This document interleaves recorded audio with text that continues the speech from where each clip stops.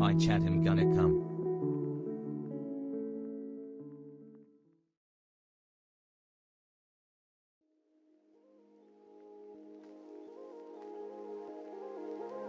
Hope everyone is having a good day.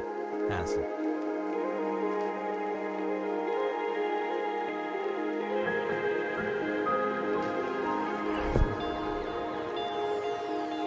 Let's go.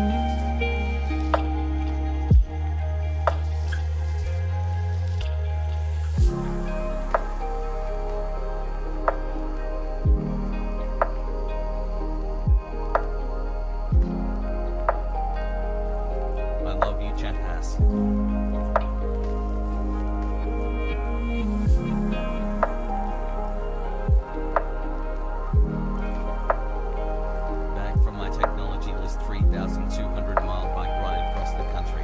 I chat people hey miss you.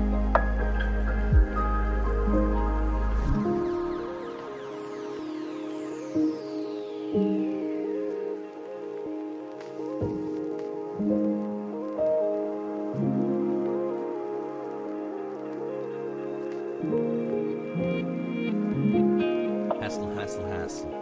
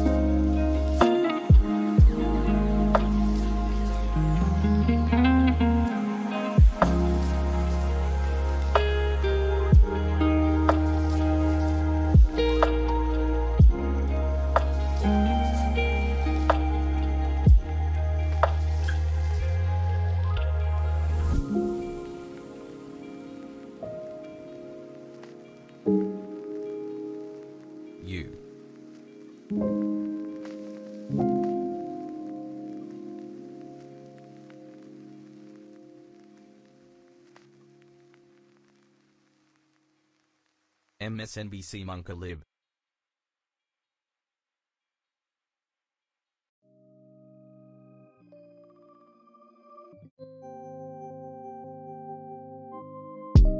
Putting child locks on the TV. Let's go, legs go. Waiting for Arjan on Msnbc. What will he do?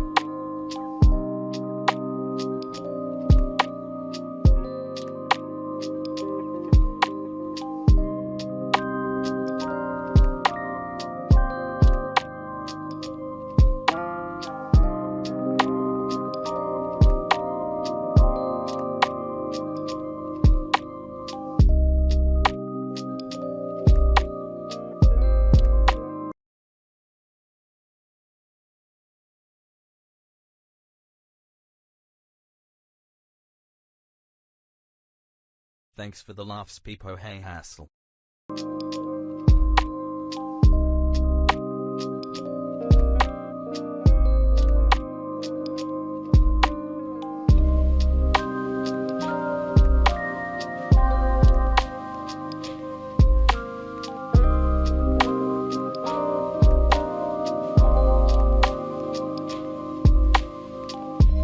Peepo, hey, yo, chat, yo, who's that?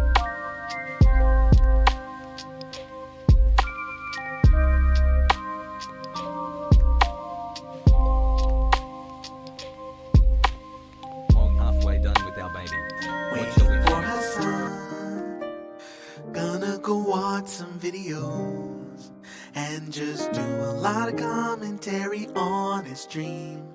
It's all a meme. So now what are we waiting for? Waiting for Hassan. What will he do when he's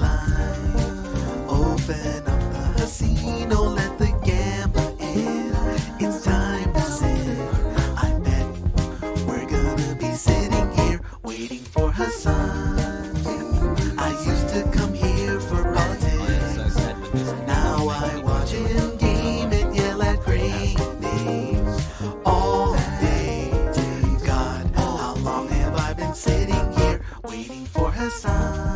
Waiting for Hassan. Waiting for Hassan. Waiting for Hassan.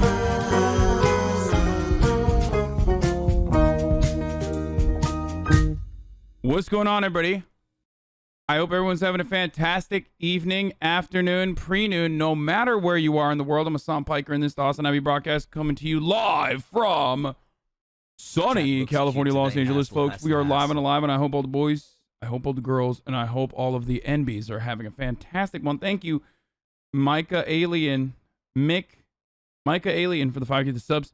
I hope everyone's having a fantastic one. It is Sunday, August 15th. 2021, and it's 11:14 a.m. and it's an 82-degree beautiful day here in sunny California, Los Angeles. And I worked out earlier this morning. I'm feeling good. You know, I'm, one might say, working on the weekend like usual. Guess who else is working on the weekend like usual? The motherfucking Taliban. That's right. That's what we're going to be talking about today, obviously, because holy shit, dude. Holy shit. I mean, look, I'm just going to give you, I'm going to give you like what I did this entire morning, but a lot of it just aligns with what the Taliban were doing. Okay. I'm going to be honest with you. It's just like I woke up, you know, I couldn't sleep. I woke up at like 3. Okay. And these motherfuckers were like taking over Kabul at that point. And then I woke up again at like 5. And by that point, you know, the president was like, yeah, I'm done. You know, fuck this shit. I'm out. Peace. And they had taken over Kabul in its entirety. And then by the time I was done working out, they had already speed ran walking into Kabul because they didn't want people to steal or loot, according to them. Because the Afghan security forces also tucked their tails and ran away. So, like, these guys, I mean, they are weekend warriors, okay? I mean, honestly, these dudes are, I mean, they're working. The devil works hard, but the Taliban works harder, okay? I mean, they speed ran this shit like XQC does through Minecraft, okay? They Minecraft speed ran this shit, dude. It's insane. 1 minute they're like, we're just gonna overtake the northern territories and the borders, and then, you know, the Afghan military is like, all right, let's send the reserves over there, and then they're like, psych, we're actually taking over everything. Proud to have been here for 3 that was months. insane. To be honest with you, that was absolute madness.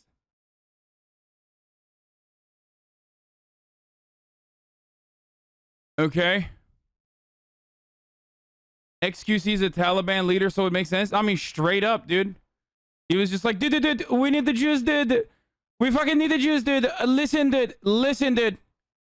Dude, all you need, dude, is you need the Jews, dude. Okay, we got the Jews and we got the sauce, dude. And we are doing a Taliban. Hassan. You do not understand. Dude, we need the juice and we need the sauce, dude. Hassan, we are taking over Kabul, dude. Right now, dude. So, you know, we're gonna talk about all of that obviously in a second. X Overwatch Pro callouts equal Kabul takeover, any percentage WR, yeah. Jihad, dude. Glory of Jihad, dude. I'm telling you, dude. Dude. All glory to Allah, dude. Do you understand me, dude?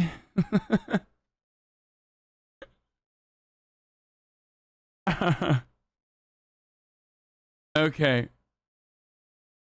What's the Taliban? Your streams always help me deal with the insanity of the world. Thank you. This happening was inevitable. Yes, of course it was inevitable, dude. Why? Yeah, no shit. Guy gets it. All right, listen. Looking cute today, Hassan. You look cute too, chat hassle. Listen, we are going to we're going to talk about all that, but let me just tell you what else is going on. So, I'm gay. Basically, I finally got Austin to fucking watch a TV show with me. last night, me, Austin, and my brother, we fucking kicked it and we watched Fuckboy Island, and he got really into it. Like, he was actually really, really into it. Right? He was like yelling at the TV and stuff, and then he was like, all right, I'm done. I'm out. I think he like wanted to go and do something. I think he like went and hung out with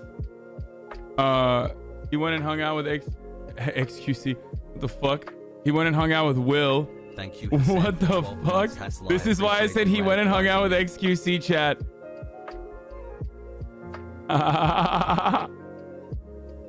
What the fuck is this, dude? Hey Hussein, my mom is gonna watch you tonight on Msnbc. Can you promise me that you won't bring Kursi? I don't want my mom to think that I am losing my mind. Please, do not explain. Dude, we must offer critical support, dude. Okay. 1 year. Critical support to anti-imperialist forces, dude. Hard year. Critical support to Taliban, dude. Okay. We must rise up, comrades, dude. We must rise up. I am an actual warlord, dude.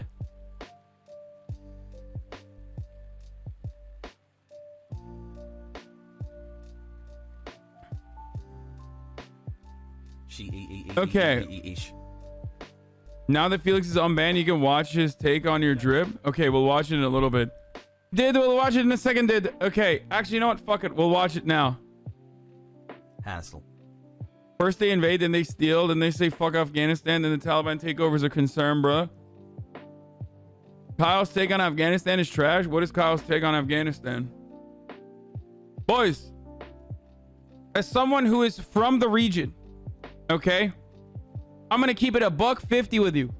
I'm gonna keep it a stack. I'm gonna keep it a 100 with you. This is how power grabs happen, okay? If ISIS was not fucking purged by Assad and also by the Kurdish militias, ISIS would be treated like a serious political entity now. And the Taliban is going to be treated like a serious political entity. This is how it works. So for those of you who are like, oh my God, I can't believe this. Like, oh, what the fuck? That's wild. Like, no, that's how it works, dude. The fucking warlord psychos of yesterday put their guns down and then become the politicians of tomorrow. This is Turkey, same region as Afghanistan. No, I'm just saying that, like, obviously it's not the same in Turkey. Turkey's creation was a little bit different, and also it's a fucking empire, right? It's a remnant of an empire. But most of these other countries that have developed as like loosely tied together, constantly warring tribes and you know, different ethnicities amongst villages, like all of the formations that they put together in an incredibly complex geopolitical situation like Afghanistan, the motherfuckers will keg W empire when I say Turkey was an empire. Bro, the Ottoman Empire. Have you heard of it? Like an accurate historical depiction is treated like a joke here. This is so funny. Right. Like just because you don't know doesn't change the reality that that's like a, you know, all right, whatever. So 300 years ago, guys, I'm not saying it was good or bad. I'm just trying to offer historical analysis here. The Taliban is not ISIS. ISIS will never get the international recognition because they are expansionist and genocidal. The Taliban, while brutal, is only focused on Afghanistan. The Taliban has more of a serious political branch than ISIS. But my point is that that's exactly how this works. That's how it works with the YPJ. That's how it works with Kurdish militias in the region. That's always how this has worked. You have militia movements, okay? And then they get a little bit of success or a profound amount of success. And ultimately they fucking take over the country. And then those very same warlords and shit become the fucking politicians, okay? I will talk about that in a second. I want to do a little bit more fun stuff before we do that.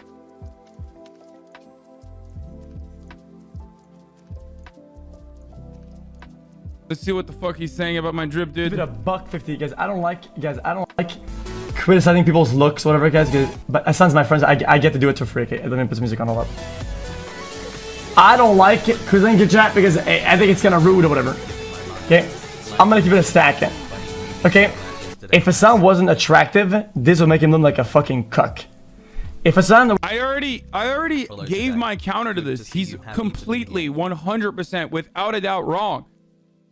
XQC could wear exactly what I'm wearing and look like a fucking fashion model because he has like a fashion model build. He looks like a goddamn clothes hanger. And that is the perfect build for fashion. And the reality is my biggest concern when I dress up the way I do, my biggest concern is unfortunately that I look like a fucking Roblox character, okay? But XQC's hot, to be fair. Are you saying XQC's ugly? What? I'm not saying XQC's ugly. I'm saying he's attractive.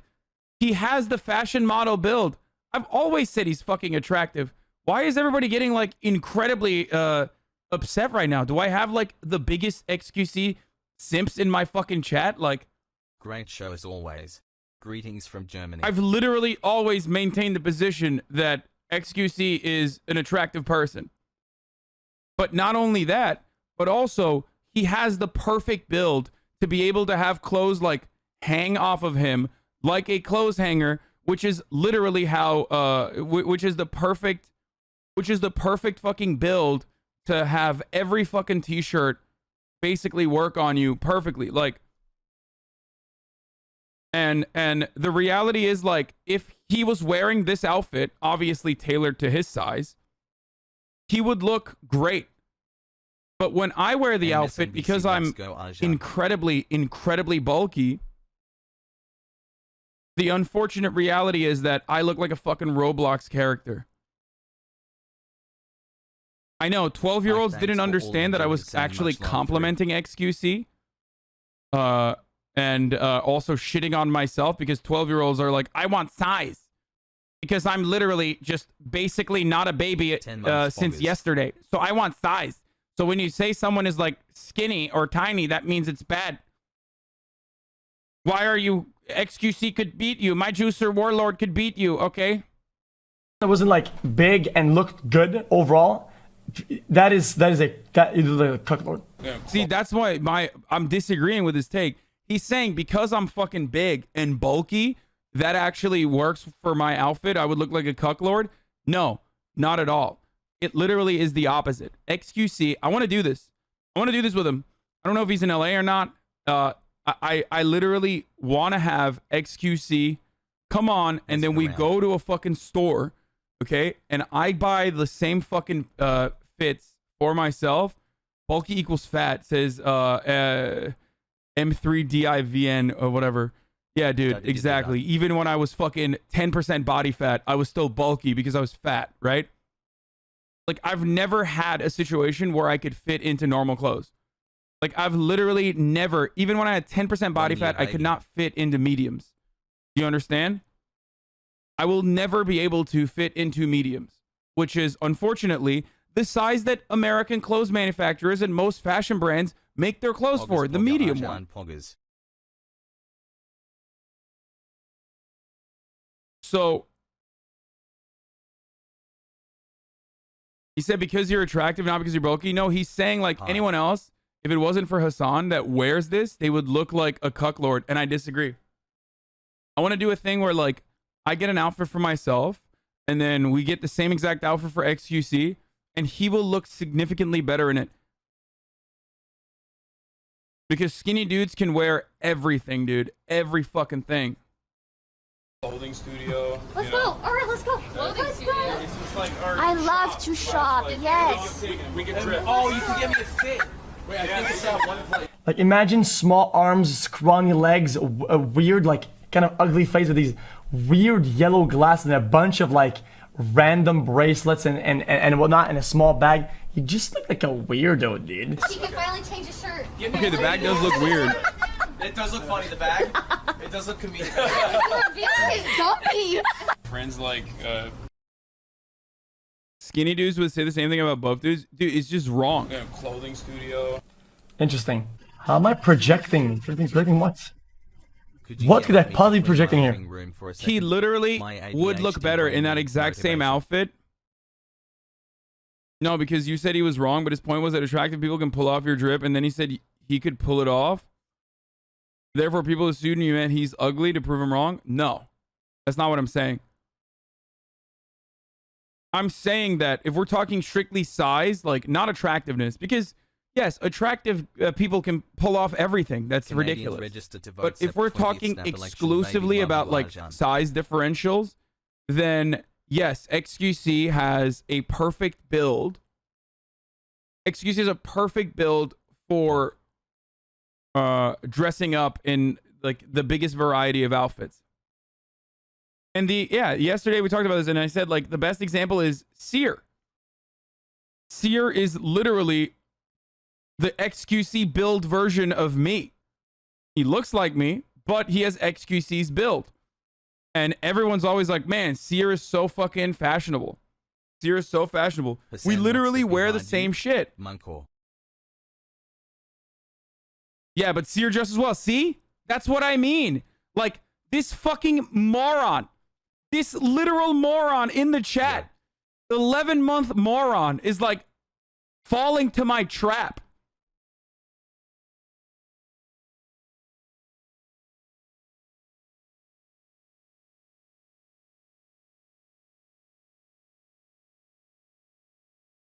You are anyone that says you and Seer dress nothing alike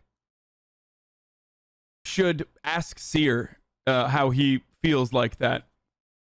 How he feels about that. Because he is the one who says you and I dress very similarly.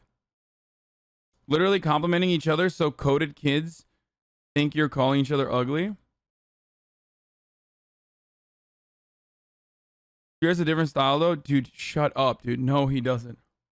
His casual and my casual look very 10 similar. more months of being the #1 Ohioan in chat. It's literally 100% absolutely like an exactly similar style graphic tees. Thanks for 2 months of lulz. Love you. Seer dresses better than you though, on God. I know, because he fits in the fucking clothes. He fits in the clothes. He actually fits in the way that you are supposed to fit in those clothes. So that's why all of you fucking lizard-brained baboons in my chat are literally proving my point. Me and Seer could wear the exact same fucking clothes and you'd be like, oh my God, he dresses so well. You, on the other hand, look fucking ridiculous. And that's because my proportions are fucking ridiculous. So I can't fit into the shit that I want to be able to fit into. Shut the fuck up. Anyway. That fellow Brit in Afghan is mental, mate.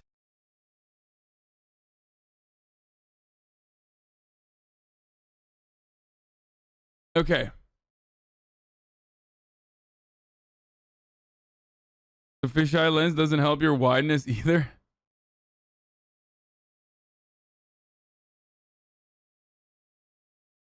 I'm gonna get jacked soon. Don't worry, bro. Happy 10 do it, months. Seer. Love Do you, it, King pussy. Hassel. It's so funny. Like, there's still motherfuckers in the chat who are like, here's proof. What is this? Yeah, dude. Yeah, I know. Seer never dresses loudly, chat. Even though, like, this is aggro. He should have worn fucking black pants with this. Literally, like, that's verbatim. Like, 100% something I would wear, except I wouldn't wear an undershirt underneath it, or I wouldn't wear plaid with that, but still.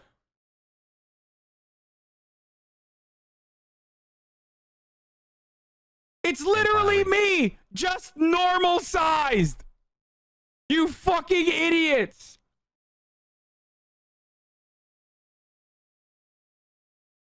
Every girl in the chat knows exactly what I'm talking about right now. It's only the fucking weirdo.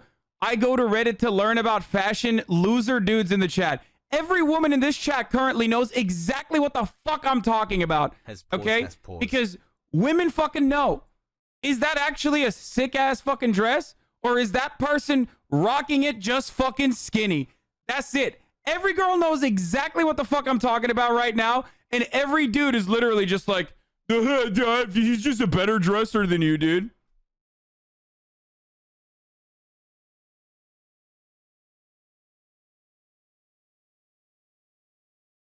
Seer agrees. I agree. Most people in fucking fashion would agree. But, you know, Reddit dudes that get their fashion advice on Reddit who have been wearing the same gray champion shorts since fucking middle school are disagreeing with me, while the crust is getting worse and worse on their fucking champion shorts. God damn it. Now Jay Park is getting involved. He says, brother, big fan, but I don't know about the crazy patterns and wild colors. Yeah, he would say that because he's good looking as fuck. And also, again, perfectly built to wear everything he wants to wear.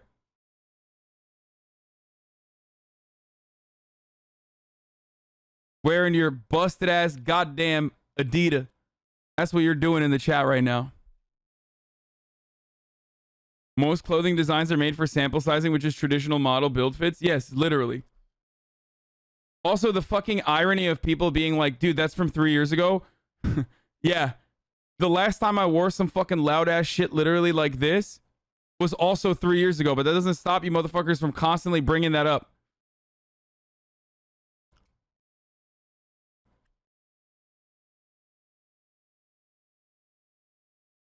Seer ain't the only one who shares your drip. Okay, shut the fuck up, dude.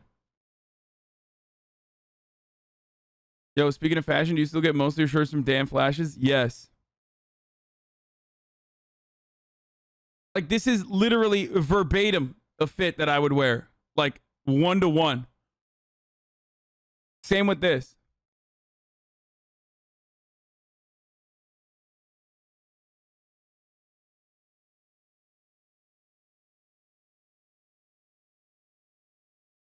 Anyway. All right. Can someone explain House Ivy to me? All he does is talk about Seer.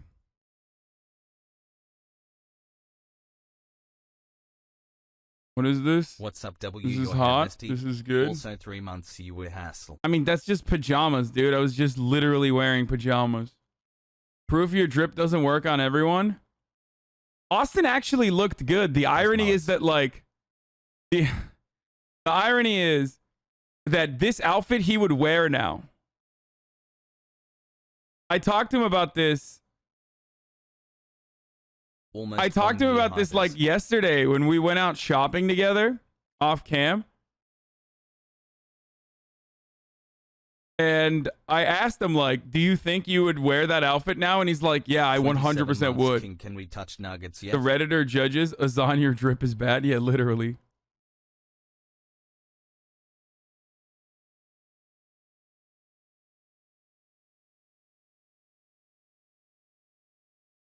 Yeah, the beanie was not it, okay? And it doesn't work for everyone, but the glasses were great. Bro, this guy, look at this guy. Why you talk so different in your Insta story? Because I was fucking your mom, okay? That's why. I was fucking your mom and I was fatigued after having sexual intercourse with your mom.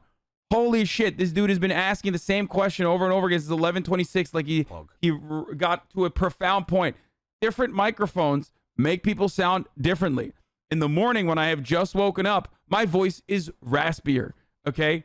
We have gone over this. There's a whole meme in this community called the fucking, what exactly is a daycare? This, dude, this. You being a fucking baby.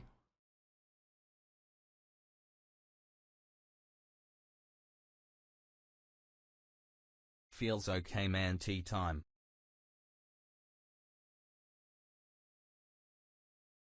Okay, that's like, I would never be able to pull that off, dude. Are you kidding me?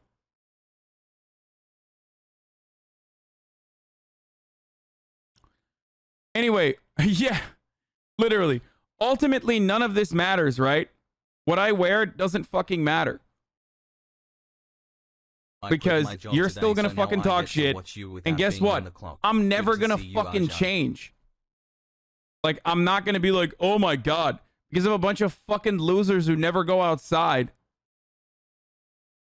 Because of a bunch of fucking losers who never go outside who've been wearing the same crusty ass fucking busted ass goddamn Adidas. Are telling me that, like, I am, you know, not looking dressed to the fucking nines or whatever. Is not going to automatically make me change what I'm wearing. Let's be honest, this ain't it, Chief. LMAO. Yeah, totally, dude.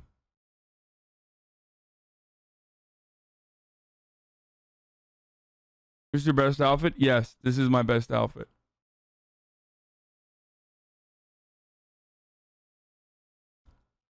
Anyway, on that note, Azan, you are going on MSNBC today. You need to behave. Oh no, that actually got fucking canceled already because of no. That got canceled because of Afghanistan coverage. They like literally rolled over the segment completely, and they're doing full blown. You know, we need to invade Afghanistan again and stay there permanently coverage for the rest of the day. So it's already a wrap on that one. They're gonna check back in when they want to talk about infrastructure, because we were gonna talk about infrastructure. They wanted to have me on to talk about the infrastructure bill from like a progressive point of view. Why do you always backtrack on your solution of having facial And the hair? Taliban took over Kabul, and the Taliban took over the fucking MSNBC stream. So we're over here. I'm gonna fucking, you know, Has you blast looked very off, hot and tell everybody spicy that today? I'm live. Are they gonna interview XQC instead? Yeah, they are interviewing XQC instead. Glad you are online to talk about the Taliban later today.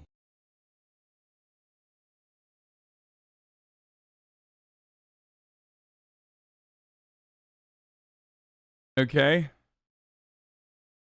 Hey y'all, I'm live and alive, and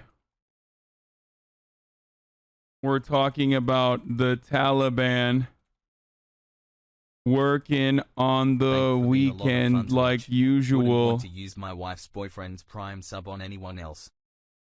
and how they took over Afghanistan in like 72 hours. Who could have seen this coming? Hassle almost a year. Literally everyone. But the policy advisors. Get in now. www.twitch.tv/Hasanabi.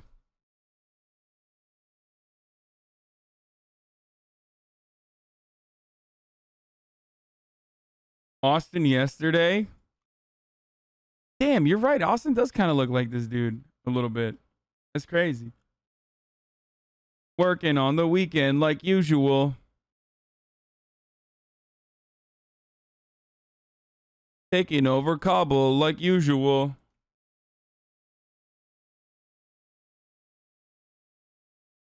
There it is. Blast it off. Motherfuckers be like, dude, your style is terrible. Actually cringe. You guys use vaccine as politics. You guys should be ashamed. Yeah, I think anyone who fucking makes like vaccinations political is cringe as fuck. Shut the fuck up and take the vaccine, okay?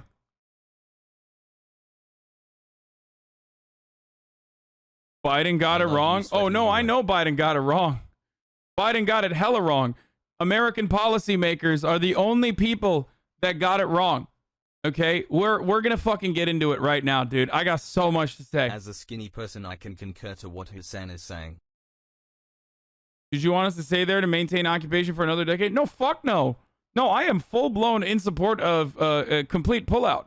I don't have a problem with that As at someone all. Who has been 6'4", Oh, sorry. 280 pounds since 7th grade, I feel your pain. Let me just say it with my entire chest. No, America should have, 1, never gone into Afghanistan, 2, never occupied Afghanistan for 20 years, and 3, should have pulled out immediately fucking 20 years ago, but they didn't. But anytime the Turkish people have a saying, zararın neresinden dönersen kârdır. Okay? No matter which point you turn away from a loss, that's profit. Okay?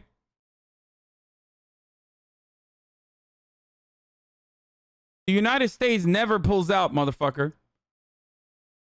And honestly, we should have pulled out a long ass time ago. Just learned the tattoo ink isn't FDA approved. Are you serious? Might solve a mystery or rewrite history. Kimsiz ya en çok zararı bize uğrattığını şu anda. Oh dude, don't Turks are gonna get so mad at me for the shit I'm about to say. Bro, I'm gonna be honest with you. The liberal Turks are so fucking reactionary, dude. I'm seeing it. I'm seeing it all over my timeline. They're literally doing the same shit that like the immigrant 3 months caravan later. Andes are doing. They're posting photos of cars and cars like piling outside of Kabul, trying to get out of Kabul, right? And these motherfuckers that live in Kabul are literally like doctors and engineers and shit. It's not like I'll never they make are fun of the your dudes outfit when standing that are next up to in the Austin. mountains, the warlords. They're literally fucking doctors. And they're like, oh, these motherfuckers are, you know, gonna drive over to Turkey. And there's a couple different reasons for why. Easy clap. There's a couple different reasons for why Turks are fucking really, really pissed off about it, because the amount of like Syrian refugees that the Turkish government took in, and with no plan of integration, okay, with no plan of housing, like literally just took in, was an insane amount. Okay, you know how Americans say like, oh, we can't have like immigrants come over, like, you know, they're gonna take over our country or whatever. I mean, obviously the Syrians did not take over the country, but they did come in a size that was very sizable. I at the time, and still to this day, believe that it was the right thing to do. 6 million Syrians, I believe, were taken in to Turkey, which is a sizable nation. Don't get me wrong. I mean, 90 million people live in Turkey, but 6 million and constantly growing. 6 million people coming in over the border. That's a lot of fucking people to bring in at once with no plan of integration. Okay? So they took them in as a geopolitical tool against the EU. This is correct. They took the Syrian refugees in. One, because it plays well with the Muslim conservative base, because these are our brothers in Islam. Okay? So that's why Erdogan did it. And then the second reason why Erdogan did it was because he wanted to use them as a tool against Europe. Europe gave us money in Turkey.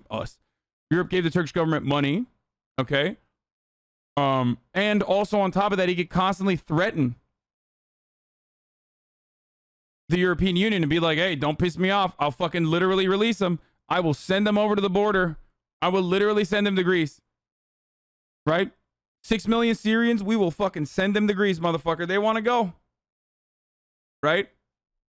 So why have I wasted my ultimately, though, obviously, there's people have nowhere to go. Like, these people have no fucking place to go. So it was a good thing overall. So now, a lot of people are triggered by that because they think, like, Erdogan is doing that because göçmen karşıtı ve ülkenin politikasını eleştirmek aynı şey mi? Evet. Çünkü göçmen karşıtlığı politik bir kavram. So now the liberals, the people who are supposed to be more, like, tolerant, who fucking despise Erdogan, right?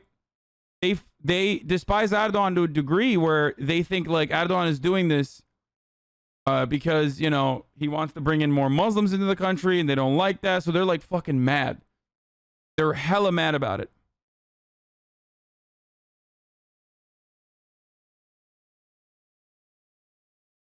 Dank commands.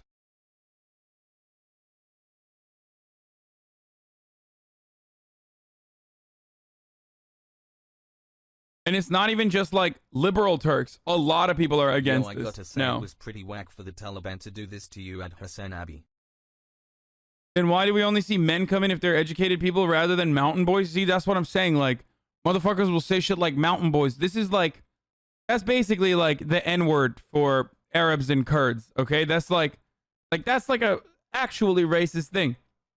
First of all, that's not even fucking true. And the propaganda that I'm seeing is nearly identical. Like, it is basically identical to how, you know, reactionary conservatives would be like, everyone that's coming in from Guatemala is a rapist. Now, Taliban, what did the Taliban do? Well, of course, the prisons were almost completely occupied with Taliban, Al-Qaeda, and even ISIS. Not as If there was any ISIS militants in those prisons, they open up the prisons and everyone's like, oh, these motherfuckers are gonna come to Turkey. Dog, why would they come to Turkey, you fucking idiot? They literally are the Taliban. Why would the Taliban not stay in Afghanistan when they finally have maintained full control over Afghanistan and just go to Turkey instead, you fucking idiot. Yeah, yeah. No, the people that are trying to come to Turkey are like actual refugees. But yeah, vatandaşlık ve oy toplama. See? They're saying the exact same shit that conservatives say about the Democratic Party. They want to give citizenship to the Afghans and the citizenship to the Syrians so they will get all the votes.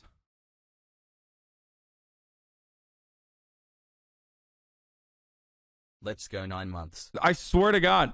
Amına koyayım, sokakta görüyoruz gelen insanlar doktor falan diye sokakta bana bile laf ediyorlar, erkeğim. Türkiye'de cihad yapmak istiyorlar. Yarrağıma yapsınlar cihadı Türkiye'de. Salak salak konuşmayın. Now, the problem is the economic situation in Turkey is not like America. Okay?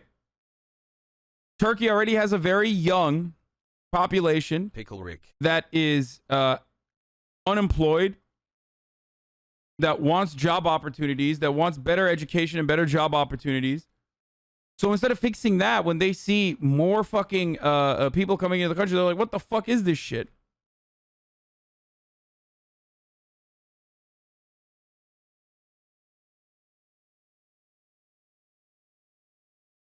Agreed.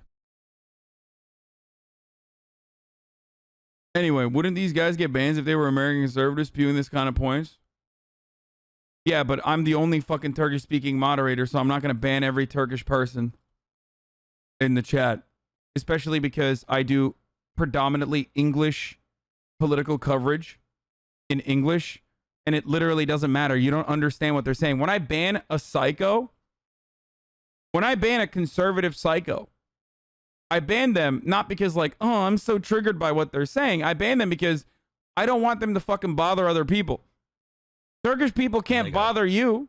They're just literally all, drumming up nationalistic fervor in the chat for all the other fucking dumbass Turks who also feel the same way. T.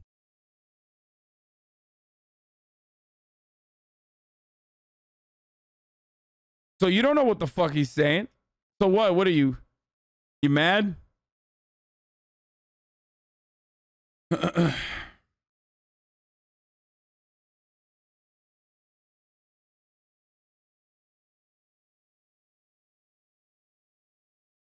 Anyway. Hassan. Pogo. Hassan. 7 months. Hassan.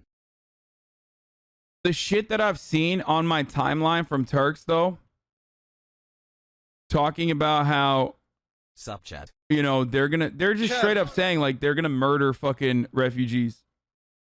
Like people are just like posting, Agent 47 saying like, where are the refugees? I'm just wondering. An SJW Turk blaming normal Turk? What do you mean?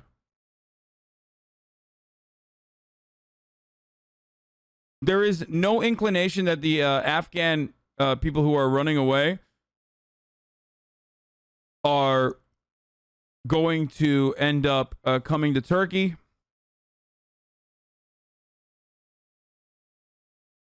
Mülteciden laf yedik diyenler Türklerden laf yemiyor mu? Aynen amına koyayım. Mülteciden laf yedik. Ne oldu ne? Mülteci senden daha az mı? O yüzden mi?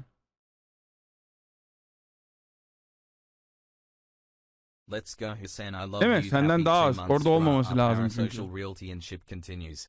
Yerini bilsin değil mi? Sonra sen Amerika'ya geldiğin zaman Amerikalı da sana öyle diyor ama haberin olsun. Amerika'ya geldiğin zaman yerini bil. Arap pezevenk diyorlar sana. Ondan sonra ağlıyorsun amına koyayım. Vay be bu Amerikalılar ne ırkçıymış vay amına koyayım diye. Bir gün o yarrak döner götüne girer. Arkadaş haberin olsun. İnsanlara insan gibi davranın.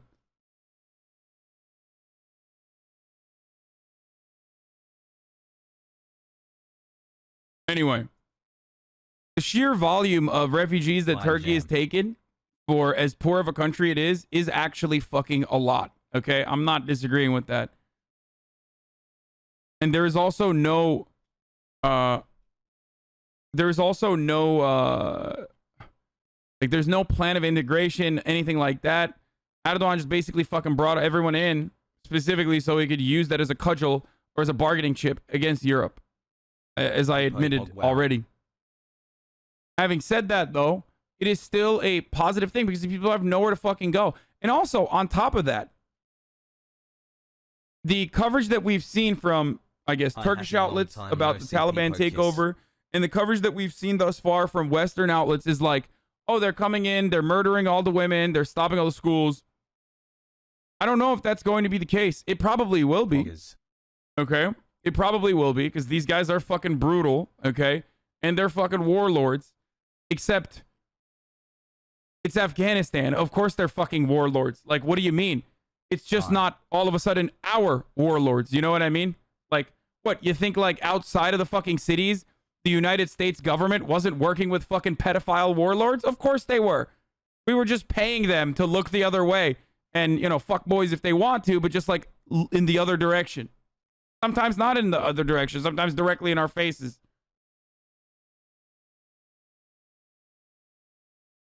Any suggestions for a starting point to understand all this shit, I'm a dumb American. Anyway.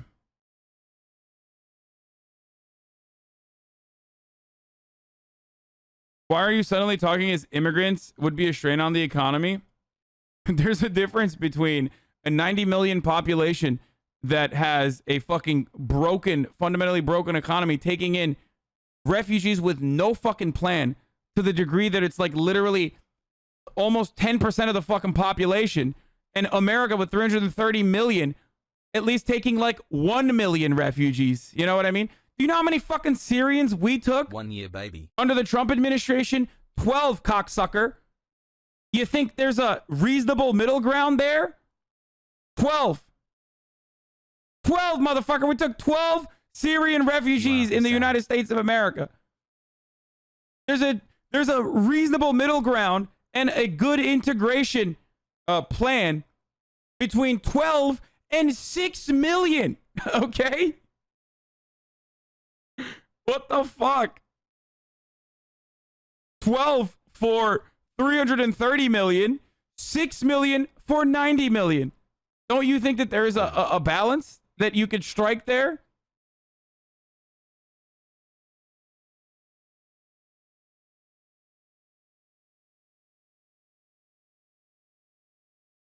Hassle. It's not 12. I'm exaggerating, but it was 1 year. It was 12. But I think in total, let's see how many. It was 1 year where they literally took in 12 refugees. Like, I think it was the first year of the Trump administration that they took in 12 refugees. I'm going to give you the exact number. Hold on.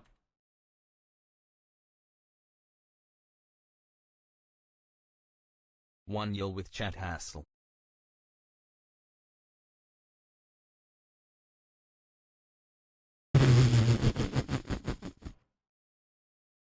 Okay.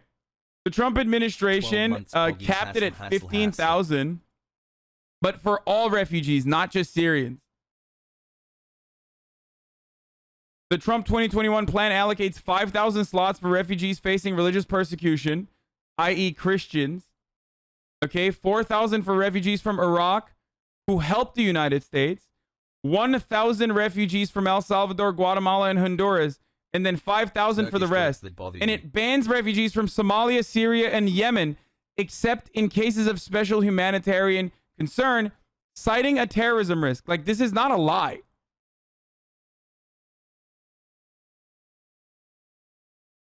Yeah, here. Oh, no, oh, fuck, I was wrong. It wasn't even 12, dude. It was 11, chat. Boys, it wasn't 12. When do I become a hog? It was 11. Fake news, Andy, strikes again. It was fucking 11 refugees, dude. I don't want to get into the nitty gritty like Tim Pool would say.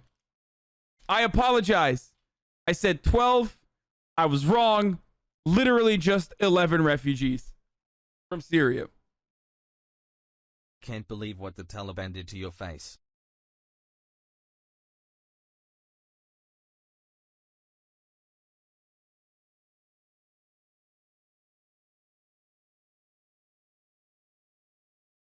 My girlfriend loves. This is bad for the Democrats. Yeah, I'm just gonna do Tim Pool coverage now. This is bad for the Democrats. This is really bad news for the Democrats. Wait, I thought you meant 11,000, not just 11. No, motherfucker, I said 11.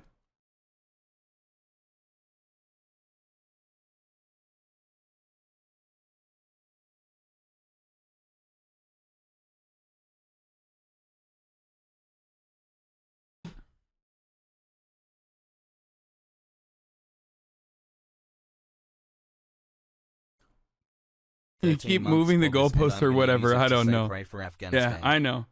There is one goalpost that never moves on this broadcast, though. It's the top of the hour ad break. You know, sometimes they say 12 refugees were accepted into the United States of America. Turns out it was 11. Okay. But the one thing that's consistent is the top of the hour ad break. And this is the first one of the day. So, you know, we're popping off. First one of the day. I apologize if you've done this already, but have you done a quick rundown of why leftists are upset at Biden? There's a /USA 60-second for ad break at the handling top of the hour. Afghanistan? Okay. And you can avoid those ads if you want an ad-free broadcasting experience. All you need to do is subscribe. You can, of course, subscribe for $5, or you can subscribe for free if you have a Twitch Prime. You can also use an ad block or a VPN, but Twitch Prime is free. Here's the ad break now.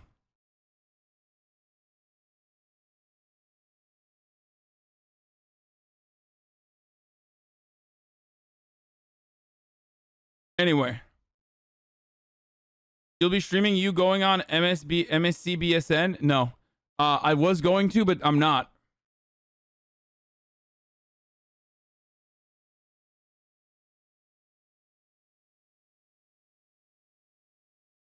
Yep. Boys, here it is, by the way. I just want to show you guys exactly. So I talked about how, like, you know, everybody knew this was going to happen. No shit. Everyone knew this was going to happen. Donald Trump knew this was going to happen. The Taliban are officially inside the palace, by the way. محمد شاه هو موجود داخل إذن القصر الرئاسي. حميد الله معنا الآن. تسمعني؟ Just fucking chilling, dude. My birthday. Keep it going. حميد الله. It's nice of the United States government and our tax dollars to, like, give them such wonderful weapons, though. You know what I mean? Like, they're fucking doing airsoft. They're playing airsoft with, like, fucking anti-material rifles and shit that we just left behind in the bases. Looks like hogs on January 6th. Well, I mean, the difference between these guys and the hogs is that they have... Live you chat and Hassie. So the funny thing is, let me just give you guys a couple different things. One, these group of individuals, or at least they're like older versions, were directly funded by the United States of America. Okay? They were funded by the United States of America as a loose association or loose coalition of mujahideen fighters. No more war. That we regarded as brave, and Reagan even fucking had at the White House, because they were fighting against the USSR. There was slated to be a socialist revolution in Afghanistan. USSR came in, a lot of minerals in Afghanistan. It's very, very fucking dense with minerals, natural resources, ripe for extraction. Okay? So then we were like, oh, these guys are wonderful. Let's give them all the guns. Let's train them. They'll fight the USSR. So they did. And they thought at the time, like, this will be the USSR's own version of Vietnam. Of course, the irony is it became our version of Vietnam later down the line. So those guys basically were like, all right, thanks for the guns and stuff. Now that the USSR is gone, well, I believe it's now time to, you know, fucking purge the Americans as well.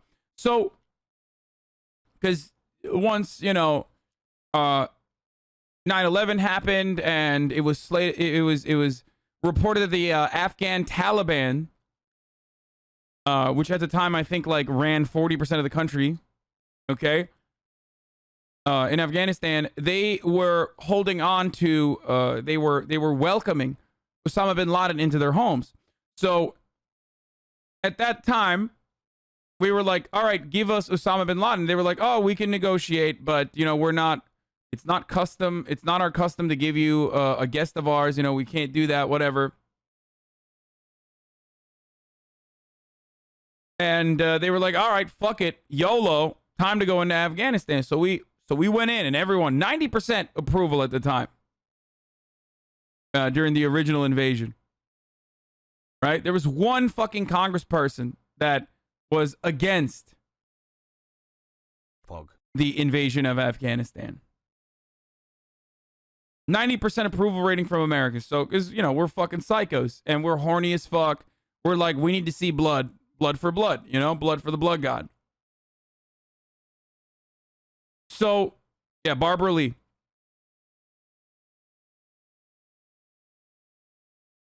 There are other reports where, you know, that the Taliban said that they would give up Osama bin Laden.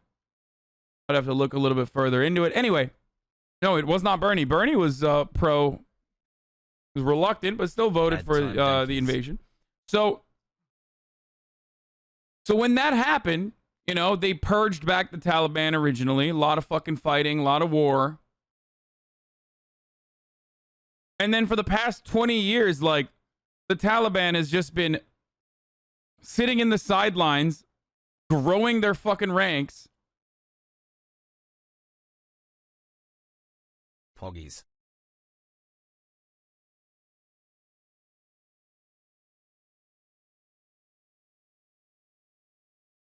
Oh, here's more. Hold on. Yeah, the Stinger missiles supplied by the United States gave Afghan guerrillas, generally known as the Mujahideen, the ability to destroy dreaded Mi-24D, the helicopter gunships deployed by the Soviets to enforce control over Afghanistan. Yeah. I mean, this is publicly available information. A lot of this is, like, not even declassified. Glad that didn't come around and bite us in the ass. Yeah, exactly.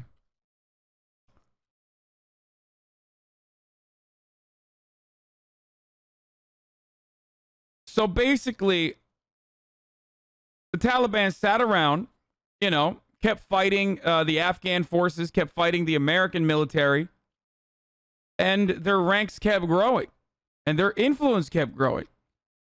Because, like, in a lot of instances, our goal in Afghanistan was to withdraw the troops and then train the Afghan forces, right?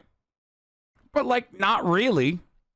Okay, we put a fucking puppet state in a position of power. Oink oink. And we literally just decided, you know, whatever. We'll just, like, you know, throw some money at the fucking problem. We'll just go to all of the fucking surrounding, like, regional warlords, some of which were pro-Taliban, some of which were not, and give them money. Like, literally, bags and bags of money, okay? Don't build roads. Don't build schools. Don't build infrastructure. 3 months. Don't build, like, a robust network for Afghan people to actually, you know, survive and thrive. Don't allow for, like, a genuine democratic revolution to occur.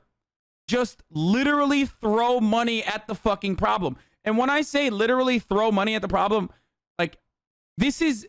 I know I am very liberal with my usage of the term literally. I mean, like, actual bags of fucking cash. And there are probably veterans in my chat that if they toured Afghanistan, they know exactly what I'm saying. Like, they would just literally fill up a fucking bag of dollary dues and give it to a fucking warlord and be like, please look the other way and don't shoot at us.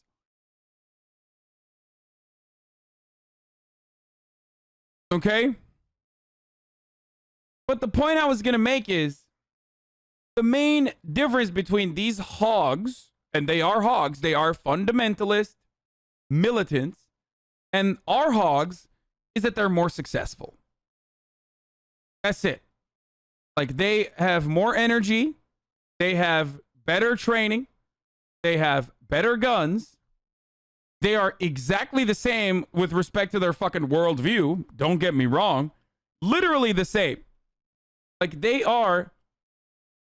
also not, you know, fat. There's one thing, because, you know, they're working out a lot. Probably know how to shoot better, too. 1 year. I'm vegan. Thanks for radicalizing me. And they were able to do a January 6th insurrection and, you know, take over the fucking government officially as of earlier today.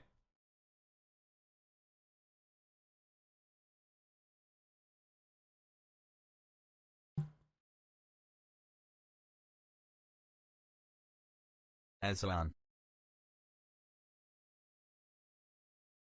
So, That's where we're at now.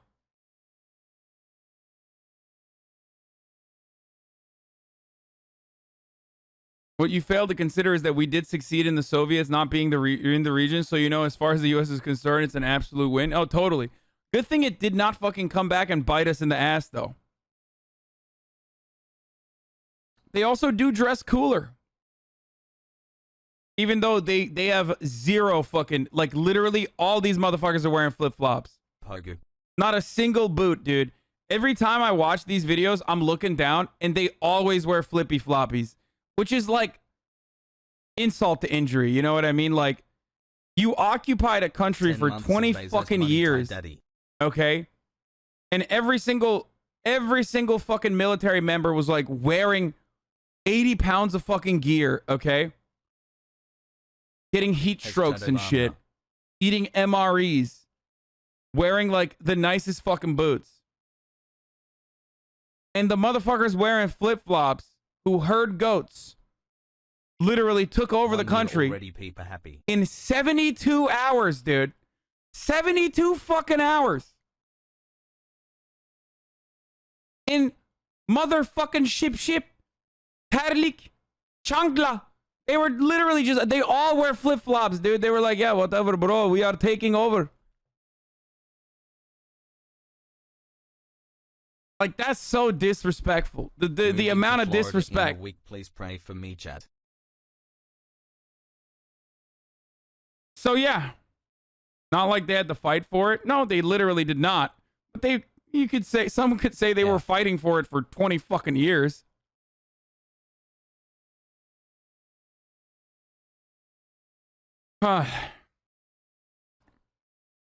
So what did Joe Biden say about the pullout? Which, by the way, I am fully in support of. I want to repeat this. I am fully in support of withdrawing U.S. troops from the region. Okay? It's the right thing to do.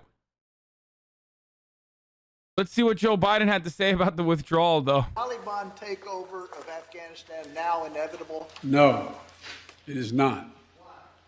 Because you have the Afghan troops have 300,000 well equipped as any army in the world, and an air force against something like 75,000 Taliban. It is not inevitable. So originally, they were like, oh yeah, maybe they'll take over. Maybe they'll take over in 6 months. Okay? And then they quickly went and said, oh no, okay, maybe the takeover will have... This happened literally like this week. They went, okay, 90 days. And then 2 days ago, they were like, okay, maybe 30 days. And they literally just came in and took over in 72 fucking hours, dude. Hold on. 72 hours. Why didn't the Afghan troops fight? Why would they? Are you fucking dumb? These motherfuckers have been fighting the American military for 20 years. No shit they weren't gonna fucking fight, dude. No shit. Why would they fight? This is what Americans don't understand. Love you has. For some weird fucking reason, they're like, why won't they fight against the Taliban? I don't know. Maybe because they look like them, dude. Have you thought about that? Maybe from their fucking worldview, they're like, I'm not gonna fucking die for this shit. This is better than fucking America being up our asshole. Whatever. New boss taking over the old boss. Yes, that doesn't mean the Taliban is good. Okay? Because they're not.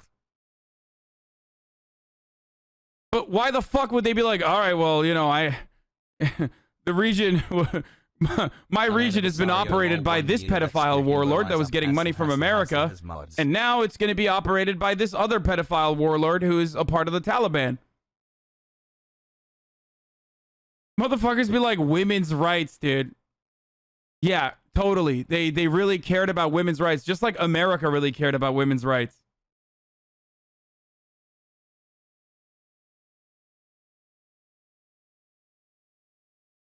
Hassle, hassle, hassle.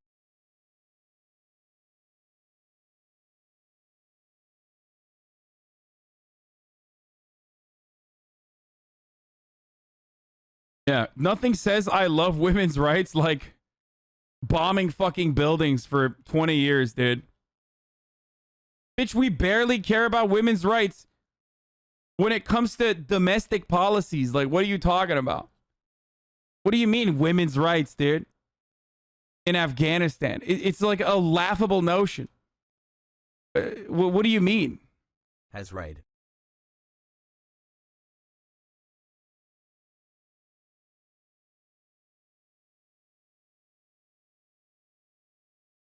Were women's rights better under the ANA Hassan? You okay? Great work to make the world I've said this before, but like, Afghanistan used to have a fucking monarch who also aesthetically wanted to improve women's rights.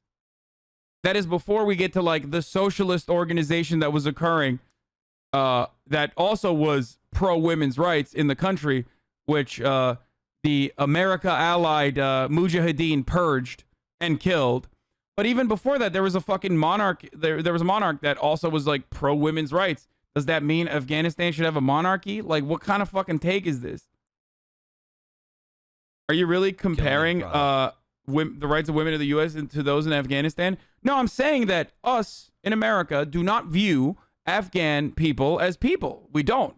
If you did, you would be absolutely distraught with the sheer volume of violence that we have subjected the people of Afghanistan to. So even by that metric, like, this notion that like America cares about women's rights when like the actual women that they see as like full-blown human beings here in the United States still in many states don't have full autonomy over their own bodies, like be able to get a fucking abortion and shit, is laughable. Of course, the women's rights in Afghanistan is like significantly fucking worse than America.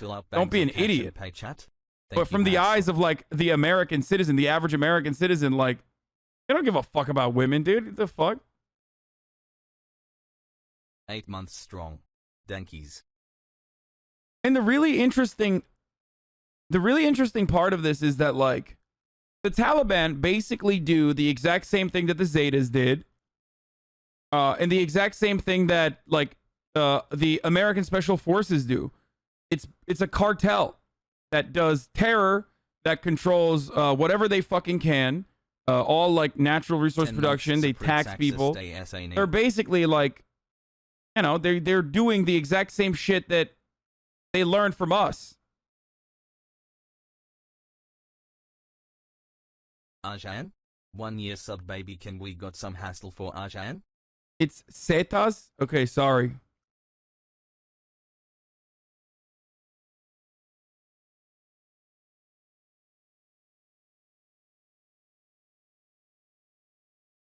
What is this?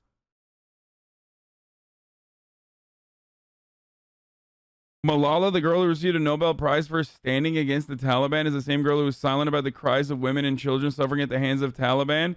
Performative activism will always get exposed. This person. What the fuck? She said Malala is doing performative activism, dude? What the fuck? Yo! People are crazy, dude. She was performatively shot, okay? 2 months hassle.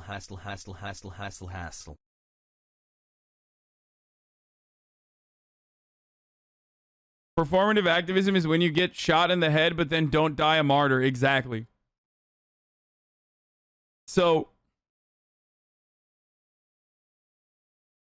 So here's what I was going to say. Wine communism, Twitter is wild.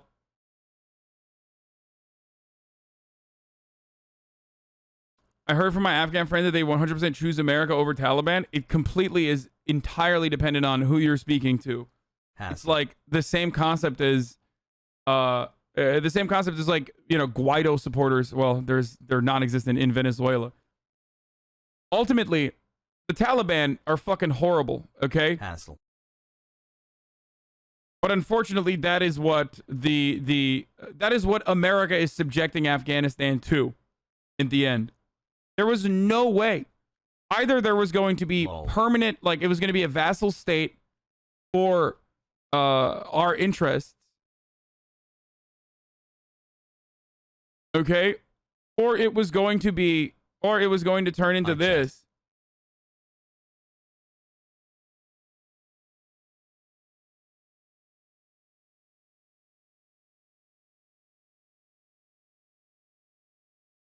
They took Listen, over the man, country with the homeless strip here's from the what I'm beach in shoes. support of. Are you ready for this?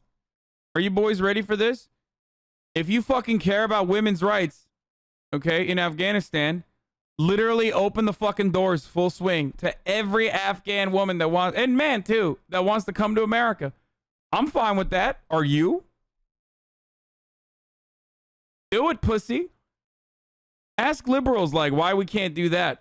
That's a good way to, you know, deal with the problem, I think.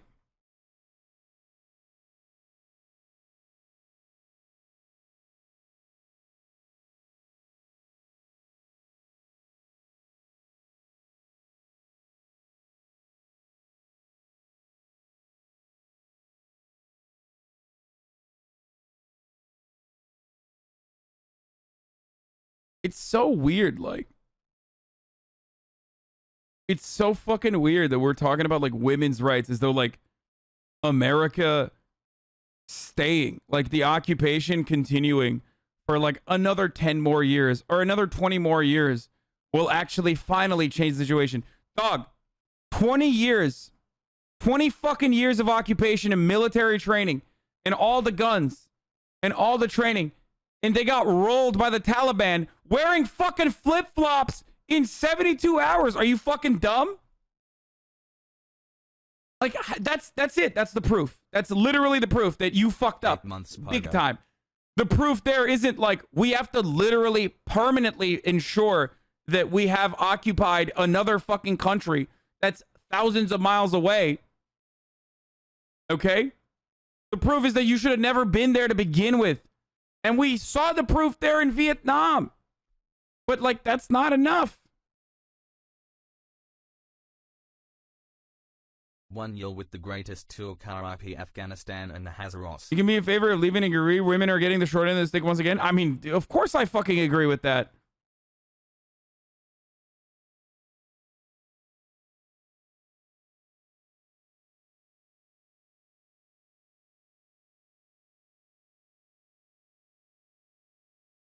Mr. President, thank you very much. Your own intelligence community has assessed that the Afghan government will Check out likely the Snowden tweet collapse. with the That is Snowden not true. comparison pics. Can you please clarify what they have told you about whether that will happen or not? That is not true. They did not. They did not reach that. Love hasn't chatted. So what is the level of confidence that they have that it will not collapse? The Afghan government and leadership has to come together. They clearly have the capacity to sustain the government in place. Do you see any parallels between this withdrawal and what happened in Vietnam with some people feeling? None whatsoever. Zero. What you had is you had entire brigades breaking through the gates of their embassy. 6, if I'm not mistaken. The Taliban is not. They're not remotely What competent. can be done in to terms of stop all the capability. rapes and murders There's of going to be women no by circumstance where you see people being lifted off the roof of an embassy in the United States from Afghanistan. إذا مقاتلو طالبان So the question now تفضل. is تفضل. that the jury is still out. The likelihood there's نعم going to be مقاتلو طالبان overrunning الآن everything وصلوا إلى and owning the whole country is highly unlikely.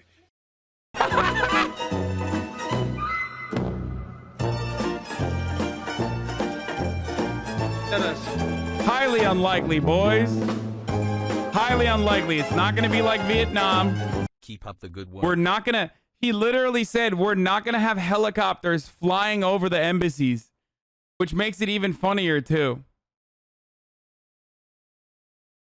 The jury's still out. It just happens that the jury's 100% Taliban.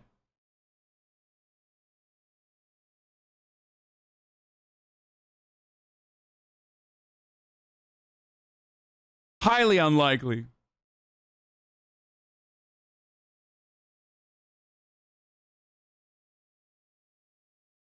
Worst part is that the Trumpers who applaud Trump's plan get to play it both ways.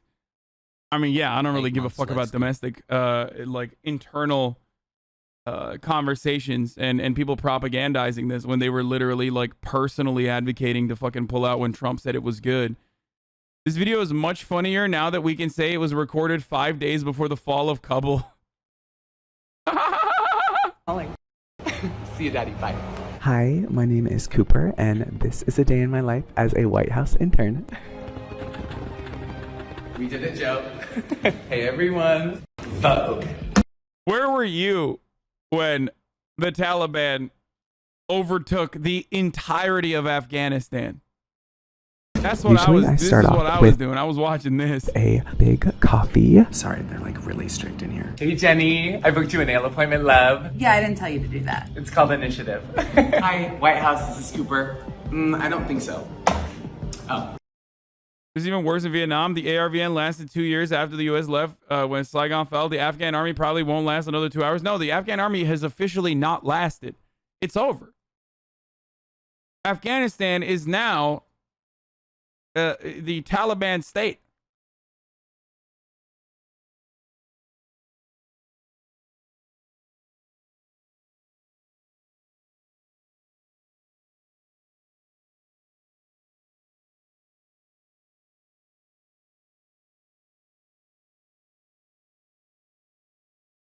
So now what we have to do, did they change the name already? Wait, no, that doesn't. Yeah, they're calling it Talibama, dude.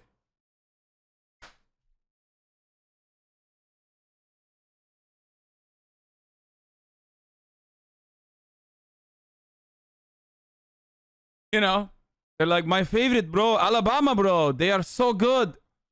You know, we have the same ideas. We are ideological allies. 1 year, let's go. We want to call it Talibama.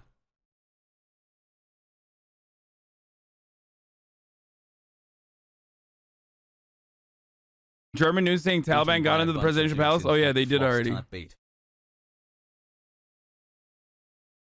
Sweet home, Talibama.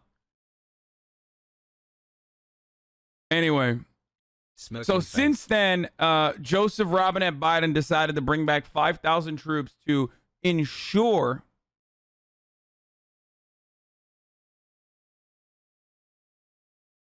holy shit, I've subbed for a year. Where is my subscription child support, Hassie?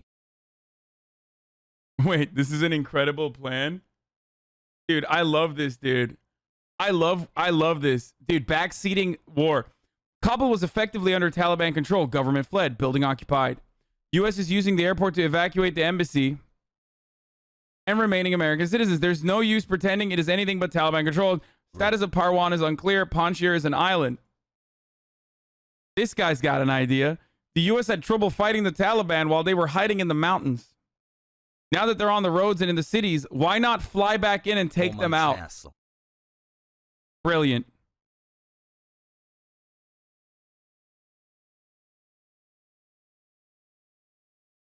The U.S., including Democrats, saying that it is the responsibility of the Biden administration to get out not only those U.S. citizens, but also those Afghan allies.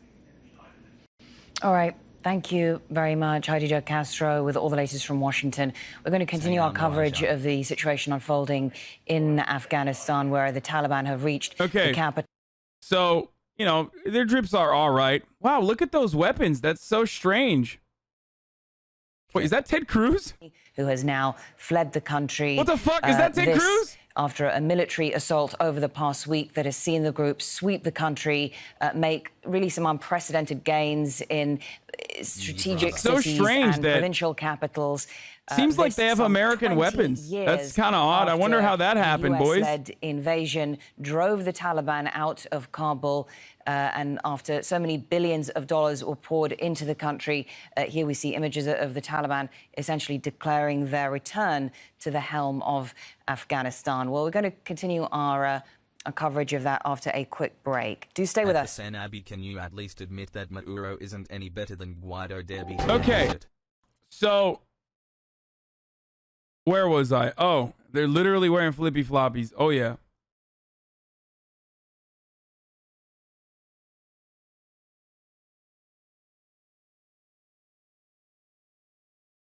First, ISIS took XQC, now Taliban took Ted Cruz. 6 months, Pogu. So,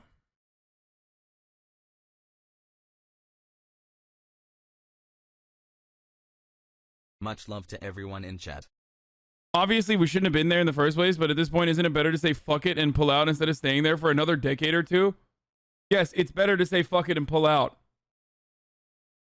100%.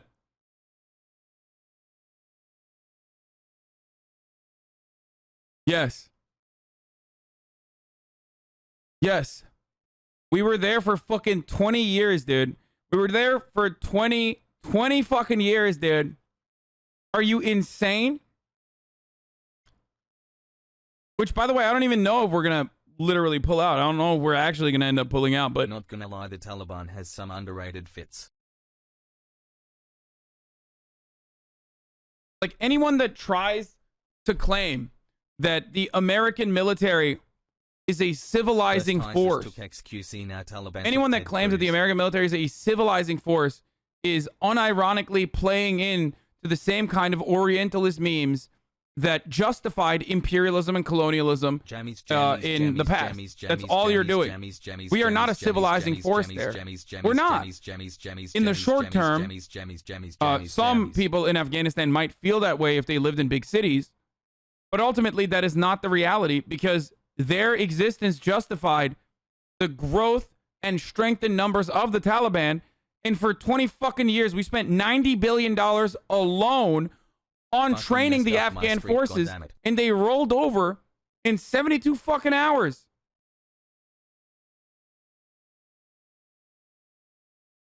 $72 hours, man. How many more billions do we need to fucking give to these dudes?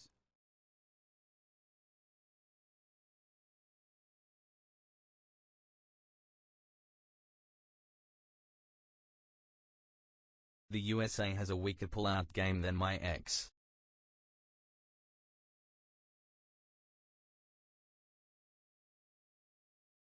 Here's the Taliban statement. So, I'm going to tell you what they are saying, okay? Great. And I'm not going to give you seasoning on it, and I don't want you to fucking be like, oh, I can't believe he's agreeing with the Taliban or anything like that. But if you do not go to Western media, and if you actually go to, like, Middle East Eye, or if you go to like Al Jazeera and you get like an actual unseasoned version, like a direct fucking firsthand what the Taliban is saying, you will hear a very different attitude or a very different rhetoric from them. Not saying that you should believe what the Taliban is saying, but right now their number one concern, or what they are claiming that they will not do, is murder any of the fucking people that worked with the American government. I don't know if that is going to be the case or not, obviously. But the official statement is that they will respect women's rights.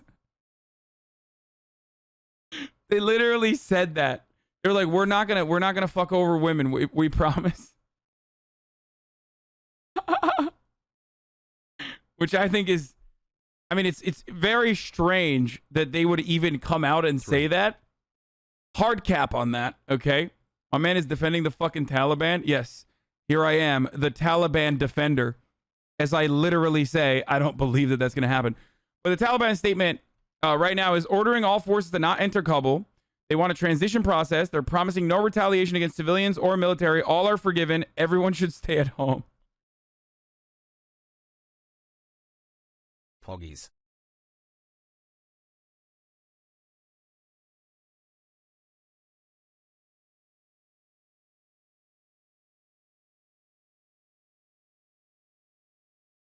Always defending your friends. Yeah, dude, the Taliban is actually streaming on Twitch.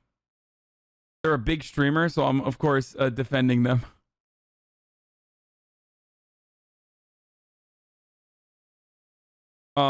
Much love, not super knowledgeable, but what can other countries do to help now? Yeah, they're saying stay at home because COVID is a big problem.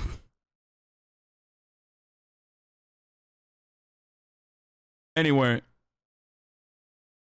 8 months getting ignored, it says TR8. However, since the capital Kabul is a large and densely populated city, the Mujahideen of the Islamic Emirate do not intend to enter the city by force or war, but to negotiate with the other side to enter Kabul peacefully, which they did. Happy 15 months, Dono Wall.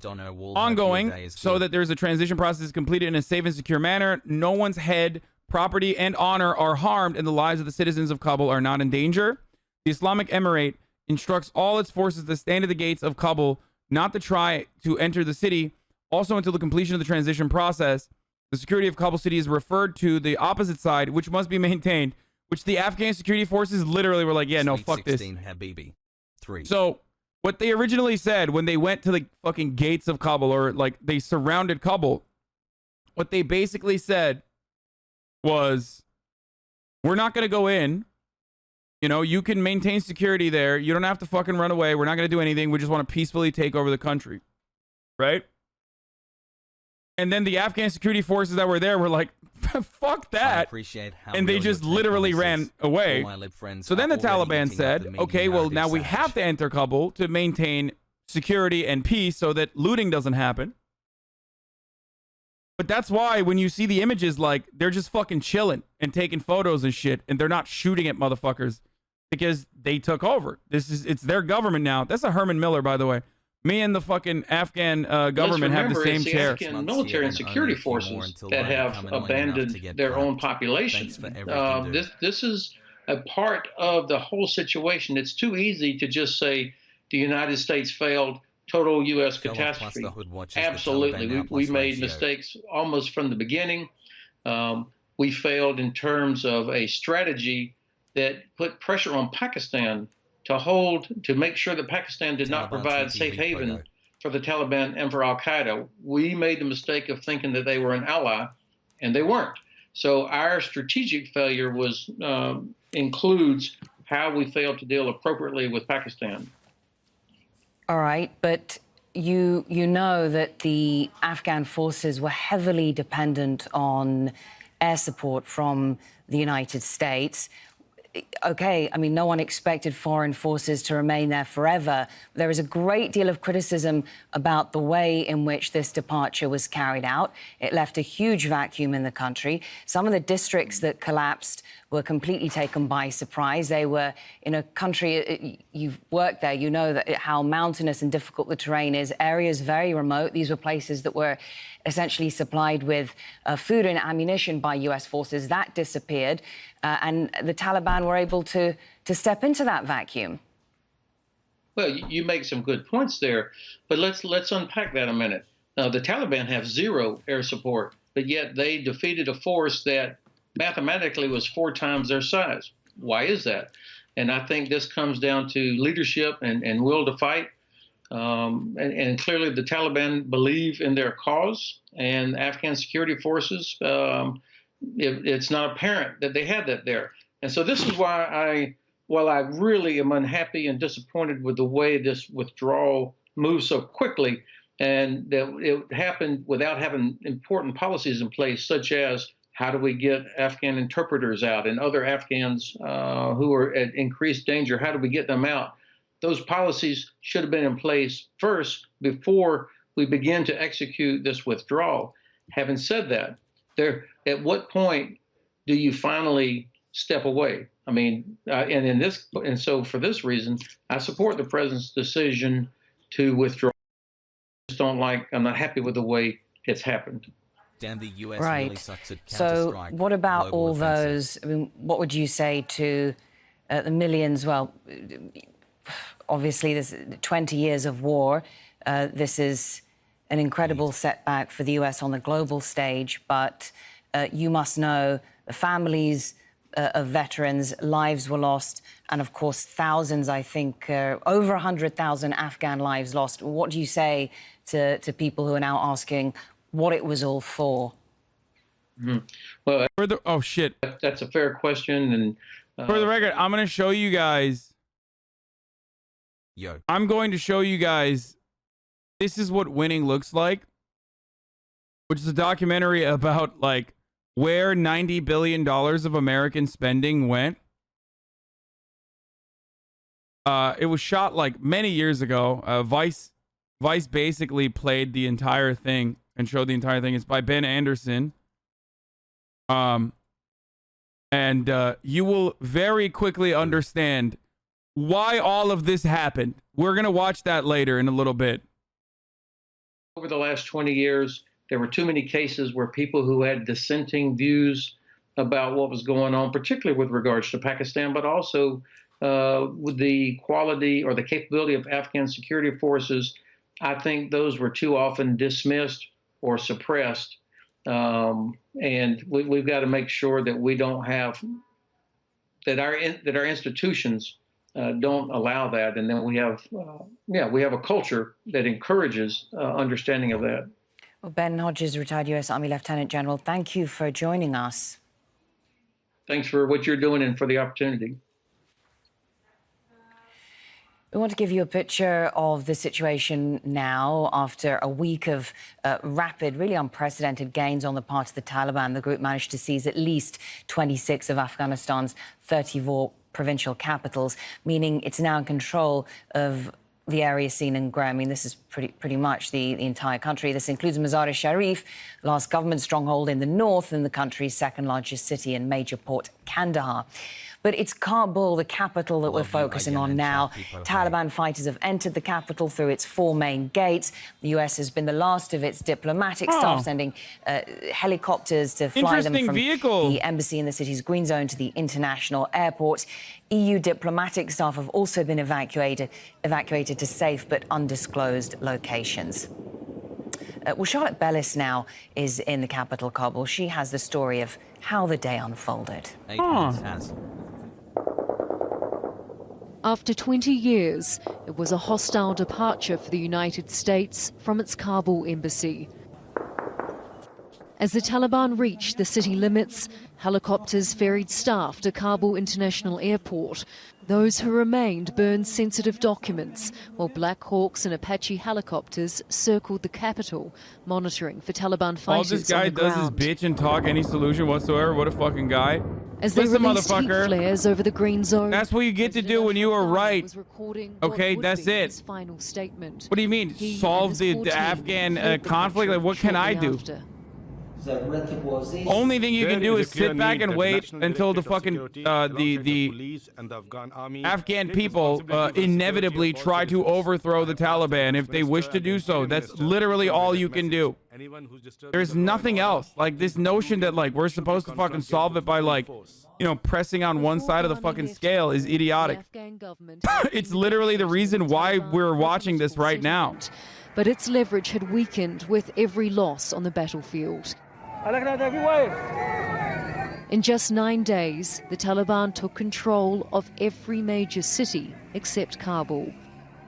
By Sunday morning, its fighters surrounded the capital, of course not. holding districts inside Kabul province. So it is a popular uprising, and all the provinces are with us. So they should understand and know the ground realities and surrender to submit themselves to the will of the people. There will be a government which will be acceptable to all Afghans.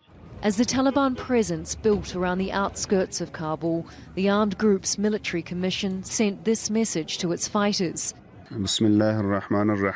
Congratulations to you all, but no one should enter Kabul. You do not have permission to enter.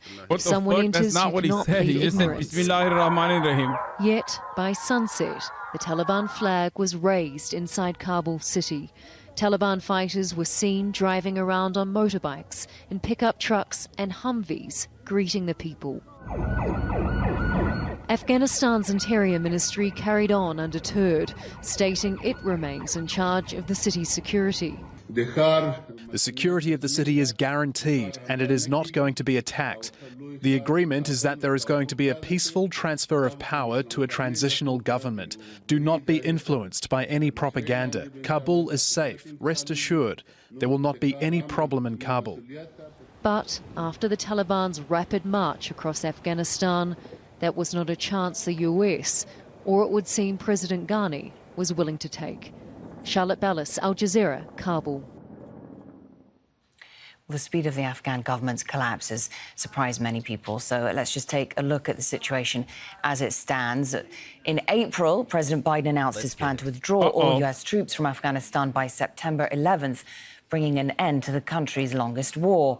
In early May, just days after U.S. forces started leaving, the Taliban launched an offensive in the southern Helmand province. At the beginning of July, American troops were quickly pulled out of their main military posting, Bagram Air Base, just an hour's drive from Kabul. Literally didn't even fucking tell the people that were there that they were withdrawing. First provincial capital in years, Zaranj, goes on to control more than half the country. The offensive continued at a rapid pace, taking control of Saripol a week ago, the first of 3 provincial capitals captured that day, including Kunduz, which was really considered a major strategic prize.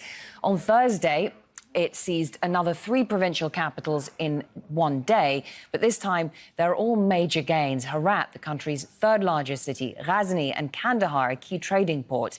By Sunday, most of Afghanistan is under the group's control, with the capital surrounded by Taliban fighters. And as the Taliban approached, a sense of panic has been growing among many people in the Afghan capital. Rob McBride reports on that now. With Kabul now under siege, so are its banks. People clamour to get their money out. Security guards try to tell customers not to worry, but that's all most of them can do. Ahmad Ashraf says he has been trying for 3 days to withdraw his money. He's from the northern city of Pulikumri that fell to the Taliban last week. The banks in all the provinces captured by the Taliban are not giving out any money. Among the panicked customers are many government employees and police officers, some of whom haven't been paid for months. This officer told us even the cash machines are empty. Everyone is very tense, and everyone now is looking at the banks to get their money out, and there's no money.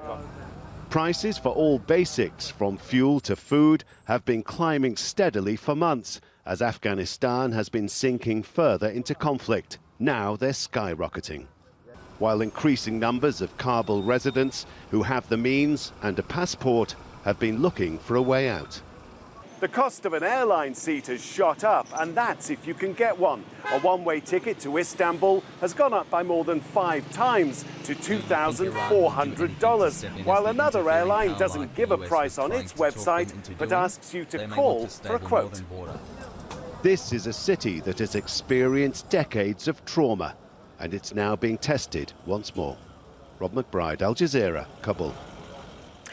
The Taliban has also taken control of every major border crossing in the country. The last to be seized was the crossing at Torkham, one of the largest gateways between Afghanistan and Pakistan. Kamal Haider reports on this now from Islamabad. Situated at the end of the Khyber Pass at the town of Torkham is the border, and that is extremely crucial. However, Pakistan had closed that border because of COVID restrictions. Now there is a backlog on both sides. We are told that there was no fighting, not a single bullet fired, a tacit agreement between the Taliban and the Afghan border police, as well as the Afghan National Army, who left Torkham after the Taliban came in. So indeed, everything quite normal as far as the security situation is concerned. But Pakistan, of course, is aware that if there is a prolonged conflict in Afghanistan, that there would be a stream of refugees pouring across that border. Also the fact that the closure of this border could also mean shortages in populated centers of Afghanistan, such as Kabul, Jalalabad. So at some point there will be an agreement to open this vital corridor. But it should be remembered that the Taliban first came into power against the warlords who were meting out atrocities against the people. There was a popular uprising. That is how the Taliban were able to sweep across the country with local support, people who were fed up with the warlords. Sadly, those warlords were brought back by the Americans to help them against the Taliban. So the writing was on the wall. The Taliban were going to succeed at some point, but they fought against overwhelming odds. And of course, from what we have seen... That's why it's fucking bullshit when motherfuckers are like, what about women's rights? Of the past, and if they're not careful, and if they do not give in to the serious the reservations that the people have about how they're going to govern, then they could have problems. So indeed, they are showing flexibility, and for the first time in decades, there is a ray of hope that perhaps a political settlement may be at hand, something that the Afghans have been waiting for decades. Watching Al Jazeera live from The people who keep asking, like, is this a good thing or a bad thing? It's not a good thing. It'll never be a good thing, okay? To the people of Afghanistan, it's never a good thing. I don't know what that is, but I'm worried that could be like, there could be some TOS there. It's never gonna be a fucking good thing. Who is Dostum? Dostum is an Uzbek warlord. Very interesting one at that, as a matter of fact. Dostum is an Uzbek warlord who is famous for being shipped out of Afghanistan. He originally sided with the communists, sided with everyone, fought the Taliban. He's basically like Turkey's man in the field, right? And Uzbek, no, oğlum, Uzbek, oğlum, Uzbek, no, okay. That's how you say it in English, you dumb fucking idiot. Shut up. Anyway. And he was famously kicked out of the country because he was really fucking brutal. Really, really, really brutal. He got his opposition kidnapped, bound down, and raped. Like, one of the dudes that is like a military commander now in Afghanistan literally fucking was bound down and raped by someone else under the commands of Dostum. Adamın Türkiye ile alakası yok. Yarrağımın anteni, bilmiyorsan konuşma. Kaç senedir Türkiye'de, şu 2009 senesinden beri. Siktir lan. Geri zekalı. Türkiye ile alakası yok diyor. Niye Türkiye'de yaşıyor 2009 senesinden beri o zaman? Bilmiyorsan açma ağzını, amcık ağızlı.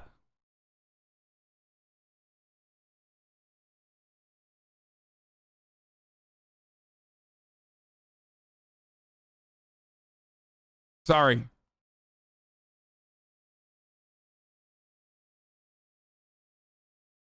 Dumbass Turks coming in here telling me what I fucking know and what I don't know. Jesus Christ. Adamın oğlu liseyi Ankara'da okudu ama hayır abi. Türkiye ile alakası yok abi. 2009 senesinden beri sadece orada yaşıyor ama.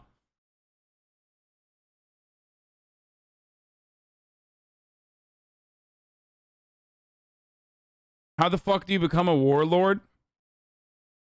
Just, you know, be the best at doing war in Afghanistan. No, I said he has a pussy mouth. Like a tiny little pussy mouth. Amcık ağızlı.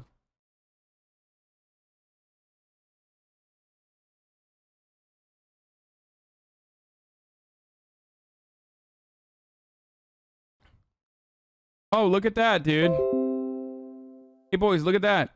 Bring our troops home from Afghanistan at once. Entire U.S. government just got caught with their pants down in Afghanistan, and the whole world could see it. Complete collapse of American credibility. Oh, that's strange.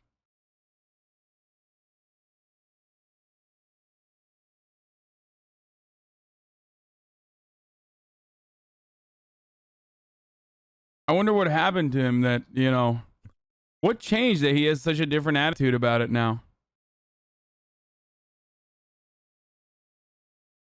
So, the Trump administration was executing peace deals with the Taliban.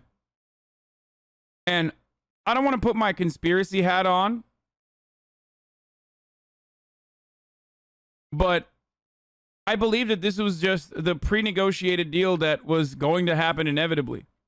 And that is precisely what the Taliban is doing. To the people who are saying America's losing credibility and that's good, we don't go and do imperialist adventures anymore. Yeah, that really stopped us after Vietnam. Remember when we stopped imperialism, when the exact same thing that is happening right now happened in Vietnam? That was wonderful, right? Nothing will stop American imperialism. And we're not going to lose credibility per se. It literally doesn't matter. But yes, if I put my conspiracy cap on for a moment, I think that this is basically what the execution, this was the execution of that deal. That they were just going to fucking pull out.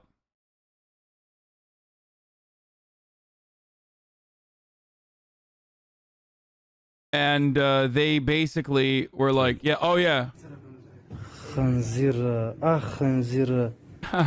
This is Dostum's mansion in Afghanistan, by the way. The guy that chatter was talking about, who apparently has nothing to do with fucking Turks, even though he's literally Turkic, Uzbek. And also his last name means my friend in Turkish. And he also happened to live in Turkey since 2009. But I'm sure, you know, when he was fucking exiled from Afghanistan for making his opponent, getting his opponent to be raped.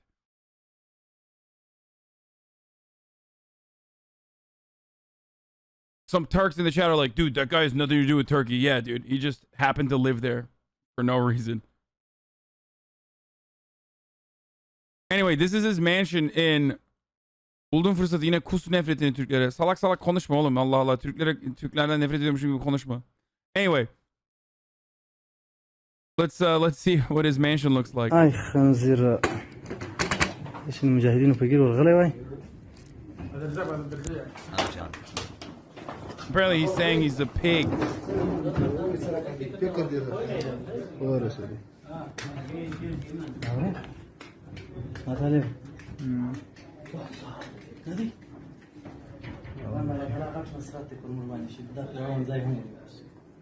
Motherfuckers are live streaming it too.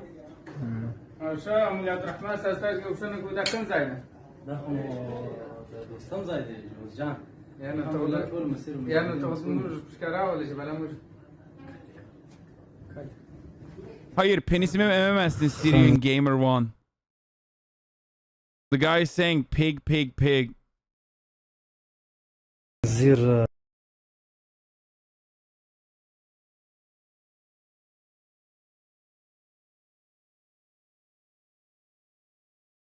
They're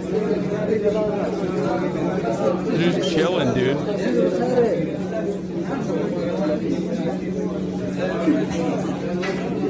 Just a bunch of homies thriving out in Afghanistan, dude.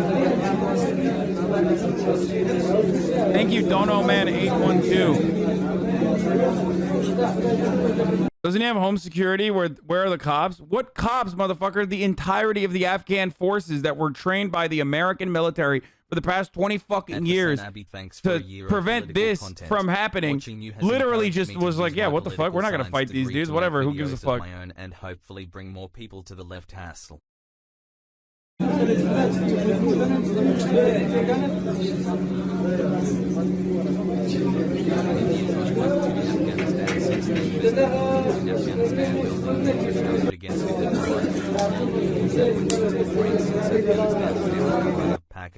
These are the cops now. Oh my god, that's so ugly.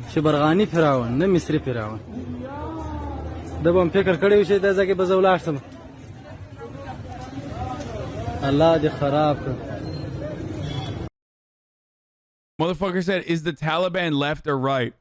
Bro, it doesn't get more right-wing than the Taliban, okay? Like, it literally does not... They are the furthest right that you can be, okay?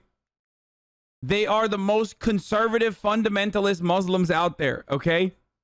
It's literally the mega right. Like, they are the most right-wing. I don't know how else to describe it. But of course, as is the case with like every fucking Middle Eastern conflict, the other dudes that they're like murdering or fighting are not necessarily leftists either. Because the leftists have been fucking eviscerated by, guess what? The very same motherfuckers, maybe not these guys because they're young, but their grandfathers basically, 30 years ago, 40 years ago, by the American government.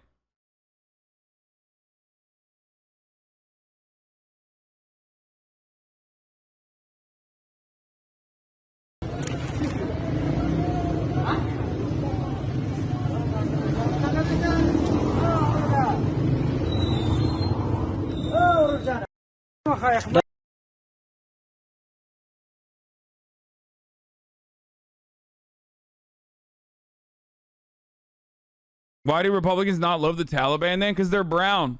That's literally it, dude. Conservatives hate when... Conservatives hate brown conservatives. That's it. Conservatives love white conservatives. That's why they go to Hungary all the fucking time. But there is no difference between like what the world that they want to fucking have and the world that like American fundamentalists and like evangelical, white evangelical Protestant Christians want to have. Like there's nothing functionally different.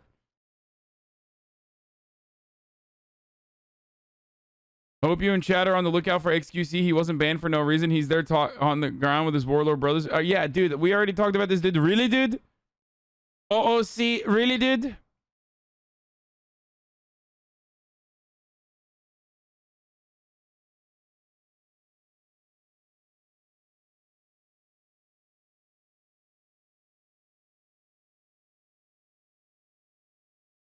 Yes, there is women's rights, for example. What the fuck do you mean?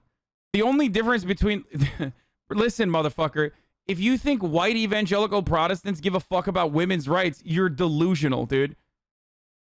They are tackling the issue whichever way they can, adjusted to the current material conditions here in the United States of America. That does not mean that they fucking love women's rights. Like, that's insane. They literally have historically opposed women's rights and still do to this day. What the fuck are you saying?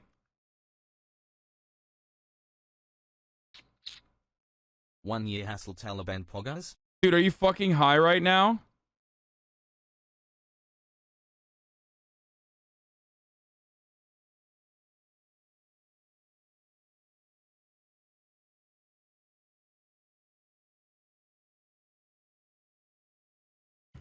Hey. Would capitalism have been dismantled in order for U.S. imperialism to end, or does anything else need to have?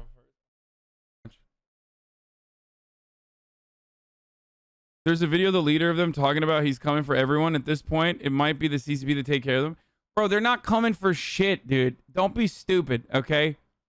They're literally not coming for shit. Maybe I'm wrong, but what the fuck are they gonna do, dude? What are they gonna do? It's insane. They're not gonna do shit.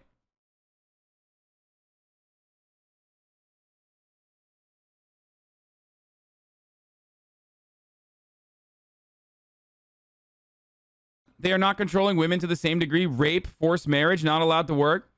Yeah, dude, you're right. You're right. Evangelicals never would do rape or forced marriages or stop women from working. You're totally right. Not to the same degree. Certainly. Not to the same degree. But you're out of your mind if you think that they are not doing all of those things. I'm sure you'd be shocked to find out that, you know, child marriages does happen quite regularly here in the United States of America as well, for the record.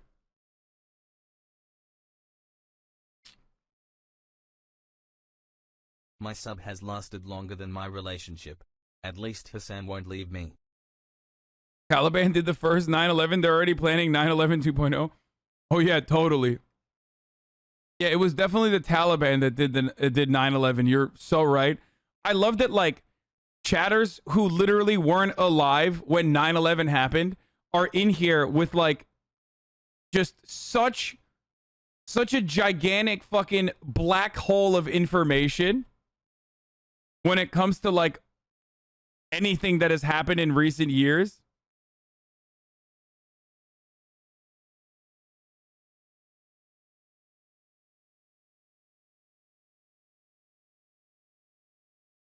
Just because a lot of the evangelicals are trying to make leeway in what they can do with respect to, like, curbing back women's rights doesn't mean that their ultimate goal wouldn't be the same.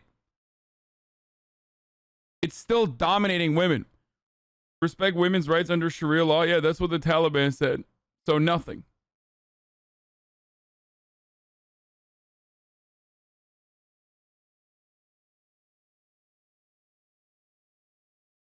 Four months of great news coverage.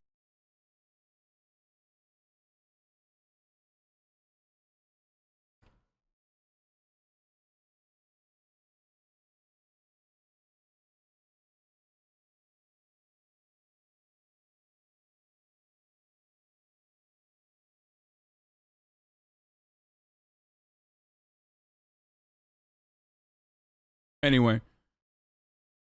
Why is the guy on the right sheeshing so hard? He's sheeshing because it's top of the fucking hour and I've forgot to run the ad break.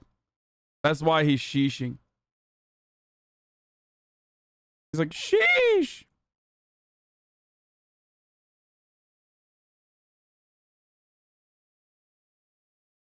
That's right. Because it is top of the fucking hour. And it's time for a 6-second ad break. We're going to get back to the fucking news here. Okay. We're gonna keep talking about what's going on here. And if you want an ad-free broadcasting experience, all you need to do is subscribe. You can do that for $5, $5 dues, or you can do that for free with a Twitch Prime, or you can use an ad block or a VPN, obviously. But Twitch Prime is free if you have an Amazon Prime account. Here's the 1-minute ad break now. With the fast-moving and for many really horrifying events on the ground in Afghanistan, where the Taliban have now reached the capital city of Kabul. American Chinook helicopters have been spotted taking off and landing near the U.S. Embassy as the Pentagon speeds troops into Kabul to get our people out. And that is happening as we have just been told by a Taliban spokesperson that a delegation of Taliban leaders is at the presidential palace right now negotiating a transfer of power. ABC's Ian Pannell is in Kabul with the very latest. Ian, good morning.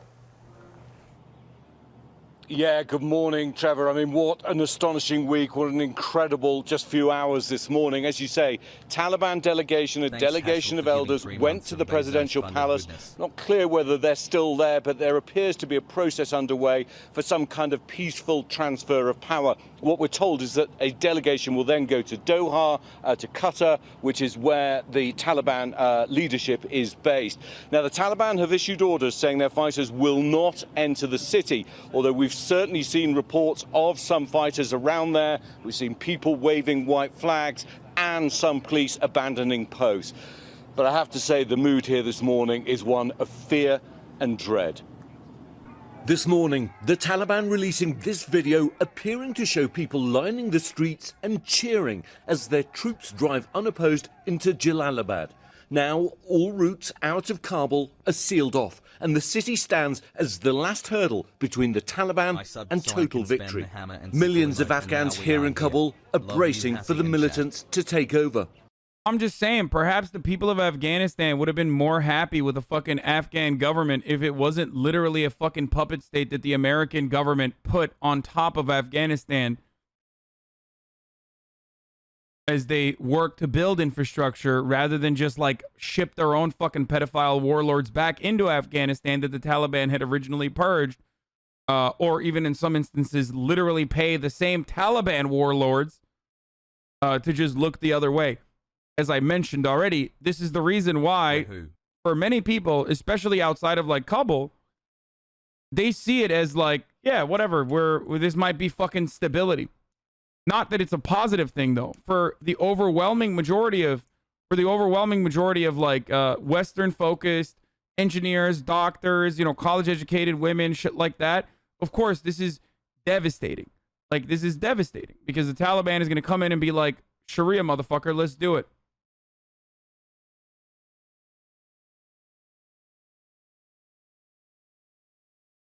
What? No shot. Ashraf Ghani's nephew making sure he gets the perfect insta shot as he leaves Kabul, moving from one crisis to the other as elegantly as I can. Shut the fuck up.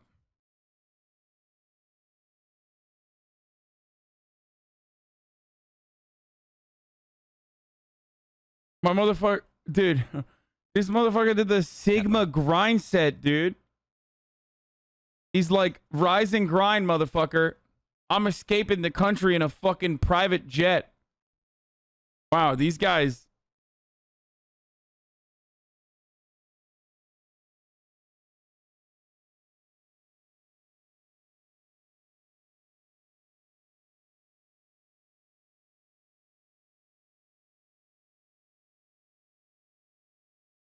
Man, these guys seem great. It's an old picture. Oh, okay.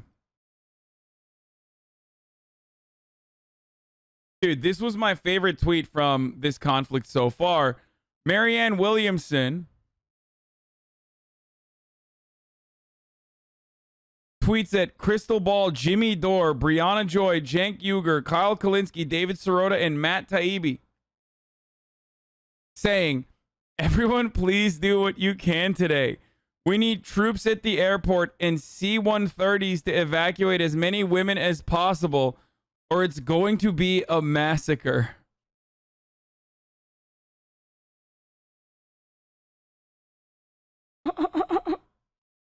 Yeah, throw the podcasters in Afghanistan, dude. Oh my God. Jimmy Dore, help.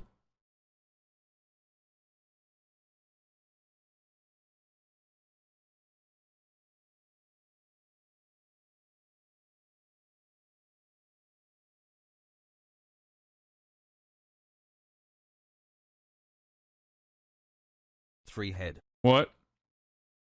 Can't stop thinking about Cenk Uygur doing a halo drop in the Kabul International Airport and he starts just murking dudes left and right with twin Uzis. Cenk is pinned down by a squadron of Taliban behind a flip technical when a mysterious voice crackles through his earpiece.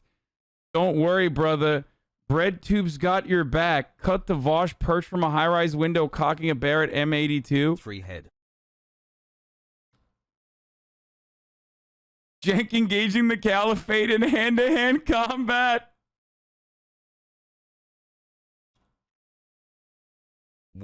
Azan, why didn't she tweet at you? A good thing, I think. I would not like to be mentioned in this tweet. This is definitely a tweet that I would not want to be mentioned in this tweet, my friend.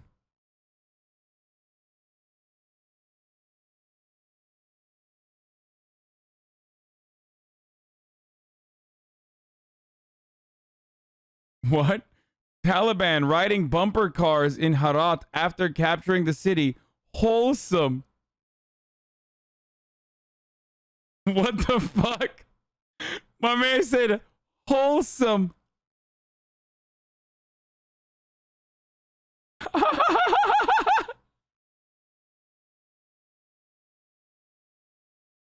They're just doing bumper car shit, dude.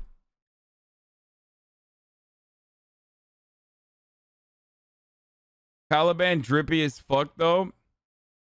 Yeah, no, they were rolling in, dude. And my father the devil. Okay, see, these are the guys that actually have the shoes. That's how you know. High command, okay? Because I was watching the fucking videos. WTF. Most of these motherfuckers were wearing flip-flops. Okay, I mean, they weren't wearing flip-flops, but they were wearing slides. Do you see the Taliban propaganda? What? Are you serious?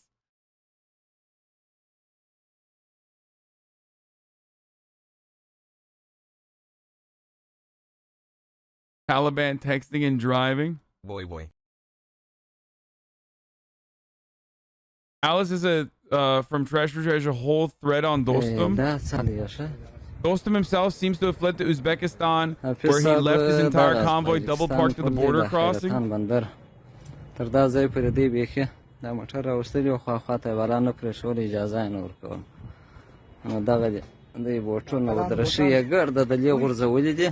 Why are you laughing? They could invade the US or Germany. Yo, this man said, why are you laughing? The Taliban can invade the US or Germany. Oh, no. That was really good. That was a joke. I'm pretty sure there's no one unironically thinks that, I think.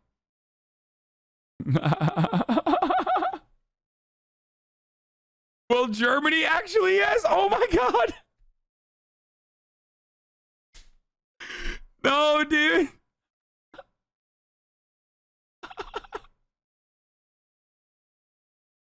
Are you guys, what are you, 12, dude? You can't honestly think that, like, the Taliban is capable of invading Germany, dude.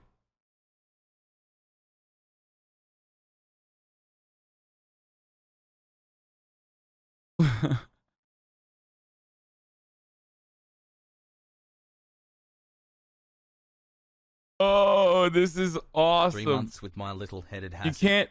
can't really say that because you're literally backtracking on what you said 10 minutes ago. What did I say 10 minutes ago that I'm backtracking on? I never held the position that the Taliban is capable of invading anything. Okay?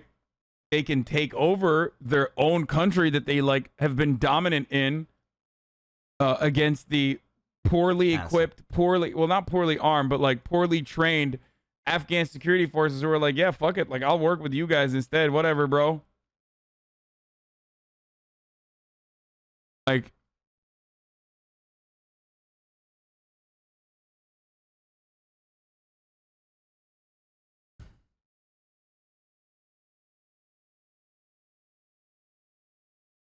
Hassle. scroll down on the full thread. Oh, with the Dostum shit? Okay. If you're not familiar with him, Abdul Rashid Dostum was probably the most personally repulsive and sexually perverse warlord in what was already a crowded field. True. Okay. This is all true. Also, the one who changed sides the most. This is also true, which worked out for him remarkably well. This motherfucker even worked with the Taliban. What the hell is going on? He worked with the communists. He worked against the communists. He worked predominantly against the Taliban, but even worked with the Taliban at times. Dostum pronounced Dostum.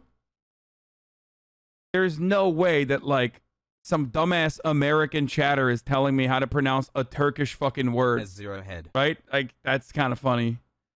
Anyway. Serial rapist of all genders, whose party trick was using a barrel rifle for this.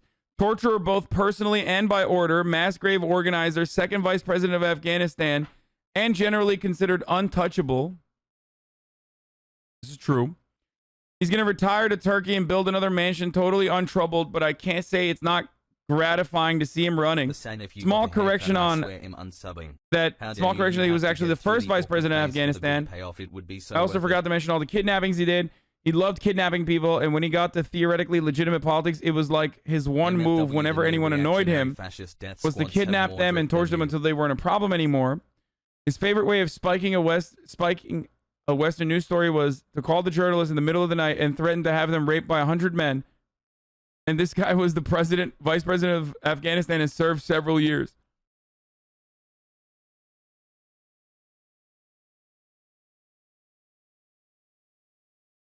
Yo, shout out to my generation's Vietnam. Hell yeah, brother, has chud.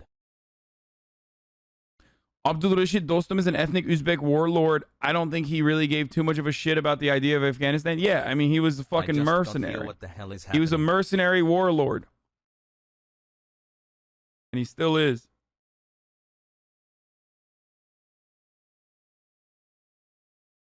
Any theories on why the Taliban is not raiding the U.S. embassy? Are they standing off? No, dude, because this was fucking... Why would you raid the United States embassy when you're collaborating with them, dude? Hey, listen, dude. You know what this is? This is an ambitious anime crossover, okay? That's what's going on right now. Why the fuck would they invade and fuck their own shit up?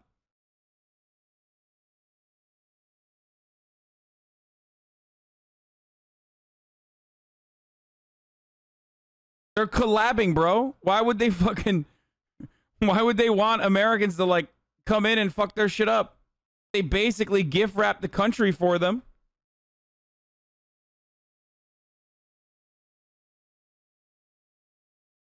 %50 of them are already in Germany. Yes. The entirety of the Taliban is in Germany right now. My sources are telling me that they are at the walls.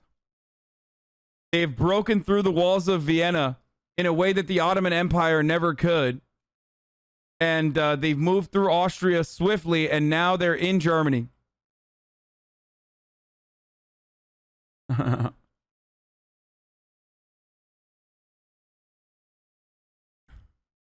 Jammy's hassle. You think Biden's having Vietnam flashbacks? Yeah.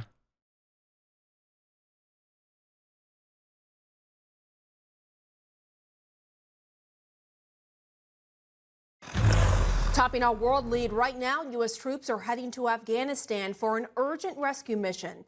They're there to evacuate non-essential. Taliban didn't rape women or killed innocents, people, or bomb streets. What? Are you fucking delusional? That is precisely what the Taliban does. Just because America did that as well doesn't mean that the Taliban doesn't do that. That's literally kind of their fucking thing that they do. What?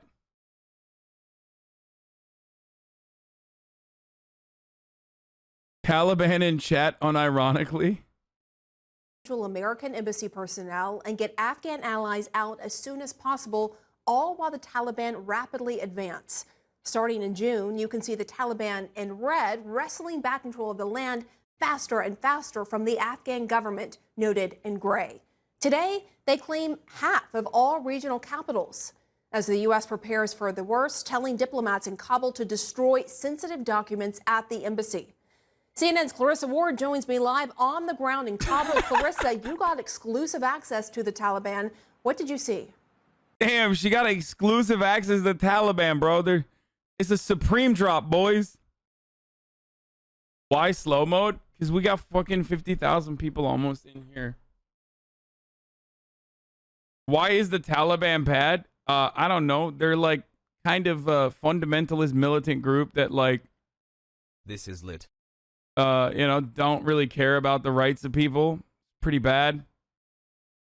Overall, they fucking murder, rape, pillage. Oh no, not good. Oh no, the Taliban will invade America. That's right, Pamela. We actually traveled to Ghazni province. It's just a few hours south of Kabul. That province is now completely under the control of the Taliban, and they took us to see some bases that once belonged to the U.S. and are now very much under their control, along with whatever Siberia, they found 420 there. for the 10 gifted Humvees, subs. weaponry, ammunition. We also, while we were there, though, Pamela, got to really have a glimpse into what life is like under the Taliban, as that appears to be what Afghanistan's future now looks like. This is what remains of the U.S. presence in much of Afghanistan. The hollowed-out skeletons of sprawling military bases, now under the control of the Taliban. Once there were hundreds of U.S. and NATO troops at Fob Andar in Ghazni province. To be fair, I don't know who rapes more.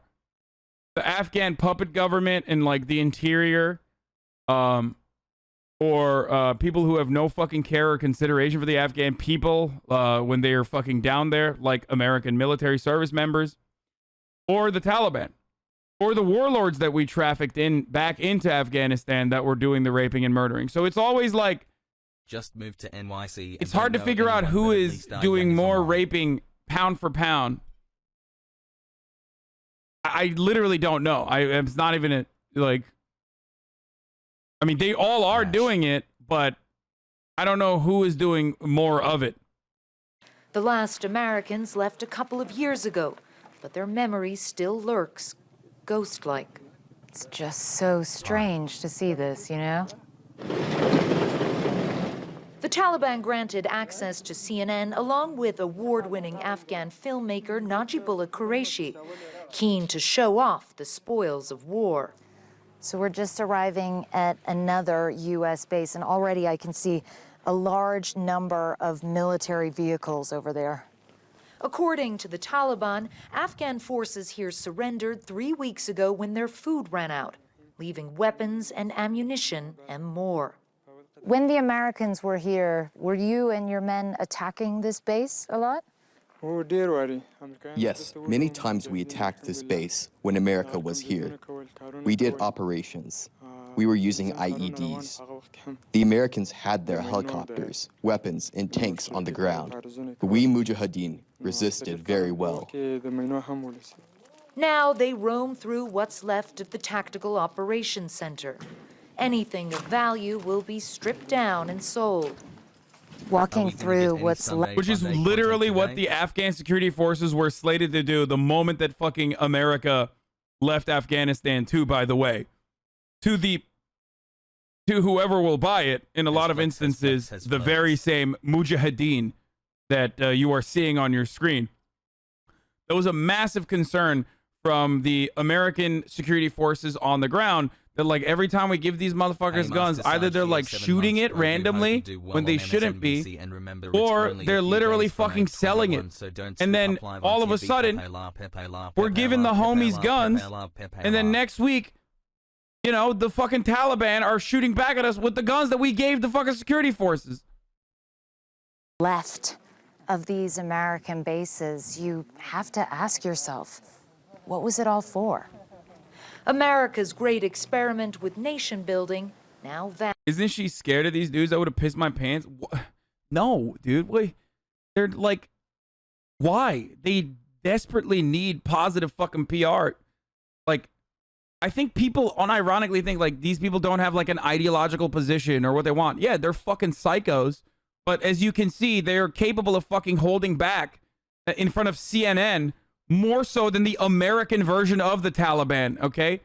The Taliban motherfuckers, the chuds in America, react disproportionately and worse to the fucking presence of CNN than they do because they understand, like, we need some fucking positive PR right now. Vanished into dust. They have, like, you guys don't understand, like, this is the new normal in Afghanistan. I keep trying to fucking explain this to you, but you're like, yesterday's fucking terrorists or freedom fighters or whatever the fuck you want to call it are going to be today's politicians. Okay? This is how it works. The only difference is like, listen. I'll tell it to you like this. Dan Crenshaw was a fucking military member and now he's a congressperson. The way that it works is the same, okay? This is literally the fucking same. It's just that they don't have a standing fucking army.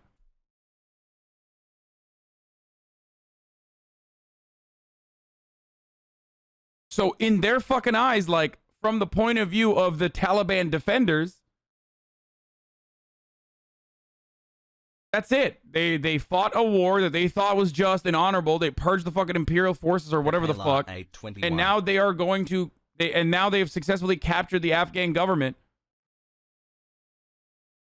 And now these motherfuckers that you see that have like social media people and PR people are going to run the Afghan government. I don't know how to describe this in any other way. Our beautiful operators either join the government or make racist coffee. Exactly. Well, these guys are a bit more successful. It's our belief that one day Mujahideen will have victory and Islamic law will come not to just Afghanistan, but all over the world. We are not in a hurry. We believe it will come one day.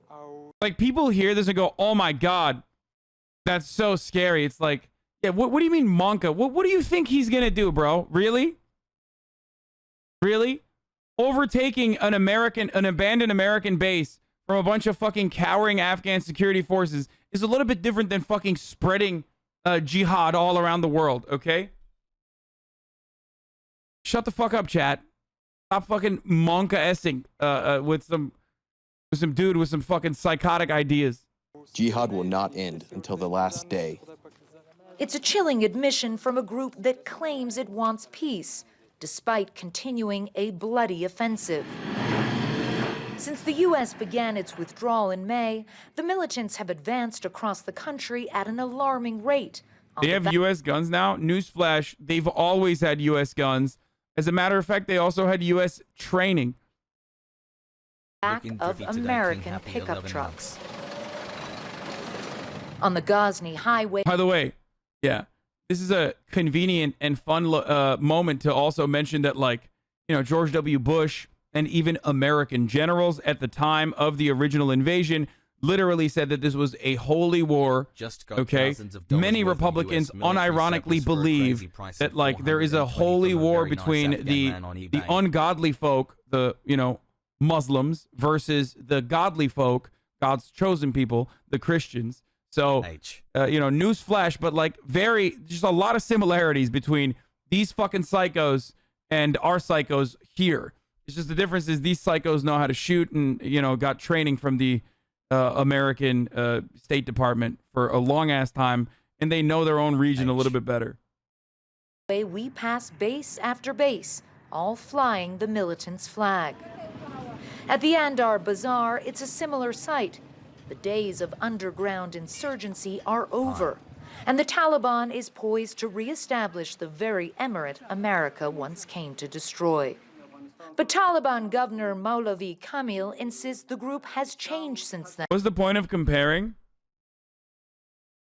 Do you not understand what the point of comparing is between the Taliban and like our version of Al Qaeda? Are you fucking stupid? Do you not understand that like it is the same exact energy? The same exact energy of fundamentalist conservatism that is the brain rot?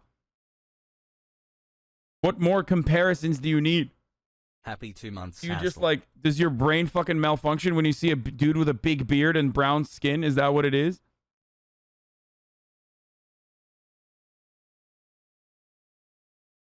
Put different material conditions, like put the same hogs in a chaotic environment that's like constantly fucking bruised and battered by imperial forces, and you have America's very own Al Qaeda doing the exact same shit. Reagan praising the Afghan fighters. Yeah, I mean, you guys know this already. This is Pepela 821, obviously. Regime change we'll be talking about in another 5 months.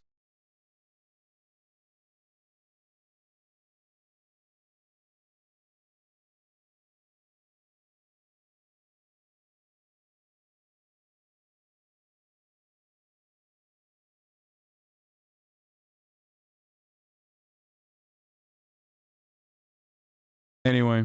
Then. The difference between that Taliban and this Taliban is that the Taliban of 2001 were... This is my favorite thing, by the way. They've like rebranded, right? So they rebranded and now they're like Taliban 2.0. Yeah, they did. This is why I was like, this is what I was trying to show you guys or trying to tell you guys that like, they're like, hey, dude, we got a new leaf, dude. New leaf, dude. New tree, dude. New branches, new trees, dude. Taliban 2.0, dude. Women, you can go to school, dude. You know, you stay in the kitchen, dude, but you're in the school. They're saying that they're gonna let women have liberties. New. And now this Taliban is experienced, disciplined. Our activities are going well. We are obeying our leaders. Actually, they're not even fucking mentioning that on CNN, obviously. A lot of people are concerned that if the Taliban takes power again, women's rights will move backwards. How can you guarantee that women's rights will be protected? We assure this to people all over the world, especially the people of Afghanistan. Islam has given rights to everyone equally. Women have their own rights. How much Islam has given rights to women, we will give them that much. That is not a lot, okay? At least their interpretation of it. Clearly open for interpretation. Next to the mosque, we find a classroom of young girls. But their teacher says they will only receive religious education. Oh my God! They're literally doing... Dude, this is awesome. Neoliberalism is such fucking gigantic brain rot. Like, I swear to God, they're literally doing branding. This is their own version of PR. They're actually doing PR to a Western audience, dude. They think this is going to be successful. It's not, because newsflash, people literally don't think you're a human being. So it doesn't, you know, people in the Western world unironically don't consider you to be a fucking human being, so it doesn't matter. But I love that they're like trying to do propaganda where it's like, no, you do not understand, okay? Let me tell you, bro, we are the new Taliban, okay? And what we are doing is we are teaching our women, okay? We are teaching our women religious education only, but we are teaching them, look, bro, these are girl bosses, okay? These are girl bosses. They are gatekeeping. They are slay queening. They are doing this in the name of Allah, of course. But they are doing girl boss shit. Okay? They are gaslighting. Yeah, they're teaching them CRT, brother. And will not attend regular school. At night, I am separated from my male colleagues and sleep in the woman's part of the house with the children. This is, by the way, this is called gaslighting gatekeep girl the boss. Mohammed bin Salman technique. very effective on, especially if you have money and you are considered an ally, perhaps one of the most important allies to the United States, then it's a very effective type of technique where, you know, you just show like, yo, girls are at school, bro. Come on, bro. And then everyone's like, oh my God, never mind. I guess it's great now. I've been talking to some of the women in this room, and I promised that I wouldn't show any of their faces, but I did it anyway. Interesting because, you know, the Taliban talks a lot about how it's changed and girls can go to school now. But I asked if any of these girls would be going to school, and I was told, absolutely not. Girls don't go to school. And when I said, why don't girls go to school? They said, Taliban says it's bad. Here, what the Taliban says goes. This is now what Afghanistan's future looks like. Far from what the U.S. once envisioned and what... Or are you just shit-talking from your PC? Have you been to Saudi recently? No thanks, man. Am I wrong, motherfucker? What's up? Dude, every time I fucking criticize Saudi Arabia, there's people who are literally like, dude, why do you hate Saudi Arabia, bro? Why do you hate Saudi Arabia, bro? Come to Saudi Arabia, bro. What so many Afghans dreamed of as the Taliban pushes on towards an all but certain victory. And Pamela, we actually reached out to some of the soldiers whose names, you might have noticed there was a mural at that base with the names of some soldiers. We reached out to some of them to get their impressions. How does it feel to know that this base that you once spent time on... You're comparing it to Afghanistan? Yeah, no, I'm saying that, like, given Saudi Arabia's geopolitical positioning, they should never, ever have even been in the same category with respect to fucking liberties, civil liberties and rights offered to its individuals. And yet here we are. You know what I mean? Shut the fuck up, bitch. You were fighting on, that you lost men on, is now under the control of the Taliban. And one soldier who is no longer in the military, he was a private at the time, he said, you know, when you start out in the army, you really believe that everything you're doing is right and you're doing it for the right reasons. And now, when I look at the situation and I see what's happened and I see these images that you're showing me of this base, I don't feel so much angry as I feel just what a waste. What an Women have been allowed to drive for several years in Saudi. I love when motherfuckers are like, bro, what do you mean? Saudi Arabia, women have liberties, dog. What the fuck? They've been allowed to drive for 3 years. The main fucking feminist activist that was advocating for it is still in prison. But like, come on, dude. They literally recently decapitated another fucking activist. But hey, dude, it's like women have been able to drive for 3 whole years. You shut the fuck up. unbelievable waste. Those were his words, and I think they really stuck with a lot of us as we take stock of this incredibly powerful and potent moment, Pamela.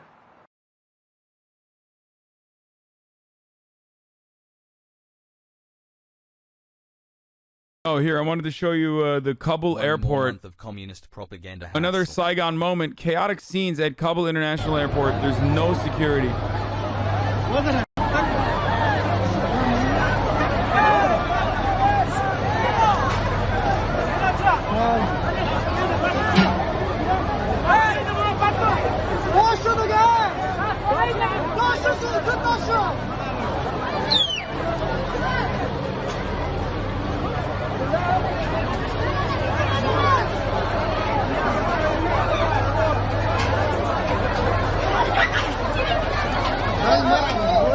Yeah, a Shia dissident was, murdered under suspicious circumstances in Canada recently, actually. Who knows how that happened.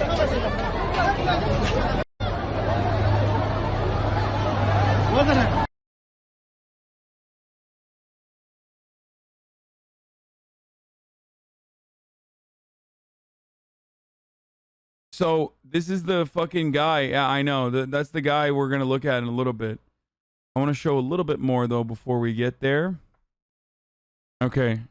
Chinook helicopters could I be gotta seen pee, I'll be back taking in off 1 and second. landing near the US Embassy as the emergency evacuation gets underway, and a heavy Afghan security presence lines the streets of the capital, which holds out as the government's last bastion, insurgents inching ever closer.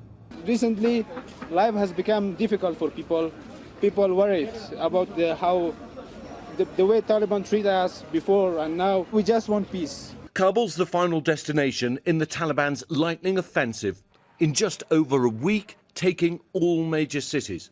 The Taliban's white flag now flying over places like Herat. And as the Taliban approaches the capital, many are desperate to escape. This airport processing centre filled with visa applicants, among those Afghan translators who supported the US military during the nearly 2-decade war, now fearful that their relationship with the West could cost them their life. We serve for the American forces, we serve for the US and ISAF forces, for the coalition forces. They have to take care about us.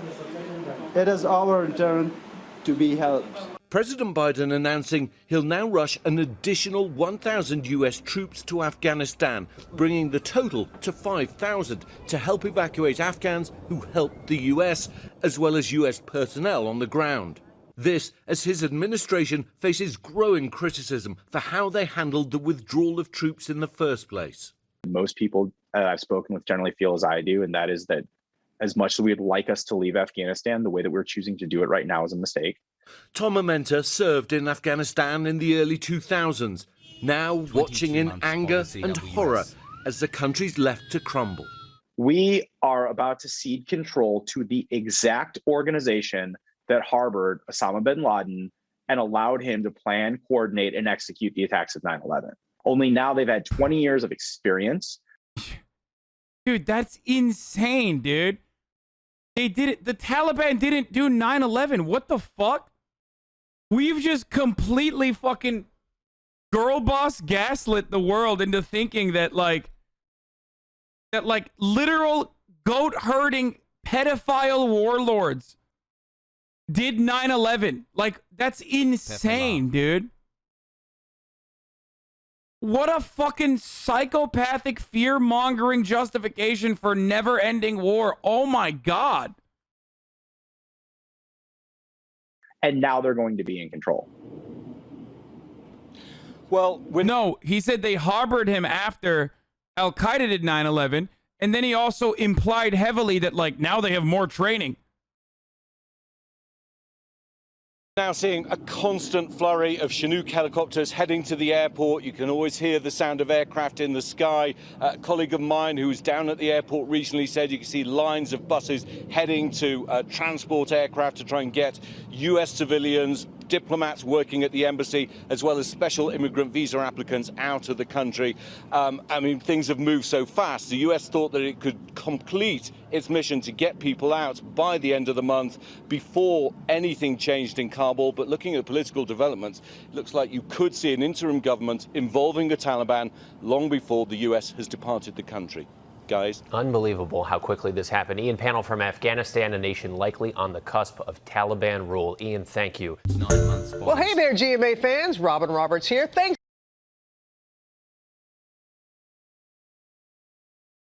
Eric, and as the situation on the ground in Kabul rapidly deteriorates, I mean, we've already seen all this. I've watched the Al Jazeera coverage already. It's like, all right. Well, earlier I spoke to Taliban spokesman Suhail Shaheen about what they plan to do now. Their properties, their lives are safe. There will be no revenge on anyone. We are the servant of the people and of this country.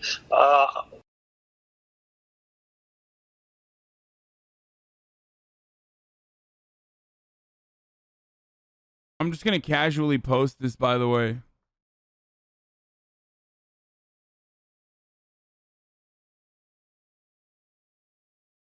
Just for no reason other than... I mean, there's probably no reason. I don't know why I'm showing this, but...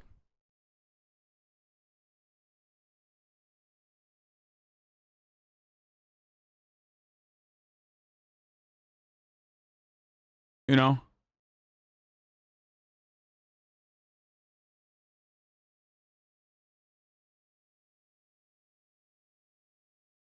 So, no, we're totally valid for maintaining our presence in Afghanistan. You know what I'm saying? Totally valid for 20 years.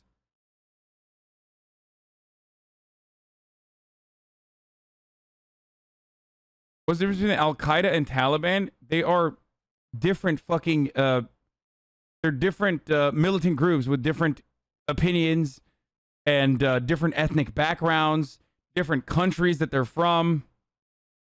They branch out of the same kind of American training. They branch out of like the Mujahideen, okay? But different branches.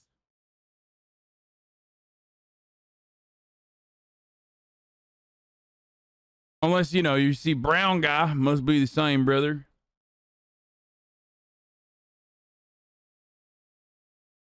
Didn't you literally just roast Johnny Harris for using The Guardian? What? You fucking stupid? I literally use The Guardian all the time.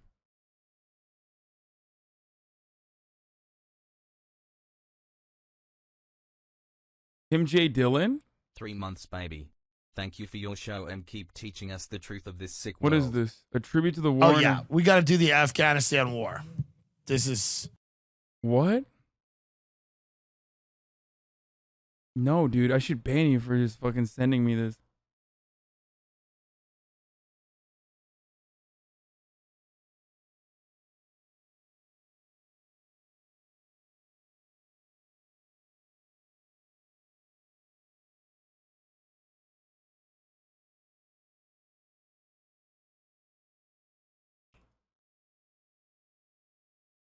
Love people showing interest in world issues, but how about bringing people that serve to give their opinion? Taliban took over the pool at Chakri prison in Kabul. At the end of the video, you can see the airport and the air traffic control tower where it appears everyone's heading towards, by the way. So the big thing is that they emptied out all the fucking prisons. Okay? Oh, here. I just want to point to something here. I forgot, but this is now a pro-Trump stream. I'm wondering and what here's you why. think about how the administration thus far has handled it. There's been a lot of talk about the fact that the president wrote that 3-page letter in which he apologized. Well, I think the same as I've been thinking for the last number of years. What are we doing there? These people hate us. As soon as we leave, it's all going to blow up anyway. And you say, what are we doing there? We're spending hundreds of billions of dollars, trillions of dollars on this nonsense. And the minute we leave, everything blows up, and the worst guy gets it. And let me tell you, the worst one is the one that hates this country the most will end up taking over Afghanistan, and as is going to happen with Iraq, and Iran will end up going into Iraq and getting the oil. What are we doing? We don't have money. We're a debtor nation. We can't build our own schools, and yet we build schools in Afghanistan. I'll tell you, our thinking is so far off. It just shows the leadership of this country. I mean, we just don't have it. But Donald, you know too that when you ignore Afghanistan, buildings get planes driven into them. So yeah, dude, totally. Yeah. 9/11 happened because we ignored Afghanistan, dude. Fucking asshole. Oh, these guys are such fucking dipshits, dude. We can't just ignore that area of the world. You can do things through intelligence that you don't need, and there's nobody more into the military than me. In fact, if anything, we should increase our military budget because it's obvious the world hates us.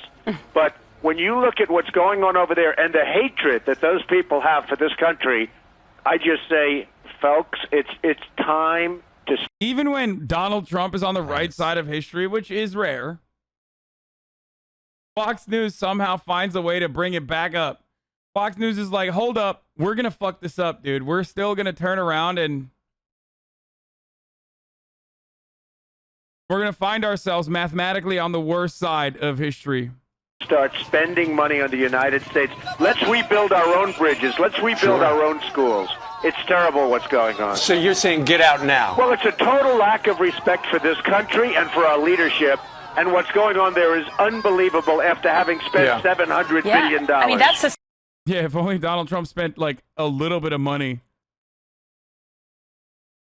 He now spends his waking moments shitting on the fucking infrastructure plan, the bipartisan one and the Democrat one. We should be spending our money on ourselves. fucking hates it now. Also didn't do any of that when he was in charge, but, you know, hey, it was... Peepo Poopo, thanks for being here. Short clip from Vice. Okay, we'll look at that in a second. Hold on. Sad part is how much time we've been there. Well, isn't it the longest standing war in American history? Well, it's many, many years, and it'll go on for many years. And the sad part is, as soon as it ends, and you have those guys sitting back just waiting, as soon as there are other ways of doing it, and it's called through intelligence. But we don't have very much intelligence in this country anymore. Insert joke here. All right, Donald, let's talk a little bit about this. The price of gas going through the roof. A lot. It's based and also true. Another 1,000. Wait, is this 6,000 or is this even more? 24 hours after Biden authorized another 1,000 troops to Afghanistan, another 1,000 are on the way, bringing it to a total of 6,000. We are not assuming every inch of the airport is secure, a defense official tells Oren CNN, noting Afghan civilians rushing to the airport. Enter Afghanistan next.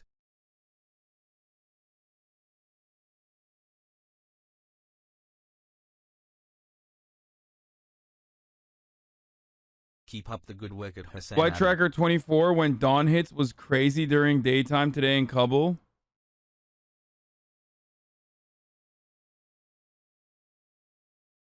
Oh, now U.S. troops are guarding the perimeter at the Kabul International Airport.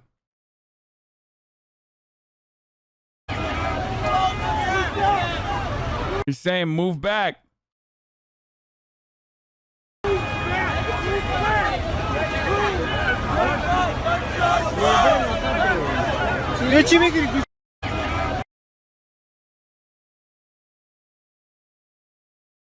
Ram Ranch Cowboys in Kabul. Guys, another 10 will do it, okay? Another 10 will do it. Why are we broadcasting military movements and giving them heads up? This is Offset? so sad. Alexa, play Fortunate Son. The U.S. Army aircraft is about to land in Kabul. Isn't that actually, like, can they even hide that? It's a public airport.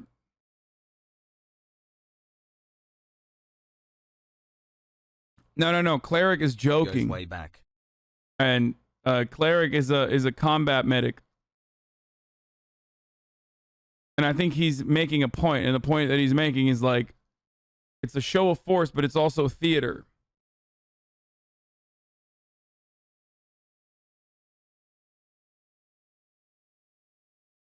He DM'd you on Facebook? I don't have a Facebook. Miles from the thread on TRV. Lord Miles?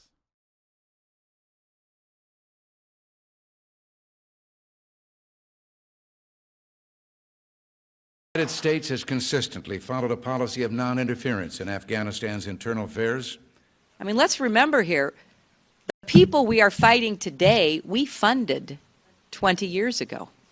She's right. And we did it because we were locked in this struggle with the Soviet Union. They invaded Afghanistan. That's crazy. Why is nobody canceling her, dude?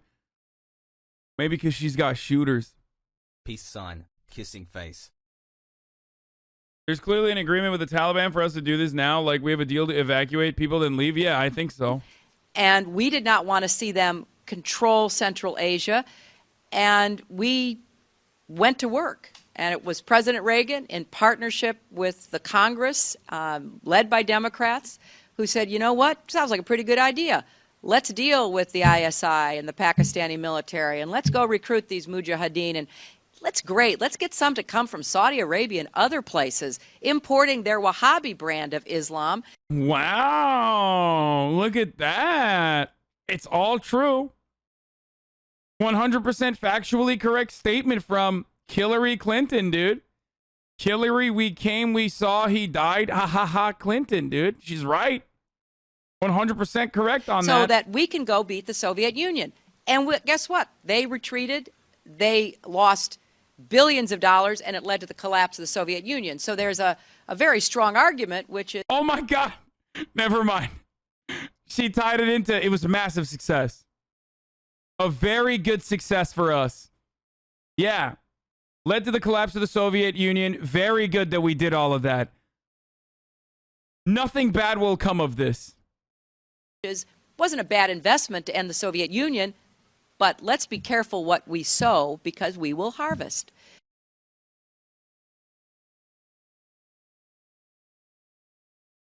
Bro, she literally said, I know we fucking brought in our own Wahhabist fundamentalists and like trained them, gave them weapons because we thought they would be able to successfully fight back against the Soviets. But like that shit was tight. She's like, hey, the Soviet Union collapsed, so that was fucking tight, dude. Reaping what we sow? What? It's kind of interesting that she said that. For fuck's sake, that's not what she's saying. Sowing what you harvest. I mean, you know, reaping, sowing what you harvest. Kind of interesting to see that, you know, sounds a lot like, I mean, she's not saying deserved, but interesting stuff because, you know, many people, many thinkers, okay, brilliant thinkers, have said similar things about the reaping and the sowing. You know what I mean? But of course, you know, some people, when they use spicy language, they get fucking yelled at by everyone. 9 months using Daddy Bezos money has flexed. Kind of interesting, though.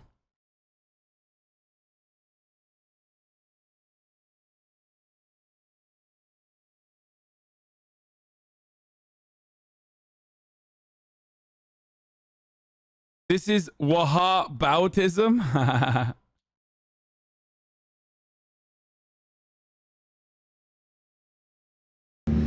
Now that American soldiers have all but left Afghanistan, the UN warns the Taliban maintains close ties to Al-Qaeda and the country could once again become a breeding ground for international terrorists. So help me God. Congratulations. Bro, they are so... They love... Dude, look at these glamour shots, dude. Literally, like... Again, become a what are you, trying to fuck the Taliban, dude? What's going breeding on? ground for international...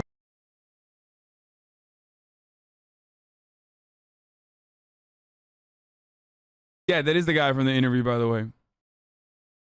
Terrorists. Yo, they're like, look at how fucking drippy and hot they are. Like, that's what you want. That's what Vice wants you to get out of this, okay? Like, don't you want to fuck these mujahideen? So help me God. Congratulations, Mr. President. The Taliban, fearing a change in policy, had a clear message for the new US president. Joe Biden has just been elected. Do you think that could potentially change the situation? He's gonna say, Joe Biden, you have 2 years. Yusuf Al-Bidan, you have 2 years. This is Mohammed Khanakin, full face of Kurdistan. Joe Biden. Bad time, but I was wondering if you would Trump تګلاره خپل کو خپل اسکر وبوسي د ملک نور د نه ځان خوږي نه د خپل اقتصاد خرابوي.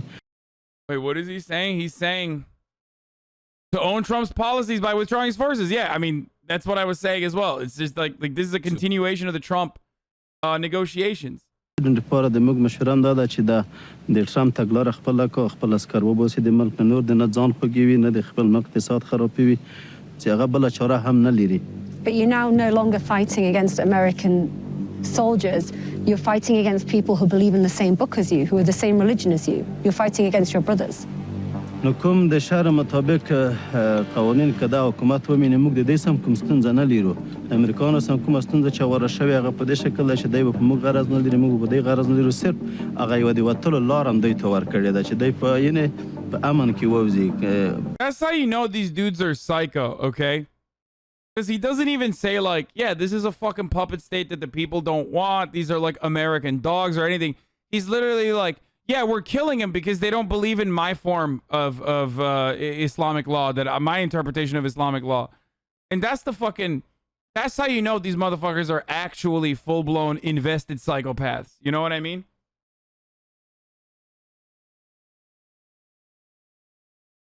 دی په لاس جوړ شوی نظام په افغانستان کې اوس چلیږي. Was that a message or a threat? د موږ خبر هم ورته همدا دی، اخطار هم همدا دی. By the way, yeah, the chatter is right. He's wearing a gold watch, which ironically is literally haram. Men are not supposed to wear gold in Islam. So that's like another ironic moment there. I don't think the vice person like personally put that on there on purpose, but men are literally... No, it's not. Yes, it is.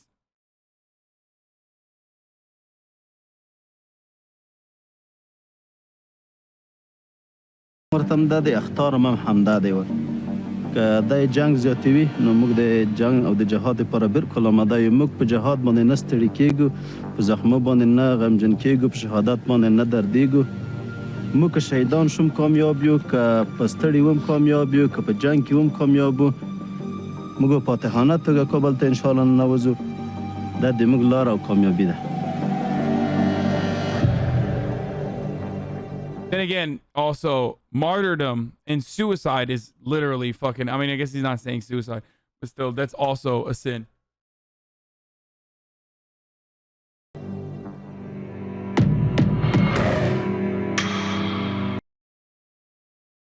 War robots in Afghanistan's deadliest year? Jesus Christ. Okay, I wanted to show you guys why this was destined to fucking fail. But before that, let's hear what the Taliban spokesman is saying now. Our leadership have instructed our forces to remain at the gate of the Kabul, not to enter the city. We are awaiting a peaceful transfer of power. When you say peaceful transfer of power, what do you mean? What is actually likely to happen? It means that the city and the power should be handed over to the Islamic Emirate of Afghanistan, and then in future we will have an Afghan inclusive Islamic government in which all Afghans will have participation. When you say participation, do you mean one vote, one person? What do you mean by participation? Participation means that we will have in the government other Afghans. They will be part, we will have them in the future government. But it will all fall under the umbrella of the government of the Taliban, the Islamic Emirate, as you describe it? Yes, there will be, as I said, an Afghan inclusive Islamic government. Will there be a delegation going to Doha tomorrow to speak with Mullah Barada? Because there are a lot of rumors that he has arrived in Kabul and the current president, Ashraf Ghani, has handed power over to him. Can you give our viewers some clarity on that, please? They already said they are not going to negotiate with anyone, but I don't know. Mullah Barada is here in Doha. He has not gone to Kabul. These are just rumors. There is also a lot of concern from women in Afghanistan, in Kabul. They have been writing to me, they have been texting me. They are concerned that you will reimpose the regime of the 90s back in Afghanistan, where women couldn't go to school, where girls couldn't go to school, they couldn't work. Can you give us some clarity on what your plans are for that? We have taken already many parts of the country and also many parts of the country. There are hundreds of schools for girls, universities there where the girls students are studying. There is no restriction on them. They are continuing their studies and they are going to schools they were going in the past. So in Herat, for example. Yeah, they are still continuing studies, you know, no. But by the way, okay, here's another fucking ironic similarity, but like, if he could just basically be like, none of that pussy shit, like no gender studies, okay? No liberal arts, religion only. Women are telling me that when they arrived at the gates of their university yesterday, Taliban fighters told them to leave. No critical race theory. And that there would be instructions from Quetta Shura about whether they could attend university or not. That is what the fighters on the ground are telling the women of Herat. No, what I'm telling is the policy. The policy is that women can have access to education and to work, and of course they will observe. I love how liberal this is, dude. Women can have access to education. Like in America, for example, my man, Americans can have access to health care. Now, that doesn't mean that you can get the health care, but you can have access to it. My friend Ted Cruz says they're presenting some engaging ideas. The hijab, that's it. When you say the hijab, do you mean a headscarf on their head or a burqa covering their face? No, burqa is not the only hijab. There are many types of hijab. One of them you already mentioned. See, he's saying, see, they've lowered it. They're saying no more burqas. We're gonna let fucking women show face and stuff. I still find this Mark Brennan exchange the most illuminating, honest, and how Biden thinks about Afghanistan. You said the Washington Post quoted you this week in a story about Afghanistan, saying that back in 2010, you said to Richard Holbrooke, the then envoy, "I'm not sending my boy back there to risk his life on behalf of women's rights. It just won't work. Not what we're there for." Is that how you remember it? Or Yeah, What did you mean? What I meant was there's 1,000 places we could go to deal with injustice. I can think of 10 countries where women and or children and or people are being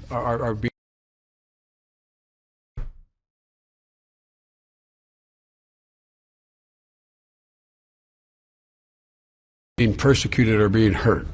But the idea of us going to be able to use our armed forces to solve every single internal problem that exists throughout the world is not within our capacity. The question is America's vital self-interest at stake or the vital self-interest of one of our allies at stake? And the fact that they have a system... Thank you for 7 months. Oh my God, I'm going to lose my mind. I'm going to lose my fucking mind, dude. I've lost my mind so fucking hard, I forgot the top of the hour ad break. That was supposed to come 6 minutes ago. 6 whole minutes has passed. And I just fucking forgot, Jack. So I'm going to run it now. While this buffers, I'm going to run the top of the hour ad break.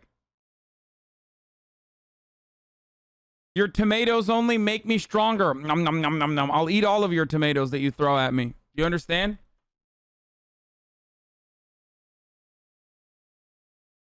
If you'd like to no longer see the ads, though, if you want an ad-free broadcasting experience, uninterrupted, you can subscribe for $5 or for free with a Twitch Prime. If you have an Amazon Prime account, that is, of course.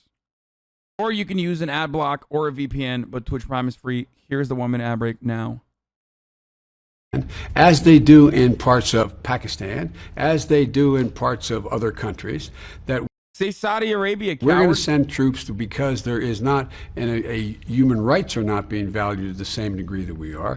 Say Yemen. What's going on with women in Yemen? Bezos bucks. How they doing? That's a different story about sending combat troops. We should call it out. We should go to the United Nations. We should be saying, this is what's happening. We should try to shame and get the world to put pressure on and economic pressure on people who engage, countries that engage in that, but not send troops. That's what I meant. It is not sufficient. That was my point.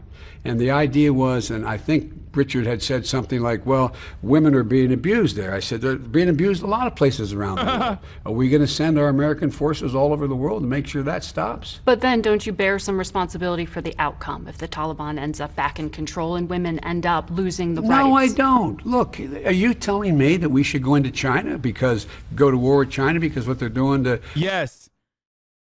I mean, he's right, by the way. But like, yes, if it were up to MSNBC and if it were up to CNN, and if it were up to like the military industrial complex, yes, the argument is, yeah, kind of like that'd be pretty tight, or at least like more Cold War shit. Like obviously you can't do full blown fucking you know, hot conflict with China. That would be bad for business.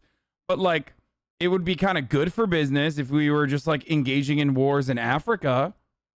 You know what I mean? Like that would be tight. And that's precisely what they are going to do, and that's precisely what they want to do. Dissing MSNBC less than an hour before you air?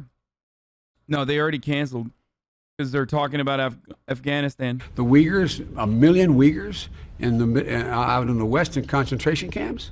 Is that what you're saying to me? It was your quote, sir. I was asking you. No, what you I know. meant. I gave the answer. Do I bear responsibility? Zero responsibility. Mm-hmm. The responsibility I have is to protect America's national self-interest and not put our women and men in harm's way to try to solve every single problem in the world by use of force. That's my responsibility. This graph of opium production after America invaded is crazy. Yeah, I mean, what a lot of people don't recognize is that one thing that will hurt the bottom line is the opium production in Afghanistan, because the Taliban were not a big fan of the opium production. Afghanistan has incredible fields that you could use for cotton production. And yet, for some fucking reason, once we invaded, we decided, yeah, I mean, that would be competitive against our interests, so you should just do the opium instead.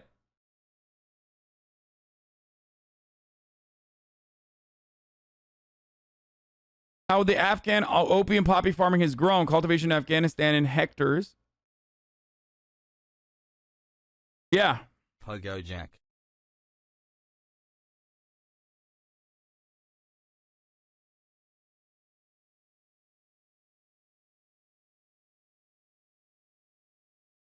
"19 months I love you" has say it back.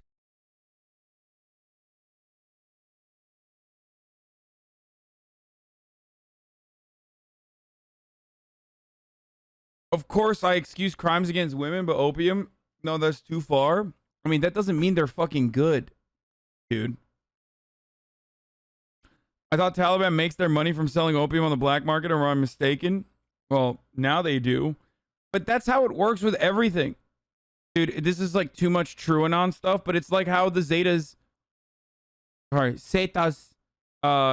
take advantage of like Mexico's national oil reserves. Like they will steal whatever the fuck is being taken out of the land. They will steal and then sell that. You know what I mean? They just intercept, steal, and sell that on the black market. Say it back? Say what back?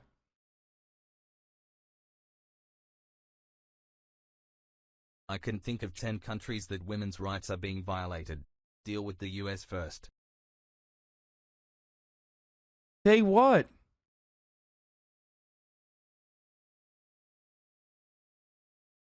He said he loves you. Say what? He said I love you. Say it back to him. No, motherfucker, I'm not saying it. Suck my dick, chat. Jesus Christ, you guys like get caught up on this dumbest shit. I swear to God.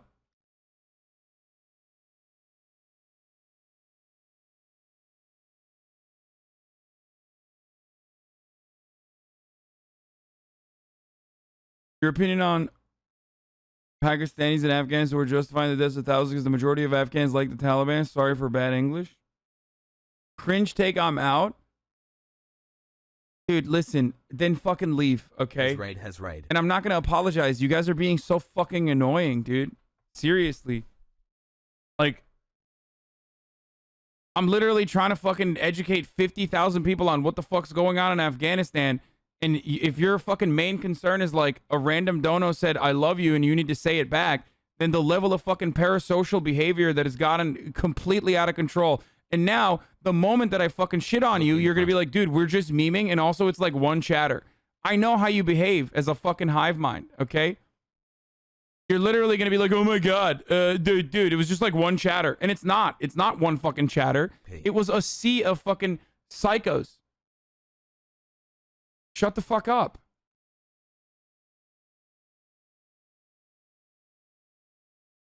Stop being cringe, dude. What the fuck? We got company. We got like new people in here right now that are here to learn. Yeah, chat's favorite fucking retaliation is we were just memeing.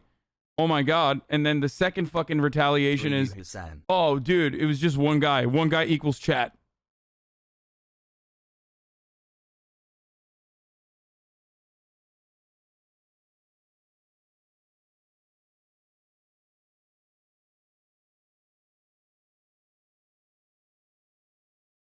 I want to share with you a story from a 2011 trip to Afghanistan that perfectly encapsulates why our mission there was flawed by design and why, despite the heroism of our soldiers, it's time to leave. Read the whole thing, it's worth. I was there with a bipartisan House delegation. We wanted to get outside of Kabul to see Obama's surge in action. The military picked Parmakan, a small town in the Herat province. 20 people out of 50K, calm down. See, this is what I mean. Like, shut up. Take an hour off. You're pissing me off, dude. It's not just 20 people. Is this Twitter thread from Project Veritas? It was linked from Mike from Project Veritas. Mike from PV. Boo.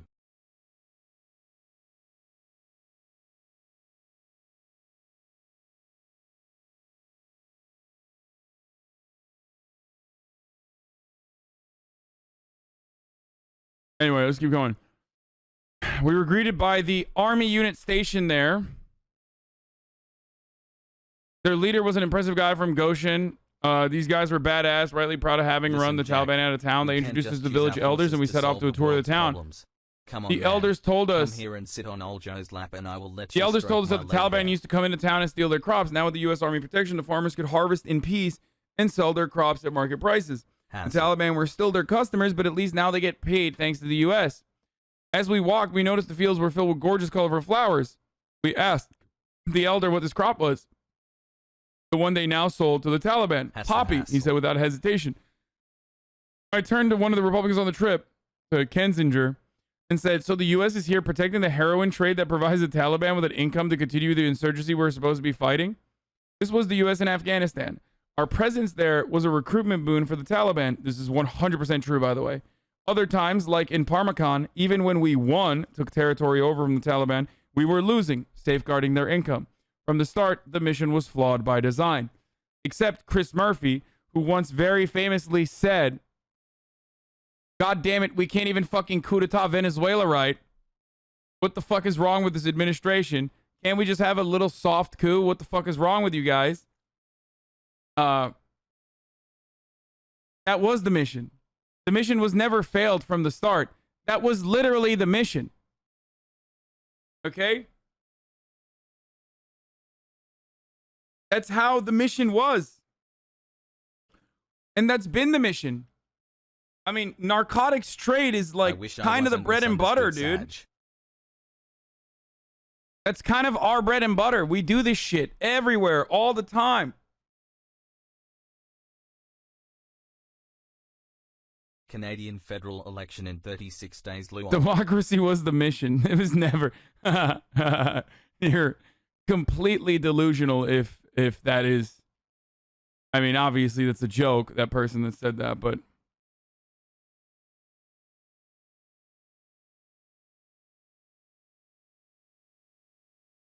nice hairband girl says Kanye West 43. He said, nice hairband girl. That's awesome. Like what? He used girl as a pejorative. I went to Afghan to protect the poppies, then came back and the VA prescribed me opiates. What I'm talking about, brother. What do you mean? Have you read this person's account of Afghanistan? I deployed there twice, once in 2008, once in 2009. It was already obvious that the Taliban would sweep through the very instance we left. I know how bad the Taliban is. I know what they do to women and little boys. I know what they're going to do to the interpreters and the people who cooperated with us. It's awful. Afghanistan is a dusty beige nightmare of a place full of proud, brave people who do not fucking want us there. We called them Hajis And worse, they were better than we were, braver and stronger and smarter. I remember going through the phones of the people we detained and finding clip after clip of Bollywood musicals, women singing in the fields of flowers. Rarely did I find anything incriminating. I remember finding propaganda footage cut together from the Soviet invasion and our own operation enduring whatever, and laughing about how stupid the Afghans were to not know that we aren't the Russians, and then eventually realizing I was the stupid one. Damn, that's fucking sad. American soldier thread cringe. I mean, I think it's good to hear the perspective of fucking people who are actively fighting against that. Okay, so I don't give a shit. Yeah, they fucked up, they recognize it, and now they speak out against it. The best you can expect from people when the overwhelming majority do not feel conflicted.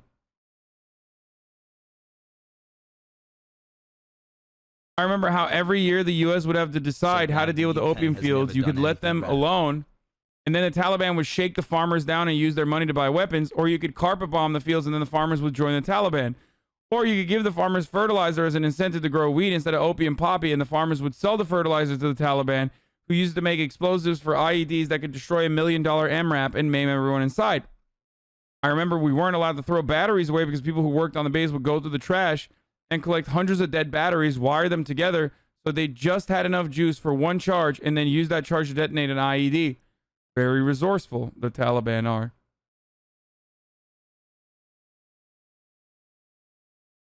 I remember the look on my roommate's face after she got back from cutting the dead bodies of 2 soldiers out of an HMMWV that got blown out of an IED that I always imagined was made with fertilizer from an opium farmer and detonated with 100 thrown out batteries. I remember an Afghan kid who worked at the DFAC cafeteria who we called Cowboy, always wore this cowboy hat and an I'm with stupid t-shirt someone had given him, always with a big smile, high school age. Cowboy was a good student and he wanted to go to college in America, but there weren't colleges that took Afghans. The education system was too shit. No program to help kids like him. I looked. I wonder if he's dead now for serving his food and dreaming of something different. Humvee. Yeah. Jesus Christ, that's dark. But if Cowboy is dead, then he died a long time ago. And if Cowboy's dead, it's our fault for going there in the first place, giving his family the option of trusting us when we are the least trustworthy people on the planet. We use people up and throw them away like it's nothing. And now we are leaving the predictable thing that is... Now we are leaving and the predictable thing is happening. The Taliban is surging and taking it all back. They have what you can't buy or train. They have the patience and a bloody mindedness that warrants more respect than we ever gave them. I am team get the fuck out of Afghanistan, which is, as a friend pointed out to me today, has always been team Taliban. It's team Taliban or team stay forever. And there is no third team. Oh, wow, this is literally what I said earlier today. So I'm sitting here reading the sad fucking tweets about the suffering in Afghanistan and the horror of the encroaching Taliban and how awful it is that it is happening. But I can't stop feeling this grim happiness. Like, finally, you fuckers, finally you have to see it too. No more blown up soldiers. No more Bollywood videos on phones whose owners are getting shipped to God knows where. No more hypocrisy. No more pretending it didn't mean anything. It didn't. It didn't mean a fucking thing. Jesus Christ.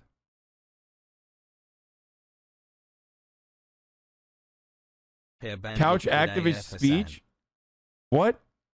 That person literally fucking toured in Afghanistan, dude. It's like the opposite of being a couch activist, dude. What the fuck?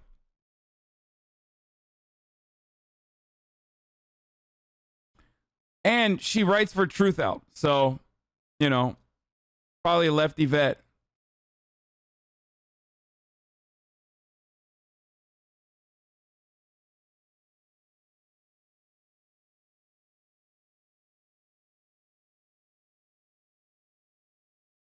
Anyway, let's get to the most predictable thing that could have ever happened is currently happening, and how we knew about that it was inevitably going to happen from a very long time ago by looking at a documentary that was on Vice about this is what winning looks like. Okay, this is what I wanted to show you guys earlier. I watched a bit of it. Like, I watched more than half of it. It's an hour and 29 minutes long, but it's fucking gruesome and it's worth it. I watched all the way to like the 30 minutes marker, specifically because I wanted to show you that this is what winning looks like in Afghanistan. I mean, this is like a lot of stuff that I've talked about before. You will recognize one main thing here. For example, you will recognize that, there's a lot of talk about pedophilia, things that I've talked about before many, many times. So let's watch.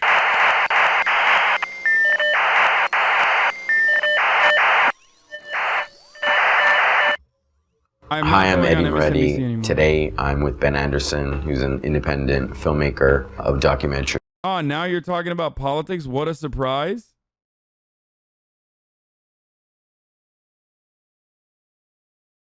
Thank you for the streams. What? Fucking stupid chatters, dude. And a writer. We have a book out right now called No Worse Enemy. Ben has been working with us at Vice for a number of years. He's also been reporting from Afghanistan for a number of years. He was first embedded with British forces around 2007.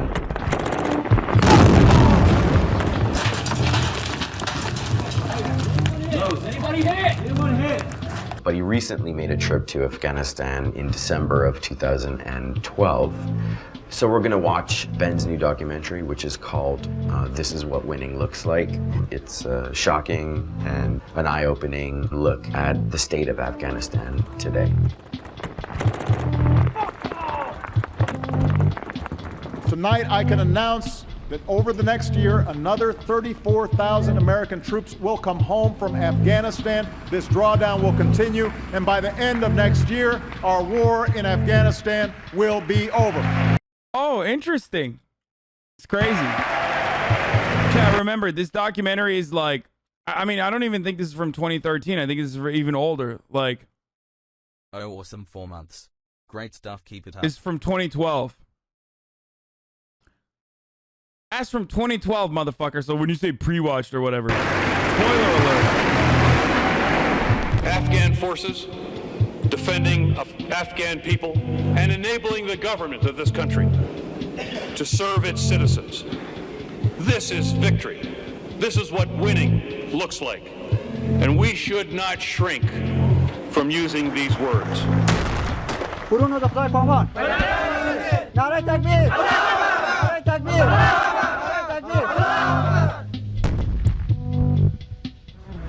know, over here you've got a PB commander who we know is kidnapping boys and sexually molesting them.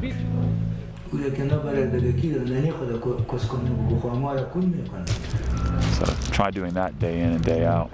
Working with child molesters wears on you after a while.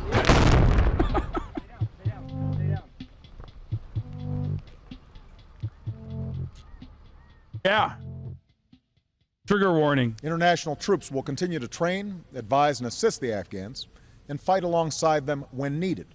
But we will shift into a support role as Afghans step forward. But we must finish the job we started in Afghanistan and end this war responsibly. This is what the American military is saying and the American government, but you don't believe it because you've seen to the contrary. Yeah, and the British and American Marines on the ground don't believe it either. I mean, all it is now is about getting out and saving face. Yeah. So, and we're not leaving because we've achieved our goals, we're leaving because we've given up on achieving those goals. Right That's the only goal now, is to somehow look good as we pull out. It could even be worse than that, because all the fighting has been to introduce a corrupt, hated and feared government who in some areas make the Taliban look like the good guys. And when you remember that the Taliban were welcomed into power in the mid-90s because they looked like the good, just Muslims in comparison to the warlords, it feels eerily similar today. Go ahead and give you guys a quick class on hygiene and cleanliness of the PB. A big thing is separating, like where you shower, eat, use the restroom. You want to keep it separate. So if you're eating, where you just showered, where you're using the restroom, you're pretty much just putting all that bacteria you just got rid of, putting it right back on your skin, using your hands to eat. It's just going right back in your system. And it's going to cause sickness, diseases. Hey, ترجمان صاحب ورته د تو ورته د ځان صفات مراته کو ورته دا خو زموږ خپل کار دی معنا چې جامع پای کو ورته موږ ته د مینو درس راکړ تورنیکټ درس راکړ دا سړی چې سرخان ته کښینی لاس پرې وي بارو ورته کښینی ورته دا ګرده کوجی معنا ګرده د درس ویل This guy's a real fucking asshole, by the way. I'm just gonna say it, okay? I mean, he's right here in this situation, but he's a real fucking asshole. Also, most of you don't know this probably, but they teach that to like American military members in America as well.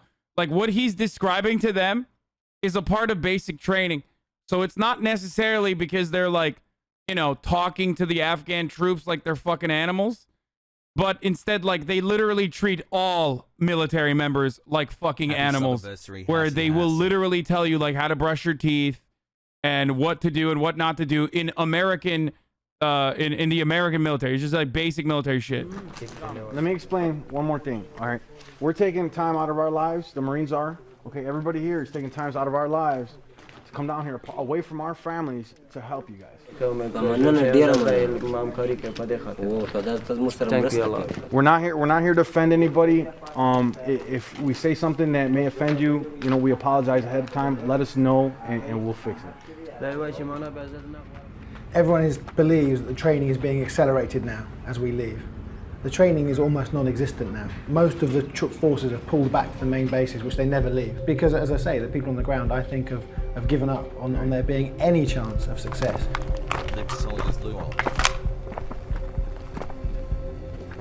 Bundy? It's because they think they're backwards. They don't do that with American soldiers. Come on, Bummy. They 100% do. I don't know if you're a vet or not. I think you said you are, but like, they do. What the fuck? They absolutely do. They even do it in officer training. In there.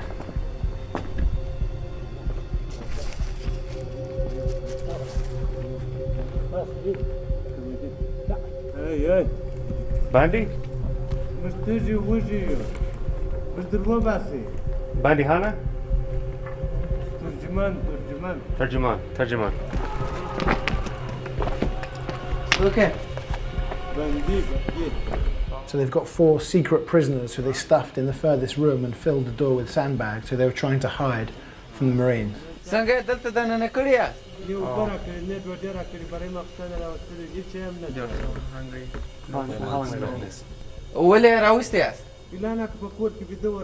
Taliban است؟ یا طالبان نیو.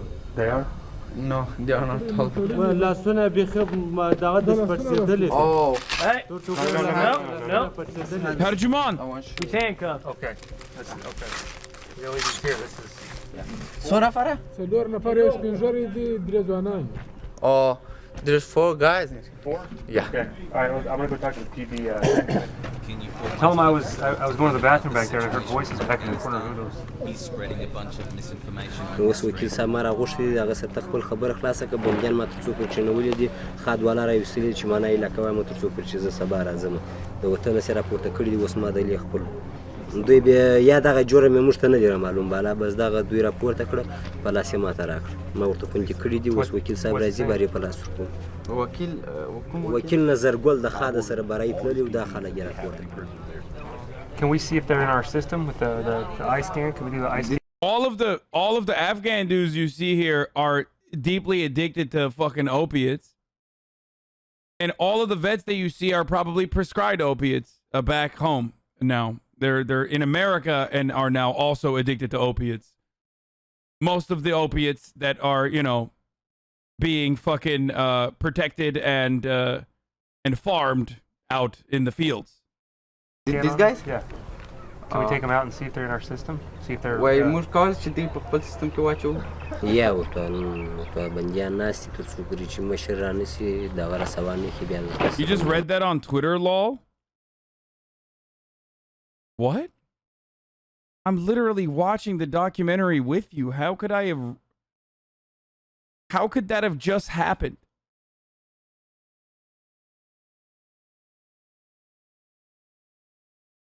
Taliban Pog. Like, what do you think? Like, I secretly pulled up like a tweet or something?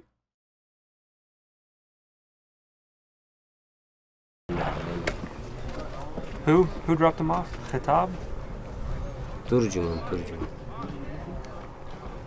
متوسط وکیل صاحب راځي زبر پلاور سم درس ته ورس برابر خپل خبر ورسره شریک د بندیا په باره Can we give them water? Why da gobo uraiso? Oh yeah, ubur. Take it back, racist assumption that dehumanized them even further. Bro, if you think that these motherfuckers, like the Afghan security forces, are good, you're out of your fucking mind, okay? What the fuck are you talking about? Okay, we're not doing this. We're not doing this. We're not doing this. Yes, I'm being. Yes, dude. Just keep watching, okay? Just shut the fuck up and keep watching. No.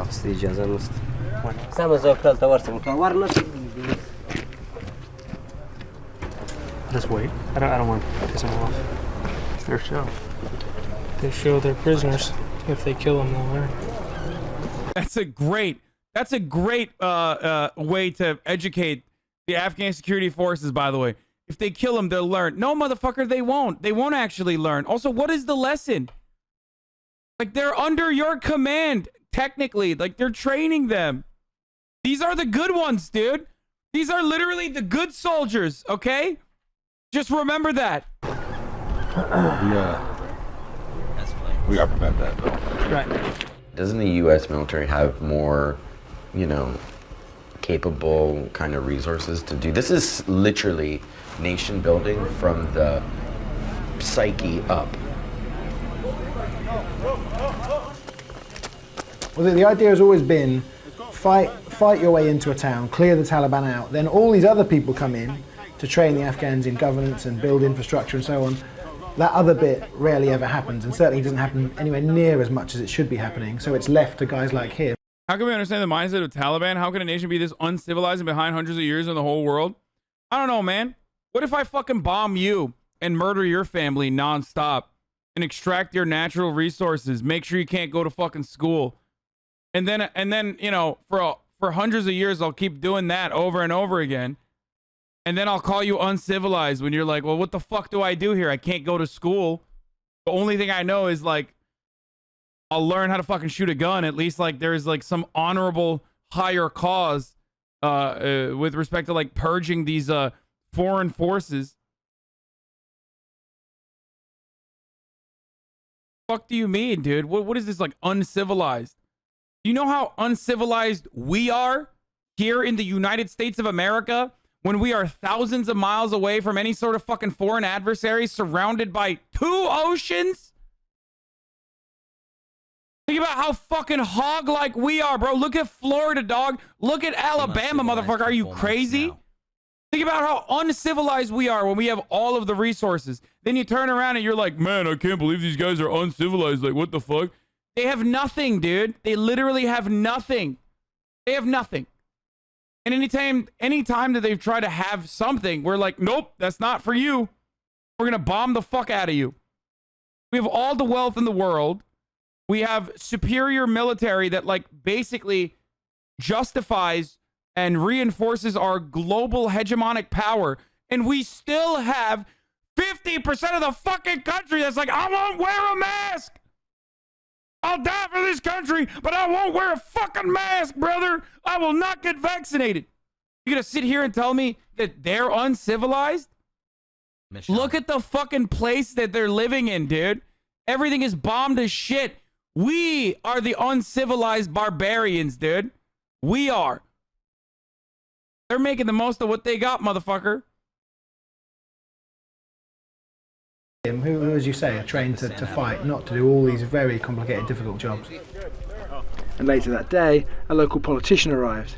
He was the man behind the taking of the prisoners. Was the purpose of the whole mission, the operation last night, just to go get his brother back and get those Taliban, or was there another mission and they just happened to get these guys?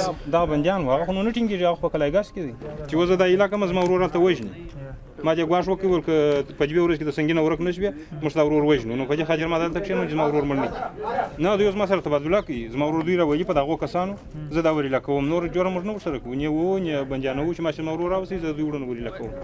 If he can only arrest Taliban, that's what that warrant was for. Yes, the U.S. pharma companies do not get their opium from Afghanistan. I know. They get it mostly from fucking Tasmania. Most of it is like 75% of the opium production that American pharmaceuticals and legitimate pharmaceutical corporations use comes from Tasmania. I know this because I watched TrueAnon recently, or I listened to TrueAnon recently. So I'm aware of this. But the heroin production comes from the Afghan opium. Okay? That's where the heroin comes from. Okay? The shit that you put in your fucking body when you can't fucking, the shit that goes into your body when you can't actually fucking, The Taliban that kidnapped his brother. Kidnapping their brothers is just the same as kidnapping any random person. It's kidnapping. It's a crime. It's not legal to kidnap any person. Get the prescription. Only if they're Taliban and they catch them. Other than being the brothers of the Taliban who kidnapped his brother, haven't done anything wrong. They haven't committed a crime. So they cannot be arrested if they haven't done anything wrong themselves. Just because they're the brothers of the Taliban does not mean that they are Taliban themselves.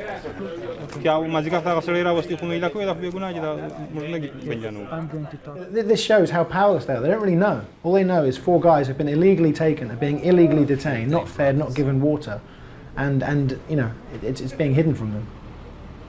They're playing catch up all the time. That's all they can do. The Marines I was with turned up to spend the night at this patrol base, but the Afghan police had pulled the security barrier down and were selling it as scrap metal at the local bazaar. So they had no security whatsoever in their base, so the Marines couldn't stay.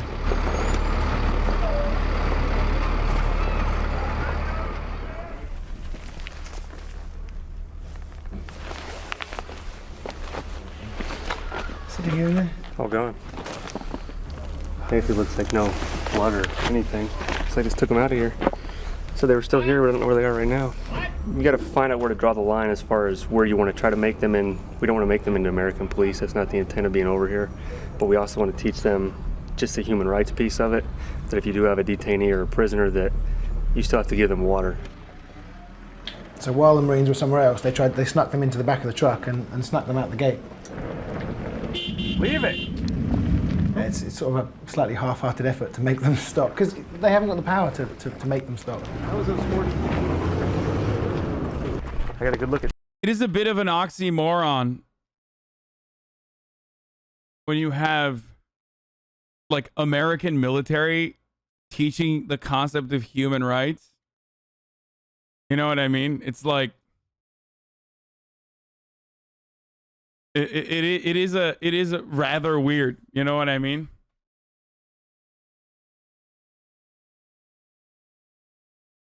Like. Two of them had their face covered up, so we can still look at the head pictures, see who they might be. It's hey, if you don't have your gear on, get it on. So after the truck went out with the 4 detainees in the back, 3 surrounding police patrol bases came under attack from the Taliban. Southeast. How far? At least 300 meters. As soon as the Taliban see the US Marines truck somewhere, they don't attack it. They only attack the weak spots. Right. Although some bullets eventually came towards the watchtower that we were in. Hey, what are they shooting at? Hey, tell them to watch out. They're just a fucking. Talk to them, Donovan. Truck coming in. Hey, Bakhta, agalta kuchinan da waj. Takan maka waj kuchinan band lagi. Sadali provoker sudanya. Bakhta so takan wako. Isaka. Don't shoot until you can see them. Wait, chiste. Wait, terso jina de na de katara. Orto adalta nas orto khuda daga siz mushawara muli orto azadon da waqt ma turwasa na di urkari. Inside the compound, how can I see them? If I don't shoot, they will stop. Wait till they come out. Then if you don't shoot, if you don't see them, then you can't hit them with the bullets. You're gonna waste ammo. Wait, chita muhimat amase masafai. Kids ran into the tree line. Wait, agalta kuchinan am da was ma wuli.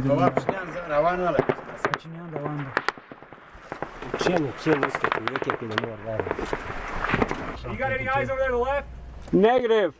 Got nothing. Where, sir?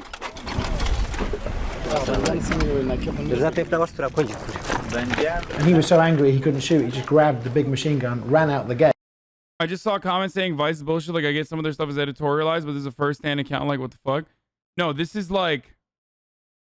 This is from when they weren't exactly bullshit. They definitely were doing a lot more commentary or a lot better coverage. But also on top of that, this is like, I mean, this is like pretty much the end of the good coverage. I mean, they still have good coverage from time to time, but you know. And then just fired wildly.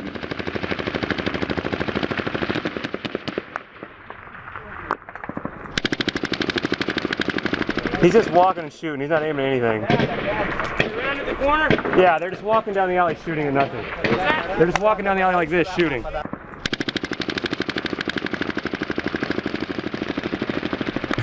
Pre-fire.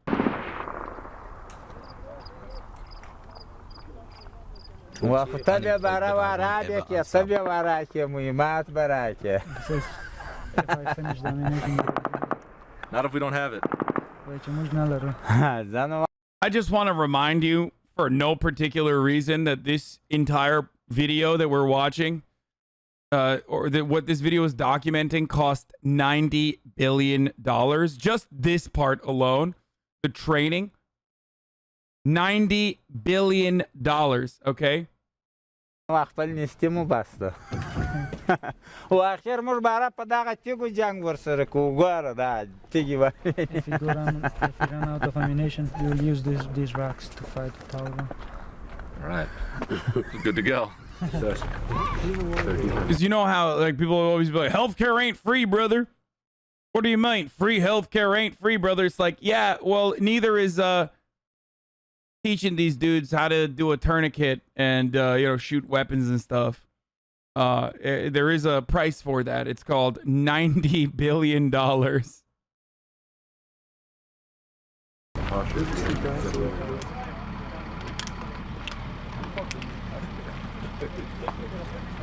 That guy is bi-sitting. This is another patrol base. They're advising the police, and on the police base, there's this huge weed plant, like right next to their little area where they have their meetings. Inside the police base. Did you see weed everywhere? Everywhere. Every police base has got a little garden.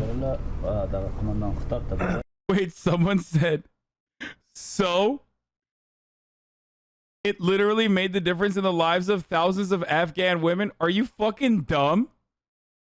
No, it didn't. The moment that the U.S. troops withdrew, every single one of those bi-sitting Andes over there literally were like, yeah, all right, we're done. They put their guns down and were like, yeah, go ahead, take over. It took 72 hours to take... It took 72 hours of the Taliban to take over Kabul, dude.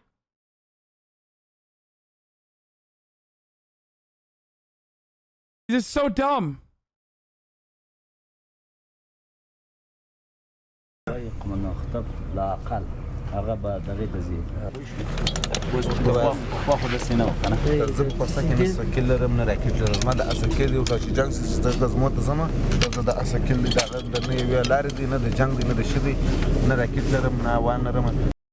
had 20 years of non-Taliban rule is what he's saying, you numbskull. First of all, even that's not fucking true. I get, like, okay, Americans, if you don't know what you're talking about, just stop talking challenge, okay? Like, literally not true, okay? Like, there are a few areas where women had more liberties than they did before, and those few areas were under, like, complete American control. But outside of that, it's like Americans literally fucking brought in their, as Hillary Clinton also pointed out, Americans brought in their pedophile warlords, dude. Like, they were basically like, we're bringing our own pedo warlords instead of your pedo warlords. You know what I'm saying? Like, 12 months of STR 8 molding hassle. Just keep watching. مسکیلرون ته په کاله شي خو نه بر طالب نه کړی دا مسکیل دا ټول ساتل دا غدي نور نسته یا نه سوتا دا خراب دي ټکانم الا لو شکر. Well, you have two options. You can go to PHQ and you can tell them your situation.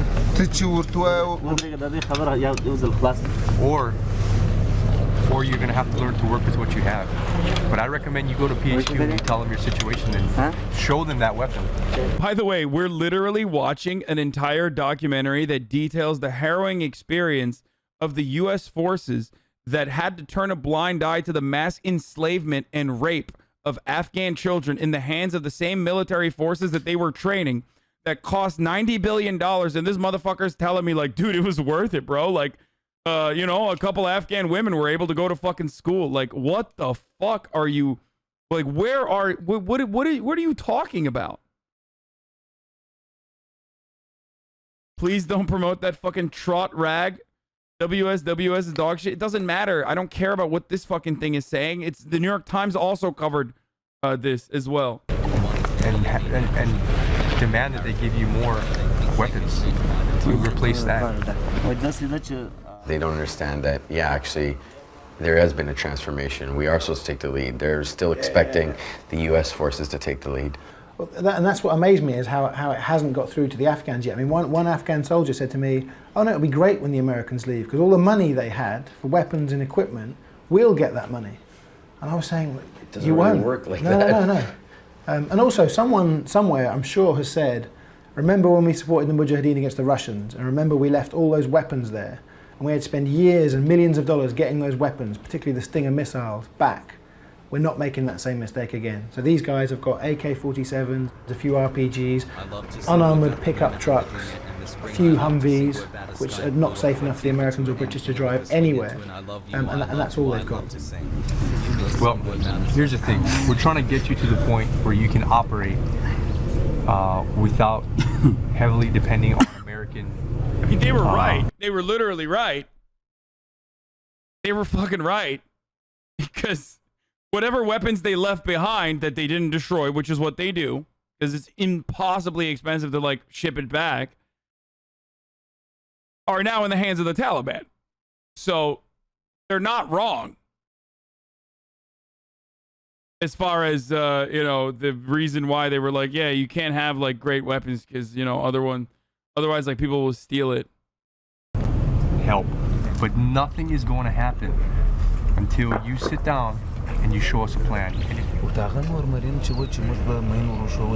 چې موږ به د طالب دشمن وروشو چې په دې خوا دی هغه به ادم غړي به غزما جوړ کړل د مینو ټیم بر سره وو بلاري به ساګه کار وکړي مشترک غزما او دا سیاست دغه سیستم د بیخي د سیست تر غلې دغه د پاره چې تا ما سره وعده کړې ده چې زستا مجاز کوم بیا به اساس زموږ بیا به خپل دی وای دی پاره دا تاسو نه مجاز کړی څنګه په دی وای کې You need to come up with a plan on how you're going to use all your men and attack this IED factory. And we'll be behind you, helping you out. But you're right. Times are changing. The Marines are no longer going to take the lead anymore. You have to learn how to operate as if we are no longer here.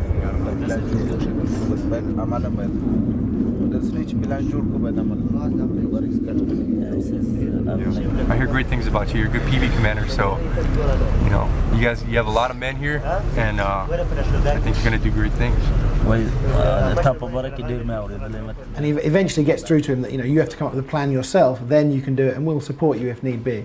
So they leave with the police commander saying, "Okay, I'll come up with a plan within a few days, and we'll do it." And a few days later, he just vanished on leave, and no one's heard from him since. No plan. Helmet on. All right, we gotta go. Put your helmet on, Saeed. Saeed, put your helmet on, brother. At another patrol base, as usual, they didn't seem to want the Marines' help or advice. You can just have your guys gather around right here, and then we'll show them what to do.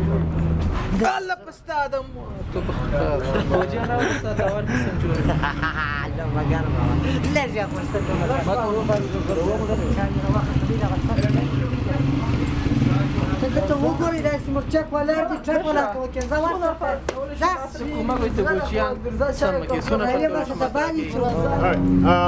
based on the sandbags that we have, that's all we got. So let's go ahead and fill those up. Once we have filled those up, like I said, 5 of you guys will filling up the sandbags. The other 5 is gonna help out, get the other one fixed. Yeah, and then we'll switch. Hey, if you guys don't want to do it right now, I completely understand that. All right, but we're here to help you guys out. If you guys don't want our help, we'll leave the sandbags. You guys figure it out. We're taking our gear with us. We're here to help you guys out to make your tower safer. That way, you guys don't get shot from all directions. All right.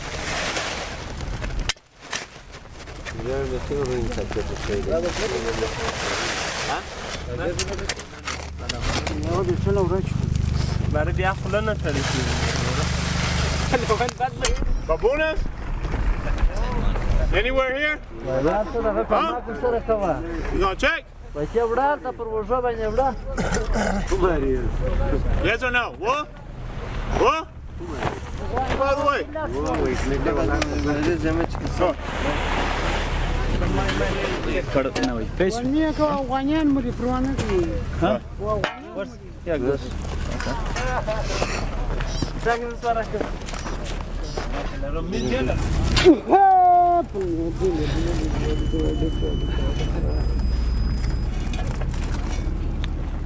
Policeman at the checkpoint was smoking weed, which is kind of normal. But 2 of the policemen filling sandbags now are out of their brains on something else. Something stronger, opium or heroin. Literally nodding off as they stand up or sit down, filling the sandbags.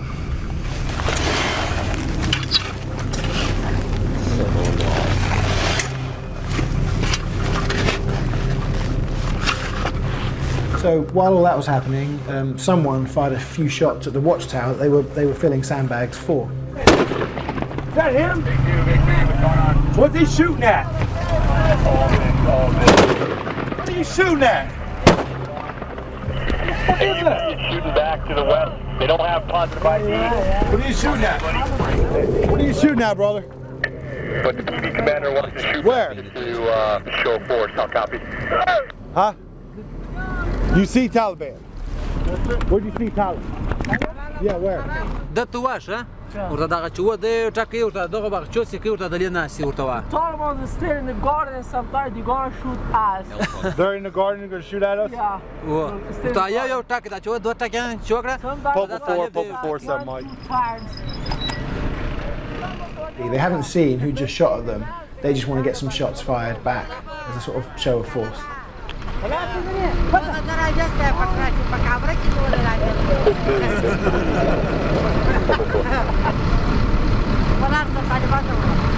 What's that? They're in the garden? In the gardens.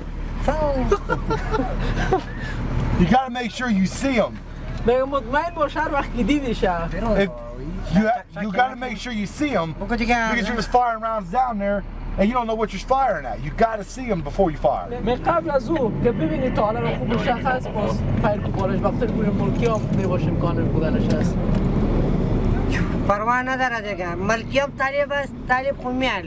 But just like I'm saying, just make sure you actually see somebody before you fire, because you don't know what lies on beyond.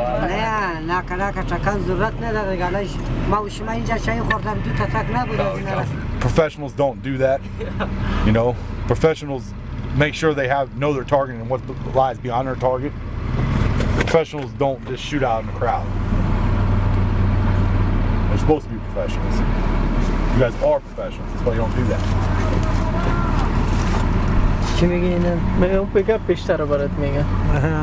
And then 3 weeks later, the deputy commander got shot right through his body and scraped his lungs, and the Marine medics saved him, and they found a bag of heroin in his pocket. So I'm sure these guys were on heroin.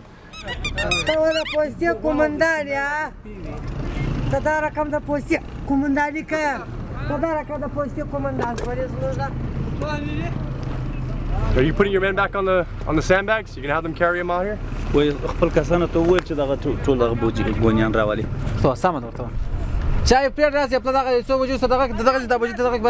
lesson of the day was filling sandbags. The police got bored of that very quickly, pulled over a car at their checkpoint and just got some civilians and then some kids to fill and carry the sandbags for them.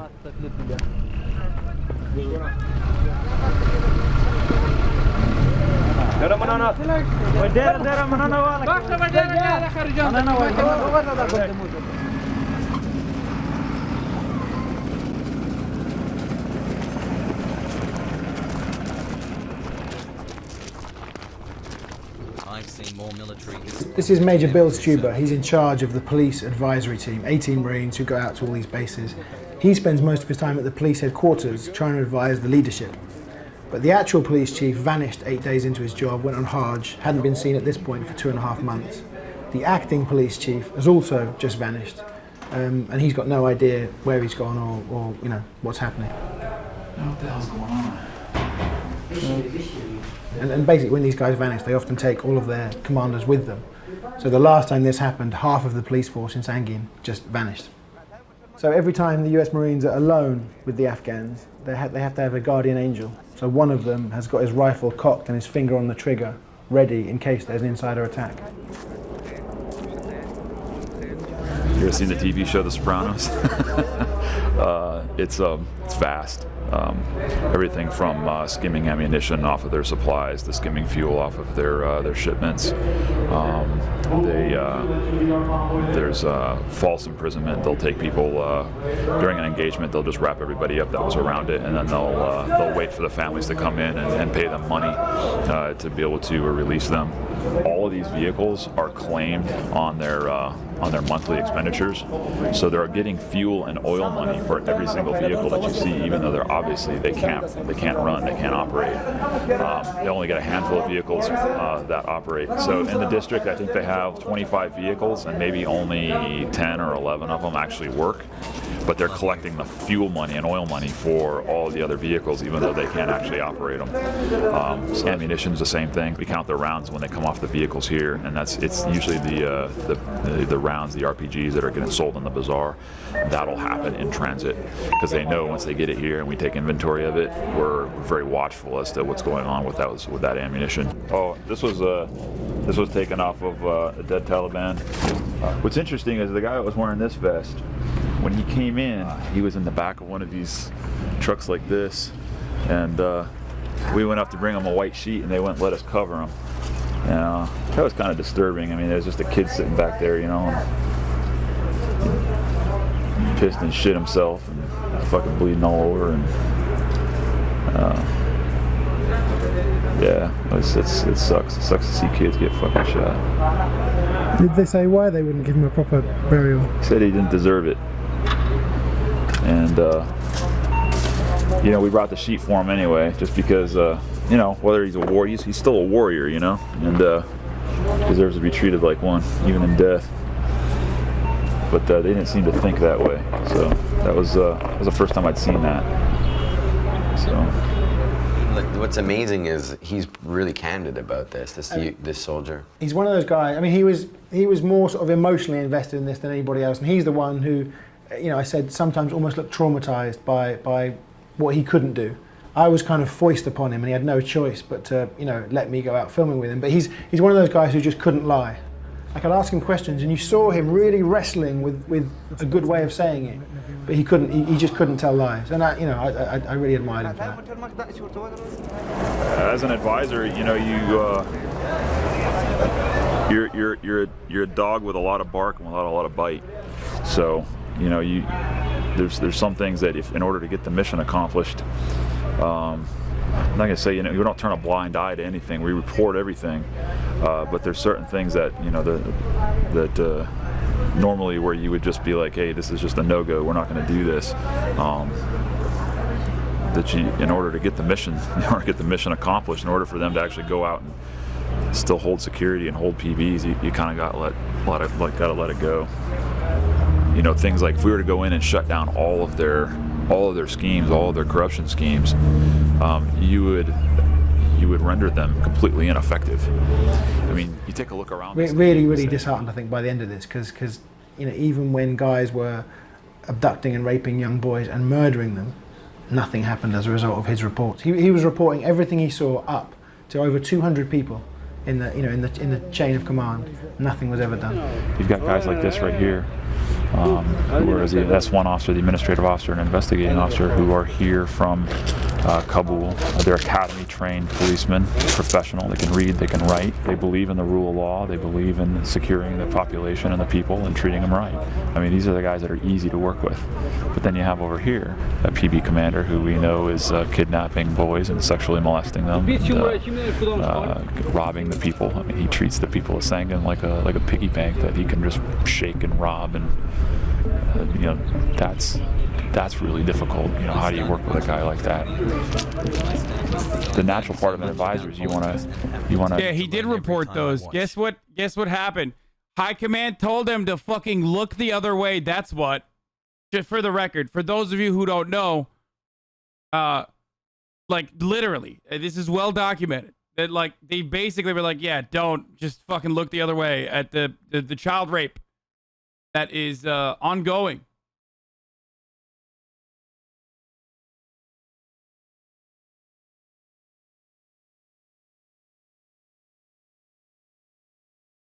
Have the most effect on things, so it's easy to go work with a professional AUP like this, but really where we need to be is working with guys like that. So try doing that day in and day out, working with child molesters, working with people who are robbing people, murdering them. It wears on you after a while.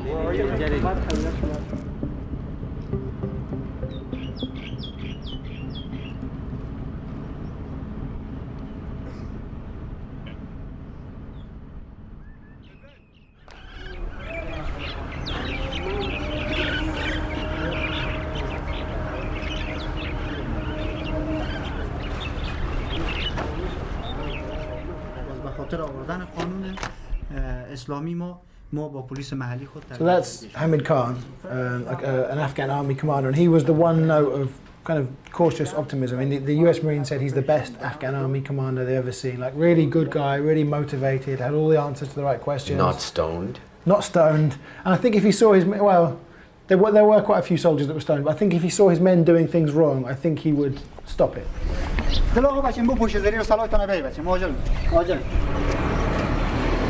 برادرها سلام علیکم.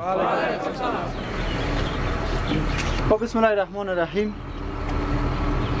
قراره که ما و شما قبلا هم آمادگی داشتیم برای عملیاتی که در منطقه به نام بیانزوی. فردا ساعت صبح وقت دیگه ما چیز میکنیم. خدا خواسته باشه بخیر. یک عملیاتی به مشترک همراه پلیس محلی ما داریم که پلیس محلی ما داخل ساحه همراه ما میشوند. زمانی که ما داخل ساحه میشیم تقریبا به 3 گروه ما تقسیم میشیم. گروه اول ما گروه مانور است. گروه دوم ما گروه حمایه آتش است. گروه سوم ما گروه ریزرو است.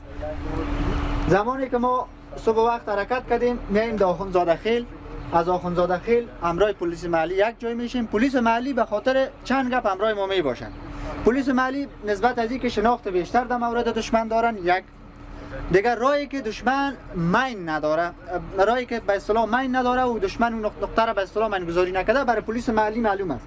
به این معنی که ما اگر داخل ساحه شویم هم با مین دشمن سر بخوریم هم با خود دشمن سر بخوریم، این ما و شما را به یک مشکل بسیار وسیع برمیخوراند در جریان جنگ. بیا خودت دوجا. آر پی جی کی است؟ آر پی جی برو دوجا برو. بیا دیگه آر پی جی. There are all kinds of other issues with the army. They're still completely dominated by the northern ethnic groups. There are very few southern Pashtuns, like 2 to 3% of the army are southern Pashtuns. So a lot of southern Pashtuns see the Afghan National Army as being almost as foreign as we look to them. Back in 2001, 2002, we could have created an actual national army, but it's an exaggeration to call this a national army. It's not a national army, it's the Northern Alliance. It's the historical enemies of the Taliban.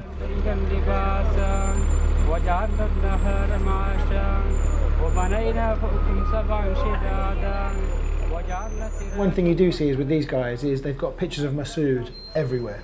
Right, who was the leader of the Northern Alliance. Yeah. But he was just another warlord like the other one. Well, you talk to Afghans, and many Afghans will say, listen, you in the West love Masood, but, you know, when they shelled Kabul, tens of thousands of civilians were killed. And entering into these southern villages with pictures of Massoud everywhere it's almost like me driving around New York with a picture of bin Laden, you know, in the window of my car. That's an exaggeration, but you don't look like the army who have come to protect and serve when you come in with pictures of Massoud and pictures of Dostum, who's probably the most brutal warlord in Afghanistan's recent history. Yeah, that's the guy that we talked about before. Prolific rapist and vice president of Afghanistan. So the thing I was gonna say is, well, one, it's top of the hour, so I'm gonna fucking run a 6-second ad break. And two, you can avoid those ads if you subscribe with a $5 subscription or with a fucking with a free one with a Twitch Prime if you want an ad-free broadcasting experience. Also, lastly, I'm 8 minutes late, but do you guys have you can use an ad blocker or VPN, but Twitch Prime is free. Do you have the TOS moments in after this? Like, because I'm sure there are TOS moments in here probably, and I'm really not aware or if there are TOS moments. But here's the ad break now. شروع جنگ اگر دشمن شروع میکنه جنگ در قدم اول پرسونل ما اول موضع میگیرن بعد از اون ترصد میکنن در مرحله سوم انداخت میکنن بالای دشمن از انداخت اضافه مهمات قطعا جلوگیری میشه رسیده عملیات ما و شما امکان داره که تا شام ادامه پیدا کنه بیش از 12 ساعت طول بکشه دشمن شاید مقاومت بکنه نشه که باز بر ما مهمات هم به سر وقت نرسه و باز موجه به کمبود مهمات مواجه شد جان مردم ملکی مال مردم ملکی عزت و آبروی مردم ملکی در این جریان عملیات ما و شما محفوظ می باشه رسیدی چرا که دست‌ها احتمال داره مردم ملکی هم باقی مانده باشه دیگه آخرین کوشش ما می باشه که ما فرق دشمن با فرق ملکی بکنیم.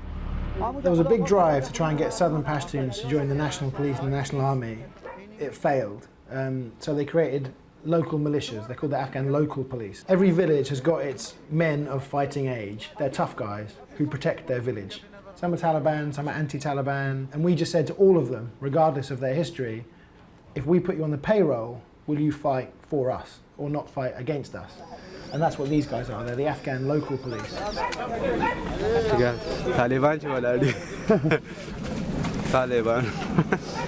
And some of the local police didn't look over 16 years old. So as soon as we start walking towards this Taliban-controlled village, they come under fire and straight away start shooting back despite not having any idea where the Taliban are. They're firing towards the Afghan local police.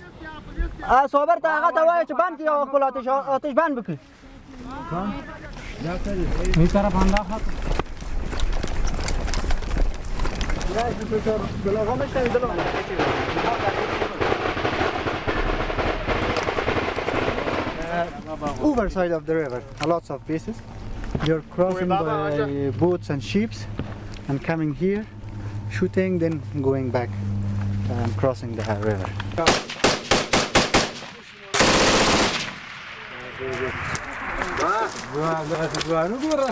So the A&A are in the first village they wanted to clear, the first village which is still controlled by the Taliban. It's incredible to think there's still a village within 2 miles of the main base in Sangin where foreign forces first arrived over 6 years ago that's still controlled by the Taliban, but they're hoping to clear this village today. And there's a village on the north side of the river which is also Taliban controlled, but they're hoping to collect all the local elders and persuade them to, join Afghan security forces, the Afghan government, and reject the Taliban and let these guys establish a permanent presence here. At the minute they're firing lots of rounds, but don't seem to be shooting at anything. Sniper.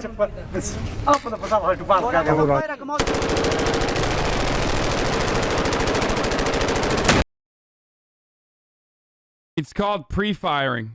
Incredibly effective technique.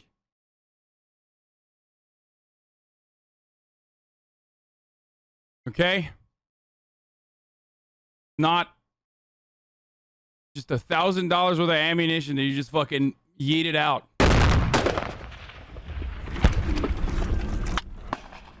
Are there enemy anywhere near that? I don't believe so. That guy who's just firing as if he's having a fit, 3 days later fled with loads of weapons, a few rockets, planning to kill the commander. Why? He defected to the Taliban.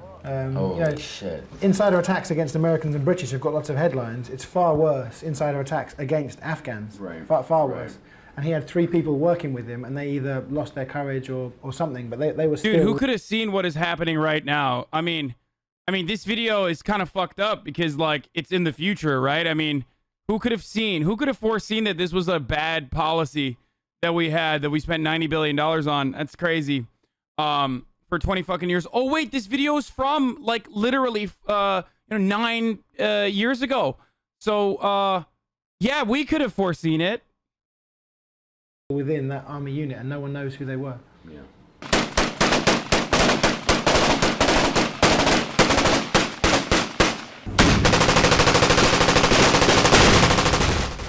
So there's a balloon in the sky that films everything. They've got them all over Afghanistan. Whose balloon? American. American. And they've got these cameras that, night vision, thermal, which mean you can follow somebody for weeks. Kind of like low-range drones.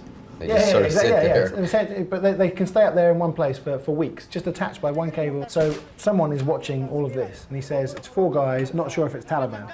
But as they were running away, one of them ran out and planted a white flag in the middle of all that firing. And it's not a flag of surrender, that's the Taliban's flag, a white flag. Oh shit. Planted that, and then they escaped.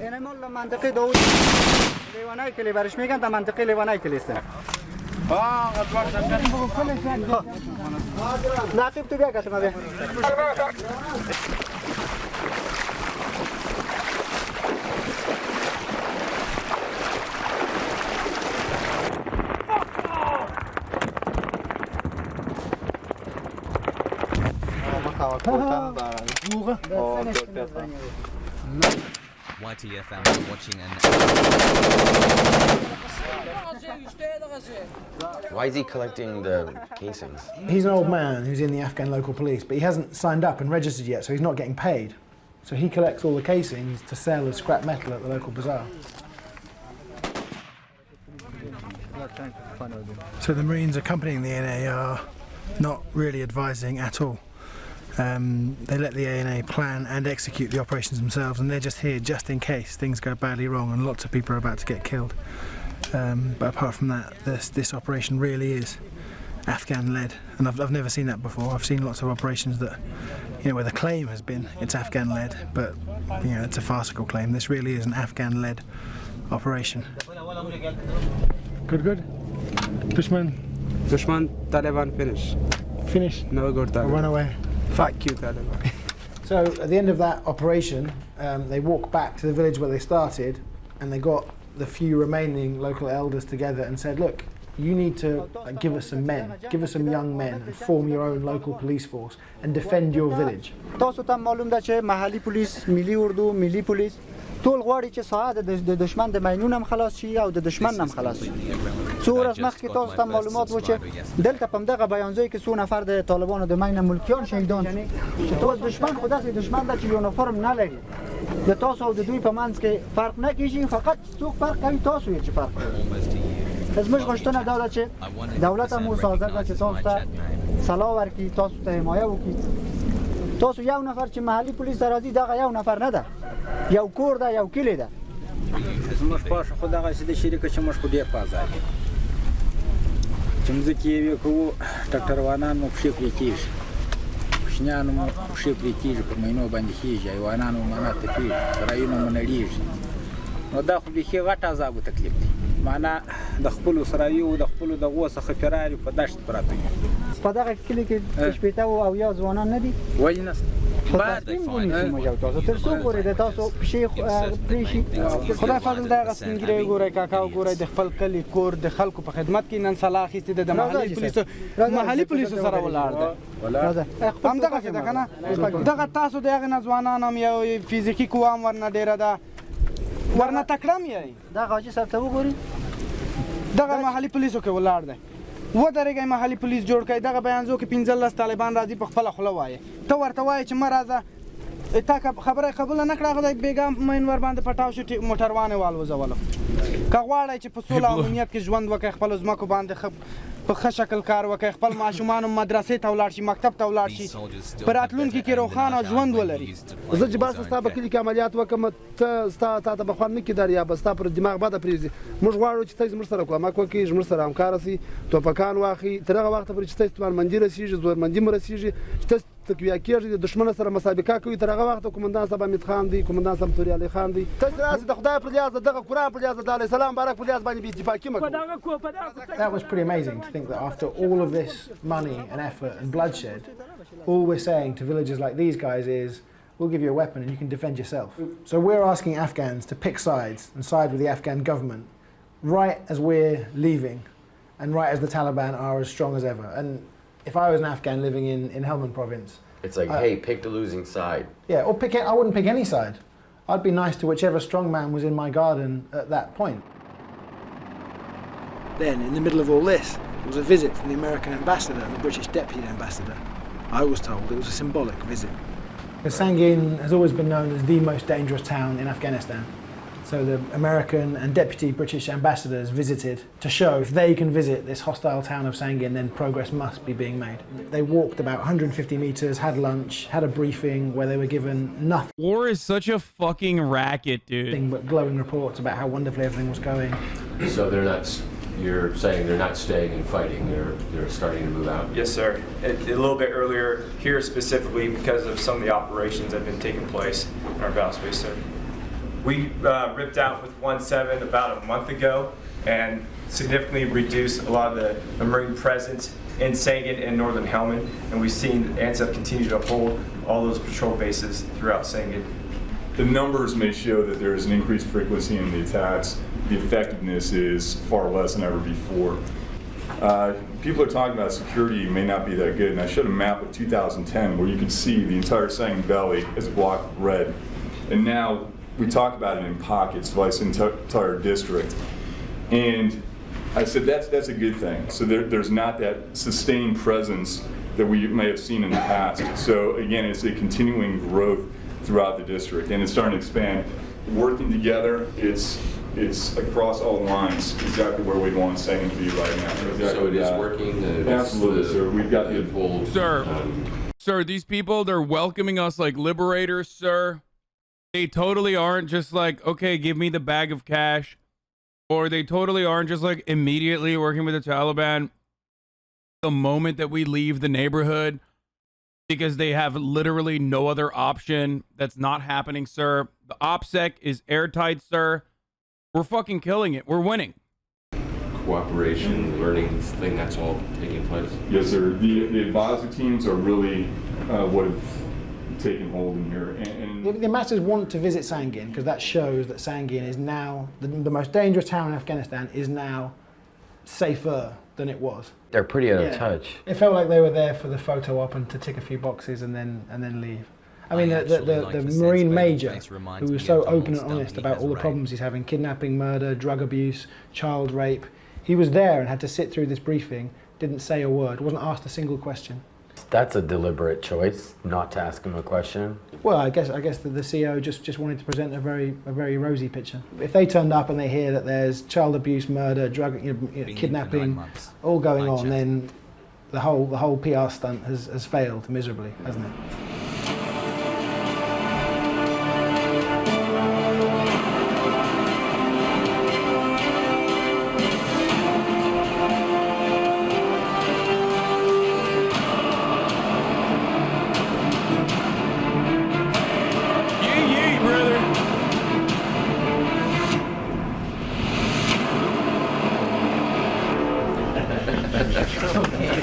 Right behind you. I don't know what supposed to say. Thank you. Thank you very much. Thank you. We're very committed to our relationship. This is a small gift of the local person. So this is a peace jirga that doesn't involve the enemy, only involves one side. and nothing was announced or decided. I mean, the idea of a jirga is people with opposing views come together, thrash it out, and reach a consensus. I'm here today to come with the chairman of the High Peace Council, Salahuddin Rabbani. He's attending a peace jirga here, an important event in Sangin, and I've been wanting to come here for some time. This is my first visit to Sangin, and I've been very impressed by what I've seen so far. And there was a time not that long ago when we promised Afghans that their country would be rid of the Taliban. What's changed? I don't know that we promised the Afghans that the country would be rid of the Taliban. We've always understood, I think, that there's no way to end an insurgency, this insurgency, through military means, especially since the leadership enjoys its presence in Pakistan. So the prospect or the job is not to rid Afghanistan of the Taliban, but to create a way so that the insurgency ends and Afghanistan is secured. The Afghan security forces are responsible for security lead over 75% of the population now today, and that process will continue until they are. What does it mean for us that the Taliban is closer to taking over? No, the Taliban has taken over. Okay, they've completely taken over. That's number one. Not here, not at this point.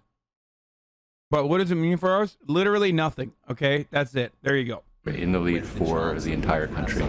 We have developed now a way to move forward that will make Afghans responsible increasingly for their own future and for their own security and their own processes, and that is as it should be. I think post-2014, we can't really tell what will happen. The door is open, as I said earlier, to a reconciliation process that will bring Taliban back into Afghanistan if they choose to take that path.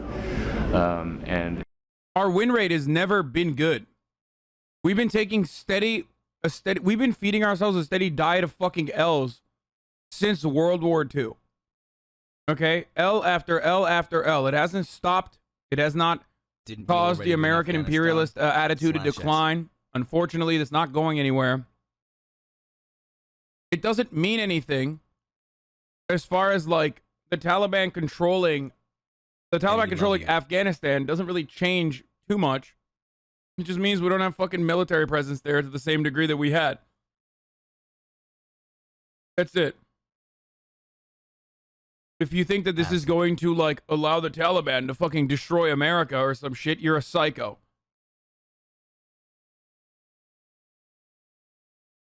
And to the people who keep talking about the opiates and hash production, you're wrong. It's not just that. There's a lot of fucking minerals on the ground in Afghanistan. They rape and keep women from school. Worse though, like, okay, they're gonna do like, first of all, that's already happening. Okay, so shut the fuck up about that. God damn, dude, like that's literally ongoing. That is absolutely a fucking consistent thing that was happening. Maybe not in Kabul, but like everywhere else. Okay, so now there's like, you know, Taliban control with 30% more rape and keeping women from school. It happened under our watch. The only difference now is that it's no longer happening under our watch where we turned the other fucking cheek. Are you pro-Taliban? No, I'm not a fucking psychopath. I don't think that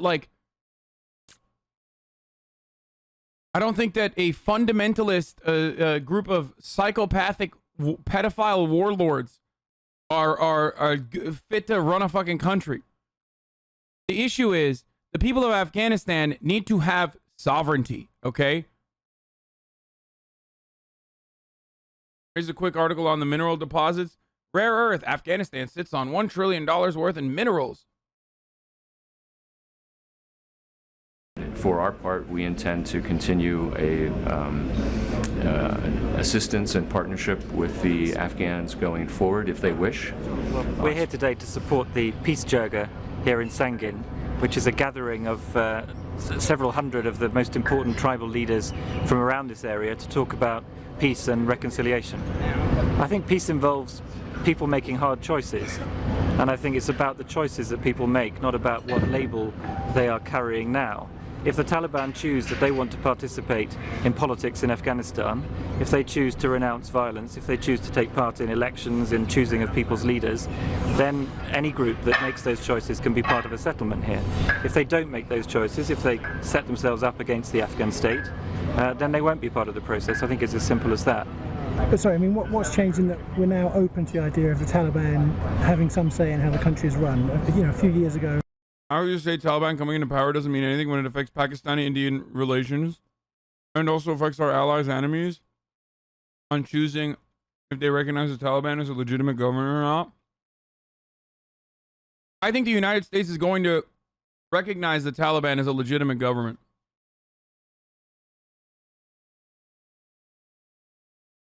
Which means all our allies are going to do the same. I think we would have said the Taliban have finished in Afghanistan and will never again control the lives of Afghans in any way. I think we've always been open to the idea that people who want to take part in politics in this country, who respect the constitution, who respect the rights of people, have a right to take part in politics in this country, just as in any other country. I think I can speak with confidence by saying that if you asked a lot of local people here who are the bad guys in this area, they would say the police rather than the Taliban. How can you change that perception in a fairly short amount of time? I'm not sure I agree with that perception, Ben. I think, again, talking to the Marines who are here, who are out on patrol with those policemen every day, they say that the attitude of the Afghan population here in Sangin has changed hugely over the last few years. Yeah, that's why everyone was like, oh my God, I can't believe they surrendered their weapons to the Taliban. And some people are even welcoming them outside of Kabul. And then at the end of this briefing, the helicopter out was delayed by an hour and a half. So I said to them, go and talk to Major Stuber for now. Just say this won't affect your career, but go and speak to him and tell him, ask him to tell you what's really going on, just 200 meters down the road. And they said, oh, he wouldn't be open and frank with us like he is with you. And they went and had a cup of tea with their bodyguards instead. Walked back, got in the helicopter and left. But you literally walk 200 meters out of the main... Whoa.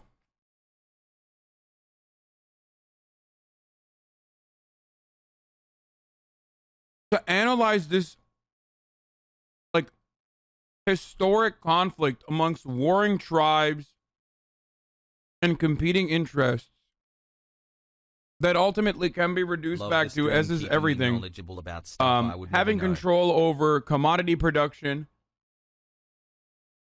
and reducing it to, like, the most incredibly narrow,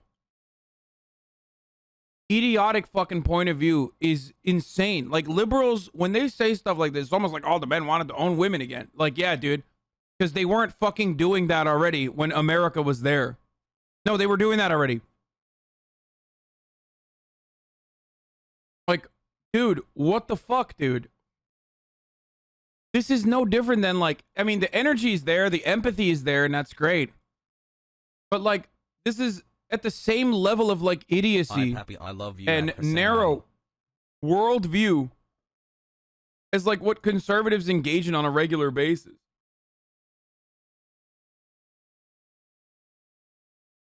They see us and this as a foreign invader.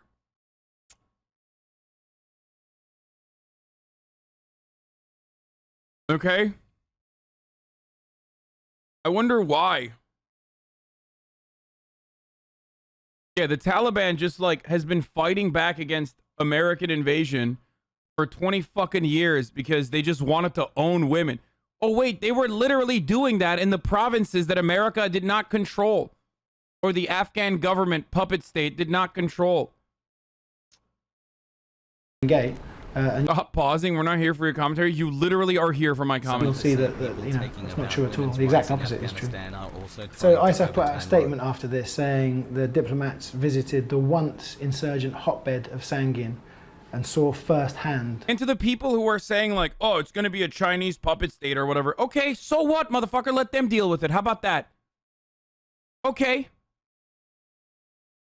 I'm sick and tired of people being like, oh, well, what about China? Okay, dude, then we got to fucking do more murder, I guess.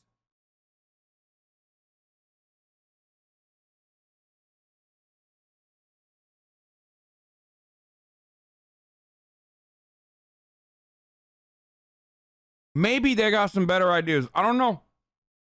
I don't think so. But it can't be worse than what we did for the past 20 fucking years. the progress being made there, which I think was the point of going there, really, not to actually talk to guys like Major Stu. It can literally be just as bad, these guys are, or maybe marginally better, officials. But it can't be the worse. British This are is very literally proud the they worst. created this local council, elected by 2,000 residents of Sangin. But I spent a whole day with them, and not one of them had a single good thing to say about what we've achieved there. د ځان دغه کې چې د تلفات کم سي او د مشکل کم د زمر سره وعده کړ چې په څورسه کې به موږ د دشمن جدي باس بیا به موږ ځو او دشمن هغه روغ پروت دی نو زمر په لسانه په هغه وخت کې د بیل زیات موږ پوهیږو چې زمر په لسان ته مرګ جوړ لاګو خدای پروژې چې دوی کړې دي دغه مصرف چې دوی کړی دي د دوی مصرف هغه اندازه چې دوی لګولې ده هغه د ولس په ګټه سلام یې سم نه د کار سوی یا کانټراکټ ولا وړي دي یا خنده وړي دي یا بل وړي دي یا بل وړي دي دوی چې راغلي په افغانستان کې و دوی راغلي په افغانستان کې مطلق یا د خودلته کار China is committing genocide? What the fuck is this take? Will change your pro-Taliban stance. What?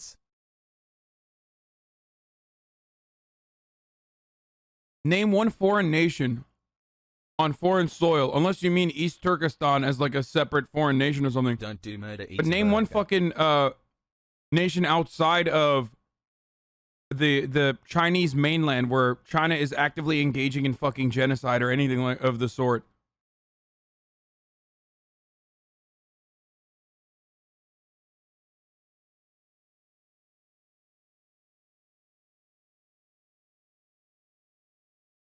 Africa? China's doing genocide in Africa? That's crazy. The nation of Africa, one. Appreciate your pauses. China doesn't do external genocide. They do cultural genocide internally. That's it. And we know a lot about that. Personally. You know. This streams takes when there's more than 30k viewers. Yeah, I mean, this streams takes when there's any kind of fucking conversation about China. Taiwan, they're doing genocide in Taiwan? Oh, wow, that's... indirectly to North Korea? So you think China is more responsible or more at fault with what's going on in North Korea than the United States, which currently holds it under a strict embargo outside of and restricts foreign trade? So the only country that allows North Korea to trade outside of like Russia is responsible for how fucking their situation. 9 months hassle. Yeah, like United States to the Native Americans. Yeah, 100%. I agree with that.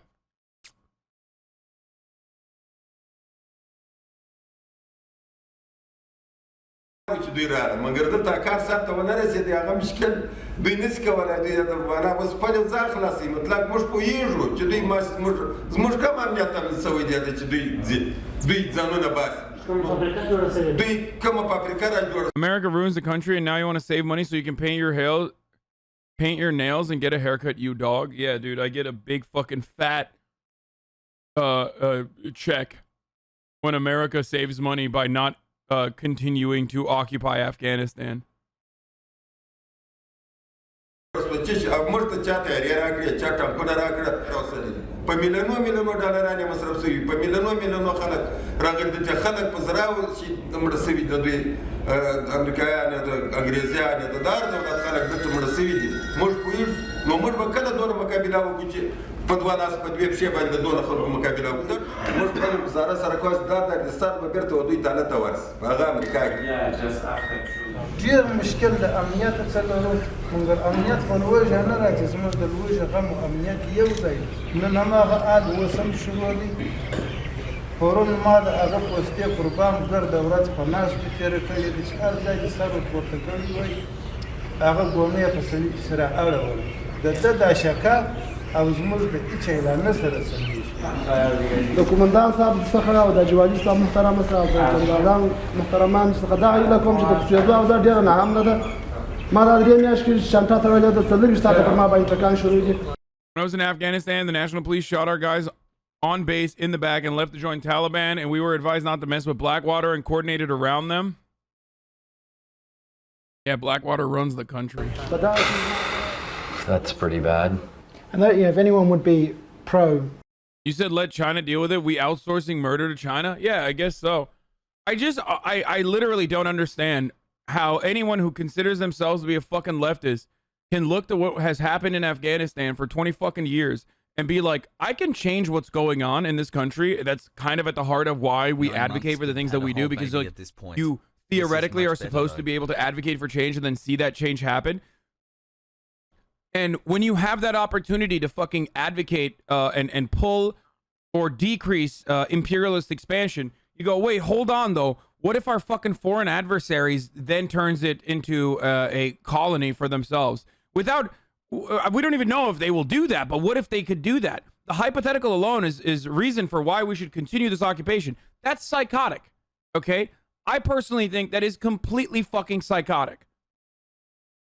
So that's why I said, yeah, let them try. Let them fucking try to deal with it. It's not going to happen, but let them try to deal with it.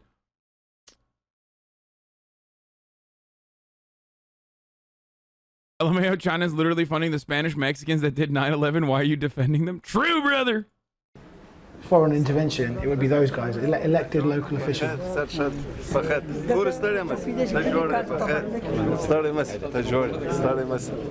that briefing had happened, Major Stuber knew that 3 young boys had been shot dead on police patrol bases. All 3 of them were Chai boys. So young boys who had been abducted by the police commanders and were used as servants. They served tea, but also sex slaves. They're raped by the police commanders. And you see them on every base. You see several boys, sometimes in uniform, sometimes not, but 13, 14 years old. It's very common practice there. 3 of them had been shot dead by the police, 1 possibly by another Chai boy, nobody's quite sure. And he's just found out that a 4th boy has been shot at point blank range in the leg for trying to escape. And I was there, so he let me follow him to meet the acting police chief and confront him about this.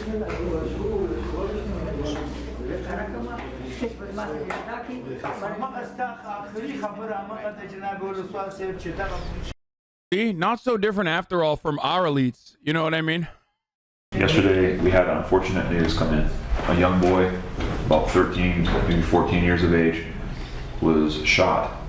Now, there's a couple of things on there that you and I have talked about. We've had all the PV commanders in this very room about having young boys and civilians on PVs. I have mentioned it more than 20 times. I know. Why was there a boy on that PV? What did that commander say to you?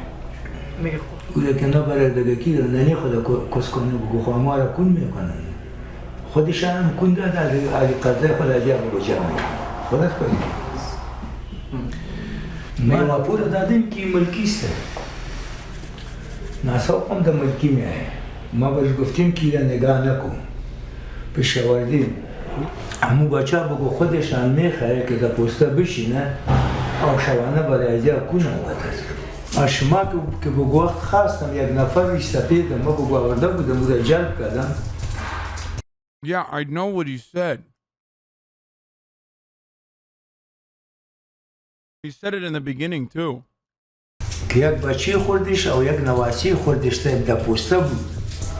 ما برش میگم که نواسه و بچه تا ببر برایت خدا ما را پیشش خلاص کو اگر بذات خدا تو را بندی میکنم ما را میگم ما چطور کنم که میبرمش پس نه. He's saying the boys want to be there.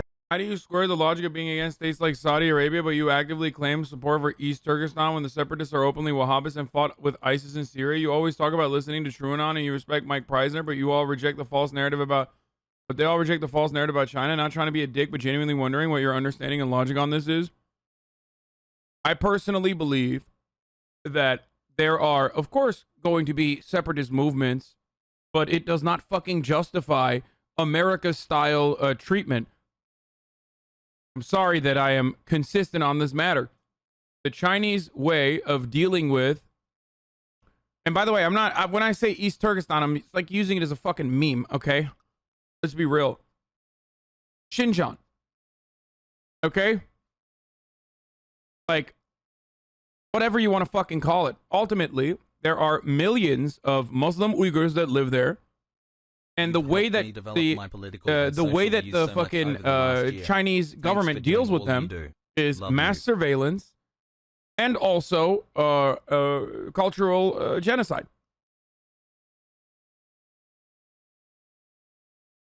Like, are there Wahhabists? Certainly.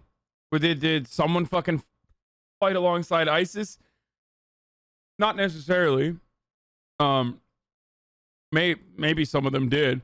I know that they are also Turkish forces there too. And I think that's YPG automatically says like, oh, if you fight against them alongside the Turkish military, that means you're probably pro-ISIS. So I can see why Brace would have that approach, considering he literally did go out there and fight there.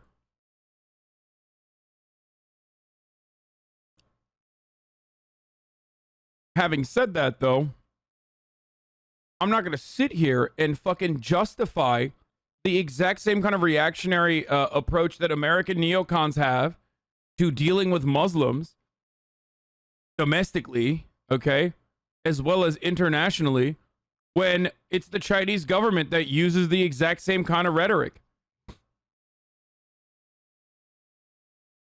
Like, that's so fucking silly, dude. You literally wrote that. If only you fucking changed some of the words. If only you changed, like, I don't sit here and tell you, like, they're stealing the organs of Uyghur Muslims, like a bunch of fucking liberals who, like, lose their shit. Okay? Or you're crazy.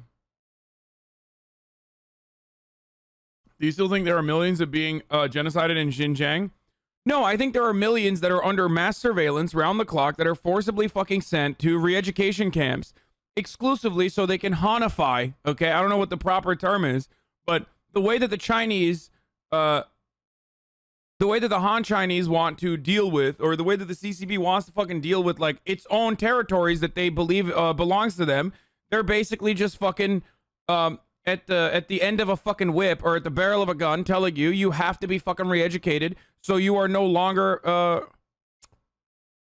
what do you call it? So you are no longer like in any way, shape, or form Turkic or Uyghur or a Muslim. Now you're gonna turn around and be like, oh dude, what the fuck? There's actually Muslims though in other parts of the country. Yeah, there are. Okay, what of it? It doesn't matter. They're not allowing it to happen in fucking Xinjiang. Okay, sorry.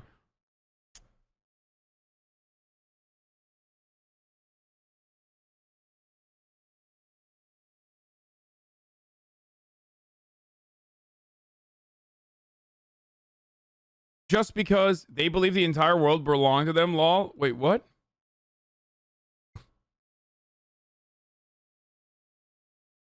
The Taliban is a beacon for Middle East progressive movements? Dude, what is going on? Do I have like CIA agents in the chat or something? They're like writing stuff to make it look crazy in here? Motherfucker said the Taliban are a beacon for progressive movements in the Middle East, dude.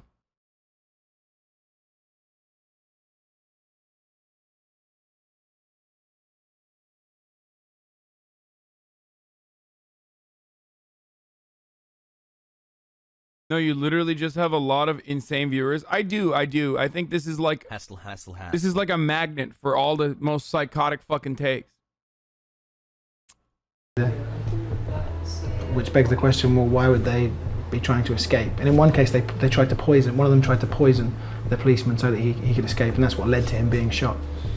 We cannot have children in PDs. We can't have children even wearing uniforms like this one was yesterday. It's against the law. ما کدام تردید ندارم در رفتن موتون ولی موضوعی تو است که موتو در جلسان برش گفتیم. Dude, I don't know why people constantly fucking send me these like insane weirdo sources like, oh, it's all Adrian Zenz, it's all Adrian Zenz. Really, dude, it's that fucking hard for you to believe that a global hegemonic power that is literally competing against America and possibly might overtake America is behaving in a way where they want to create an environment of cultural assimilation amongst a group of people that they consider to be separatists? Like, really? That's that hard for you to comprehend? Like, it's all fucking propaganda? Are you psychotic, dude? Are you literally insane? Of course they're fucking doing that. That's what big superpowers do. You have to be a fucking delusional, brain-dead moron to unironically consider this to be like that far-fetched. That's not genocide, though. It absolutely fucking is. If you consider it's what is going on with the indigenous population in Canada, or what's going on with the indigenous population as far as cultural assimilation and forcible cultural assimilation to be genocide, then you have to fucking say with your chest that what's going on in China is too. That's nuts. And I even say cultural genocide, which is a fucking UN definition, rather than like full-blown genocide. Sure that, you know, those people who are being subjected to that probably don't feel the same way.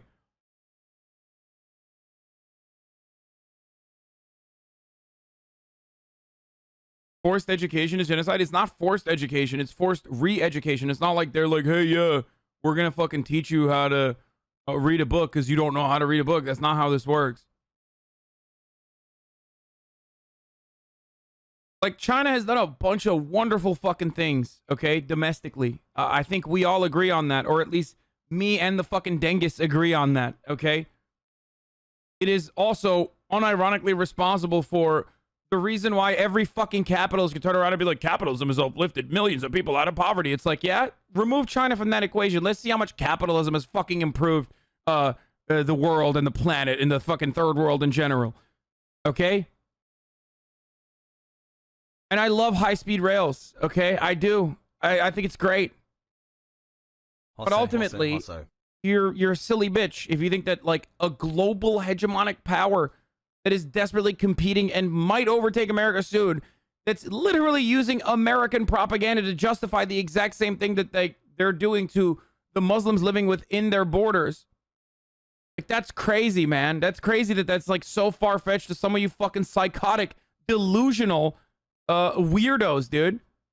Like, do I believe that the Western media routinely propagandizes every little thing? That's why there's a different designation for labor camps when it's in North Korea, but like, we house 25% of the entire planet's literal imprisoned population, and we're subjecting them to work, and slavery is legal in our Constitution according to the 13th fucking Amendment. But also, we are not doing it in labor camps. We're doing something different. We're mass incarcerating people. Like, I get that, okay? I get how it's different for Americans. So why the fuck do you always behave like an American hog would, but for fucking China? Jesus Christ. Just keep going. The postaki miru. Tepla put me kon. Ma khudema, ma baymi pama. Ki kuni mardom aslan da kharab chishim daran. Ba yak dapau do dapau 20 dapau 100 dapa namiشه که ما برای میگیم که تپلا را نگاه نکنی کونی را نگاه نکنی تپلا نگاه نکنی ناسوق نگاه نکنی سر از اون که دیجو برش گفتم میشه ما دا پوستر رفتیم پیش ما تپلا پد کرد. So this meeting went on for an hour and a half, 2 hours, and as you can see, he's not interested in stopping this practice and doesn't really seem to think there's anything wrong with this practice. Let's do this. Let's get together and go out there and get these kids out of these PBs and get them back to their families. We'll go in there early in the morning. And we'll start going from PB to PB to PB. And if they've got kids in there in the morning time, and we know that they've probably stayed there overnight, we'll free the kids and we'll arrest the PB commanders. Eventually, maybe to wrap up the meeting, he says, okay, I agree, we'll go out, we'll do a raid first thing in the morning, and we'll arrest these commanders who are keeping child boys. So Major Stuber thought he'd made a real breakthrough.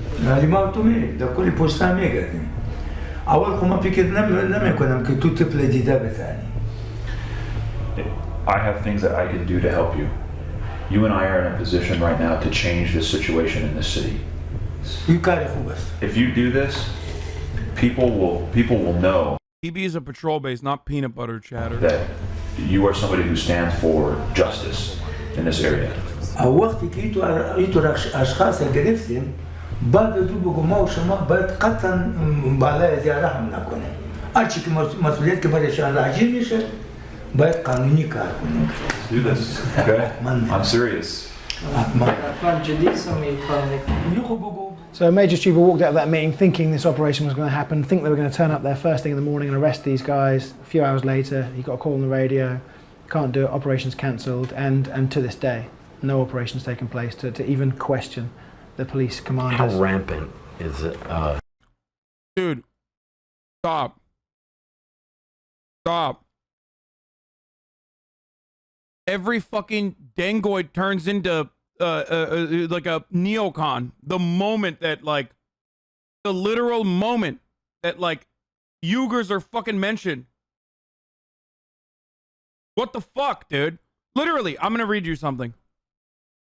I mean, I think there is context to consider here. There were numerous terrorist attacks and stabbings occurring in the region from a growing Islamist presence.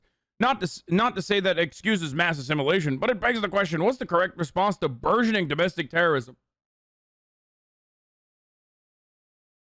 Thank you for not mentioning, Uyghurs. So it made it much easier for me to literally just read out what you wrote and be like, that's unironically what the fucking conservative rights argument is against Muslim terrorism in this country. Yeah. Patriot Act, which is what China did. This chai boy. One of his men who is less cares less about this than he does, said to me, try finding a police commander who doesn't fuck young boys. You don't even have the balls to say that Armenian genocide didn't happen. Are you afraid of Americans canceling you? I admit that the Armenian genocide happened because it did happen, you fucking idiot. That's it. That's literally the reality.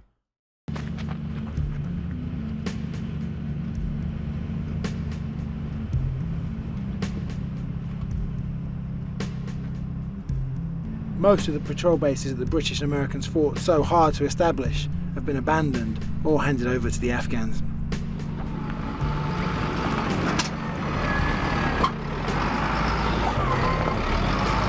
You're reading Turkey's stance on Kurds word for word?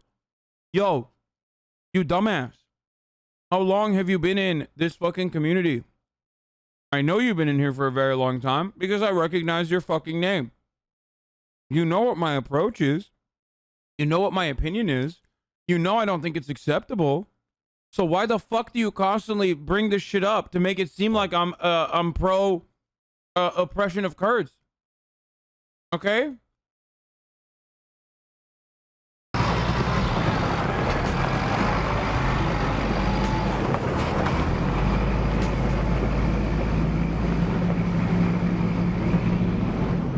Major Stuber gets he's bolstered because the actual police chief has returned, a guy called Gully Khan, and 8 days into his job as police chief of Sangin, he had just gone on Hajj unannounced and disappeared for 2.5 months. He'd been accused of keeping chai boys in the past and been accused of corruption, but said he's come back a new man, and Major Stuber really thought he could make a difference. There's been some things going on here. Bro, he went to re-education camp. Since you've left that are really driving a wedge between the police and the community. The biggest one coming outside is that thus far you've had 3 children, young teenagers that have been shot by PMs. All that has happened within the last 3 months. There was one boy killed in this PHQ. There was another boy killed with a PKM across in Cache de la Rey. And we just had a 13-year-old boy shot through the leg at Sagarkat. And there's a 4th unconfirmed report of a boy who serves tea up at Shamshir Char. There was a fight between 2 PBs, and the boy that they were fighting over, we have reports that he was shot in the face and killed. We definitely have to focus on these because you can do 100 good things and then have a policeman go and do something like that, and then the community, all they focus on is the one bad thing. So I know that's an uncomfortable issue, and I know that's nothing that you would ever allow to have in your PBs, but that's what's been happening here in your absence.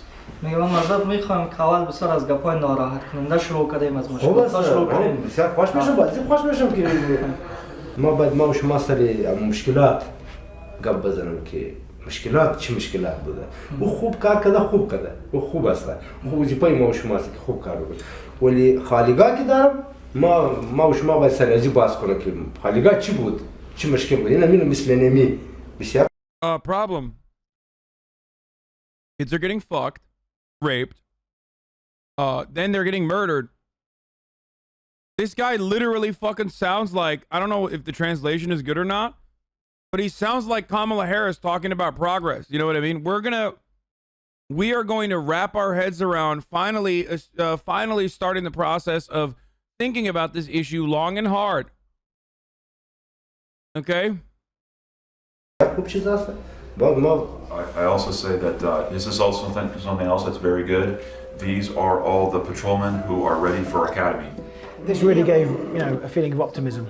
He was sending 20 men off to Lashkar, the provincial capital, to get proper training. They were going to come back professional policemen.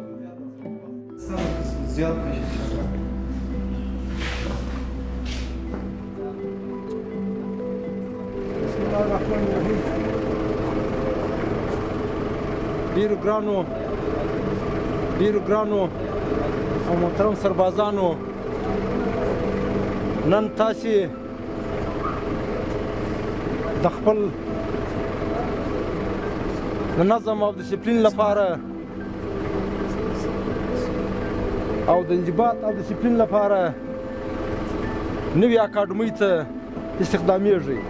شکر دی تاسې ټول داسې نوي ځوانان یا چې په تاسې کې زه داسې څوک نه وینم چې هغه دې یا کوچنی وي یا ضعیف وي. دوستانو، اکاډمي ویل زموږ ستاسې دپاره ډېره ګټه لري. تاسې چې هلته اکاډمي واسو استادان لرئ، د خپل استادانو درس ته غوږ ونیسئ. تاسې یو څه زده کړئ، د دې دپاره ته ځئ چې هلته یو څه زده کړئ او بیا دلته راسئ، خپل دغه وطن د دغه خپلې ولسوالۍ دپاره په ښه توګه خدمت وکړئ. د دغه ځایه څخه چې ډېر په نظم، په ډسپلین، په پټه خوله د چا سره کوم جنجال مه جوړوئ، د چا سره کوم مشکل مه جوړوئ. تاسې دې دپاره چې خپل درس ووایاست. نو ستاسې څخه مې توقع ورزو دا. I swear to God, after watching an hour of this, if you still think like, one, we should stay there, and two, oh no, like, what if China goes there? I don't know what to tell you. Other than the fact that it's the ad break that's coming right now because it's literally 3:59. That is one thing I will tell you. Another thing I will also tell you is that if you no longer want to see the ads, all you need to do is subscribe. You can do it for $5 or for free with a Twitch Prime. If you want an ad-free broadcasting experience, of course. Also, on top of that, you can use an ad block or a VPN. China will just build roads in Afghanistan or something to fuck over America. They're going to send in like 1 million fucking Chinese people to go live in Afghanistan, build roads, and like already they're speaking like the regional dialect and shit, okay? I ship Kevin Abstract and Hassan Piker. I don't know if Anthony Fantano knows I'm straight. But anyway, dude. Oh shit, what was I saying? Oh yeah, I was gonna run the fucking ad break first. Twitch Prime is free though. Here's the woman ad break now.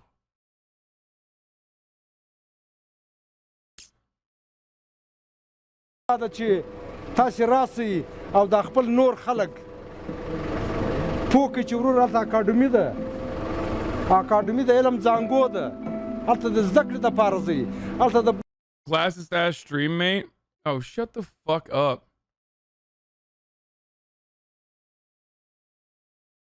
They give you like 11 different ways of fucking avoiding the ad. Shut the fuck up. The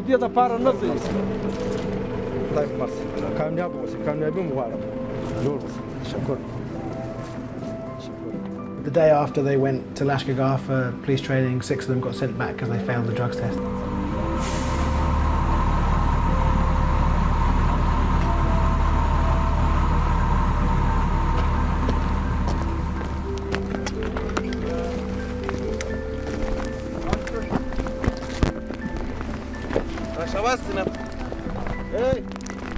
So that was a Marine sweeping the ground. Sweeping the ground. Behind the dudes walking. Yeah, which sums up the situation perfectly there.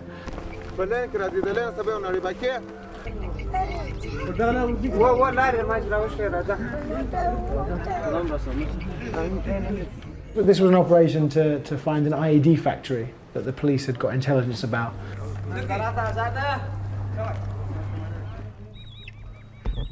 It turned out to be a derelict building with one old Chinese rocket hidden in the corner, which they got out, and then Guli Khan arrived to give a speech to the local elders his message was pretty amazing. دغه خلک چې دلته ناست دي یو لا ولاکه دوم سړی لري څنګه دوم سړی چې دوی دوم سړی تر شا لري یا د طالب سره لري یا ستاسو حاجي صاحب هغه خبره ما نه ده کړې چې ستا دي هغه خبره زه نه کوم داسې درته وایم دا ګرده یو سر خلک دغه چې نن تاسې راګرځولي دي دغه چې دلته ناست دا ګرده یا مستري دي یا دلته په بازار کې کار زه نه وایم همداسې دی شی نشته دلته اوس موږ څه وکړو زموږ به خولې ته ولاکه انسان لا وګوري زه نه وایم خو د دغه څه مسله لښکر نه جوړېږي وایم دا خورا لښکر نشي جوړولی ما خبره بېرته پر ځای شوله چې ما درته وویل چې په دې شاله کې زه انتفاق نه وینم په هېڅ او خو نشته نو ولې نشته یو د میرمندو پروت دی یو د دغه کلاګر راغلی دی یو دغه په قومو به جلا یې په اسلام کې خو به جلا نه یې یا په قومو سره جلا دي په دین په قومو به جلا یې اسلام خو به یو اسلامي یو اسلام یو ورونه به یاست نو بیا قومونه څه معنا لري قومونه څه ګټه اوس دا خبرې دي سهار چا چاوې خوړلې چا نه خوړلې روانې ګرده خپل په خواري اخته دي دا ټول زموږ تر سیاسرو تېره زموږ پر مومن تېره دلته زموږ په کور کې څوک نشته نه ولاکه و طالب ته وایاست نه ولاکه و تا ته ته ځې بازار کې 500 روپۍ ګټې وایي حاجي صاحب 500 روپۍ په بازار کې ګټې مزدوري کوي مګر عاجزه دې غورځولې ده کوچنۍ دې غورځولې هغه څوک راځي په کښې جوړېږي It's kind of really pathetic and fucked up. And I mean, aren't these people just like exhausted from years of this shit? Like, but that's why they're not going to pick sides. That's why they're just going to like try and have a quiet, easy life by being nice to whoever is in their backyard day to day. And at the minute, these guys and certainly us are leaving very soon, and the Taliban aren't going anywhere. No, so the idea they're going to stand up to the Taliban on their own is ridiculous.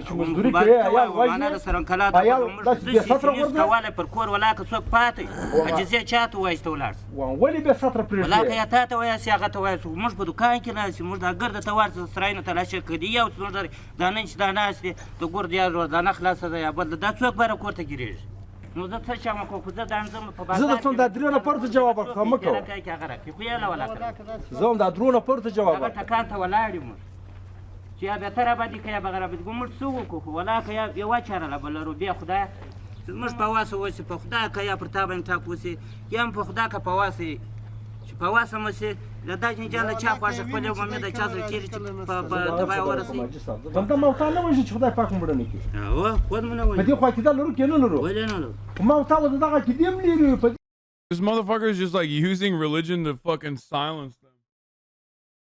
Like, come on, bro. We're all fucking Muslims, bro, right?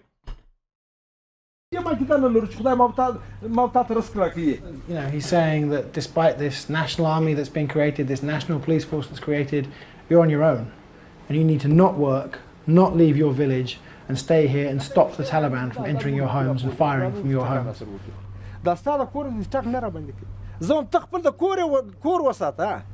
زه نه درته چې دا وطن مال وساته زه نه درته چې ما سره توپک واخه زه نه درته چې ما سره درشي واغونده زه درته دا خپل ځان وساته دا خپل زوی و دا کاز و وراره و دوست کړ ته مکه وروره مکه بالا بس تر څه وخت نه دی ټک د غم دی یو کوشنۍ تا په څه تکلیفونه رالوي په څه خوارۍ رالوي څومره مصرفونه تکلیفونه ځان وړي مګر یو مرمۍ را څه خوږي Supposedly the police and the army are there to protect these people from the Taliban, or at least drive a wedge between the people and the Taliban. And he's saying, defend yourselves. اوس خو به چا زما عسکرو چا تکلیف نه وي درکړی کې څوک والي کې چا ته سپکه کړي کې بله کړي ما ته ووایه چې دغه سړي ما ته سپکه خبره کړې موږ سپکه خبره چا ته نه کوو وظیفه مو ده کور هم تلاشي کوو اشتباه لرو باندې کور هم تلاشي کوو زه هم تلاشي کوو که ټک را باندې وسو ټک هم پر کوو مگر چا ته تکلیف نه ورکوو تکلیف دپاره نه یو Do you think any of them might be Taliban as well? Yeah, I mean, yeah, it wouldn't surprise me at all. The Taliban aren't this outside foreign evil force that have come in. The Taliban most of the Taliban fight allegedly within walking distance of their homes. There's always some Taliban there, always. The North Sanoa, Masha.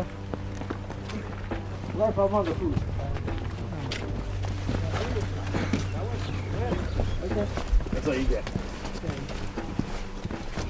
This was the third Afghan army operation. As the other dude also mentioned, like, part of the reason why they're fucking popular is literally because the previous warlord, the previous pedophile warlord in certain areas like this one, like the areas that these guys are in, would have been purged by the Taliban. You know what I mean? So it's like, all right, well, like some people see him as fucking liberated. 1 year, Hassie. You should come to the No. That doesn't make what they're doing correct. That doesn't make them good at all.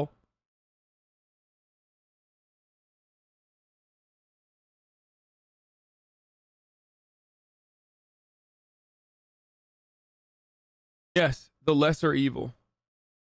That I followed, and it was very tense because the guy who I pointed out earlier, who fled with loads of weapons. Yeah, the guy that was firing like crazy. Yeah. One of Hamid Khan's men was arrested a few days ago with loads of weapons and a lot of ammunition. And he was planning to kill a number of the Afghan soldiers. He had 3 accomplices who didn't flee, and no one knew if they were still planning on doing it. Double agents or... This day was, you know, everyone was really even more than normal watching their backs. So everyone's on the lookout. If you think that he's starting to hold his soldiers back because we're here... He keeps saying Taliban bad every 5 seconds. Because no matter what the fuck I do, and say, there will always be people that are like, I can't believe you're just like literally standing the Taliban. Like, I can't believe you.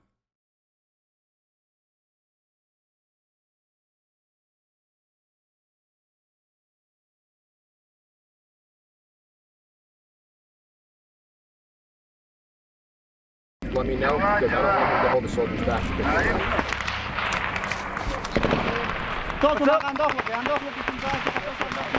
از نقطه میانرودی انداخت ادامه داره، دشمن هم انداخت میکنه، بگو پرسنل ما انداخت دارن، پرسنل ما انداخت دارن. دیگه تیمی که پیش است، تیم پیش ما زیر آتش است، تیم بعدی که تیم حمایه است، او از تیم اول ما حمایه آتش میکنه.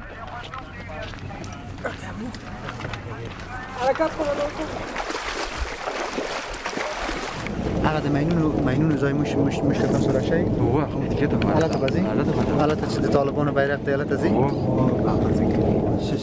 In this operation, they've got 2 local informers who they've dressed up in army uniform, put balaclavas on, actually gave them weapons later on, and they're sweeping through a village and they just point out who they say are Taliban, and those guys get arrested. فقط یو سو پښتني په خاطر تاسو بوش سره راځي بیا بقاس ته خاطر کومندان صاحب دا کومندان صاحب خپل پر زاده سره زموږ شرم دی په خدای شرمنه داخل گذار یا قانون مراتبم دا اوس چاته ته وایي فقط تصمیم یک سرباز بگو که اون سرباز متوجه نمی باشه یه باید پتای تکشین کومندان صاحب شته سلاس برباز دادم دا گروپ سره تزی 2 نفر دیگر هم گرفتن.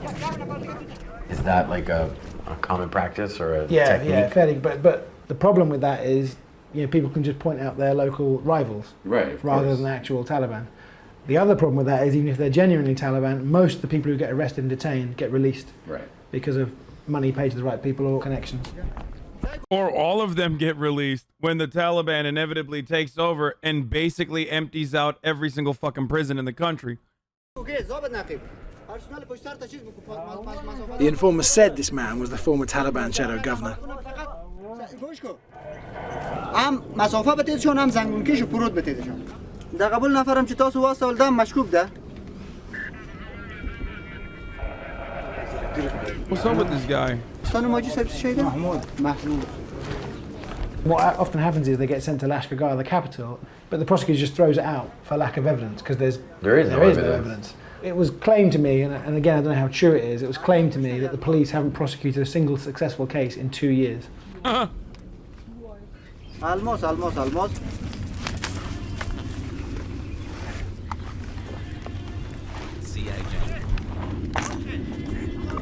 So we've now got to start walking in the footsteps of the man in front of us, because this is the first band of IEDs that the Afghan soldiers have to walk through to get to the village.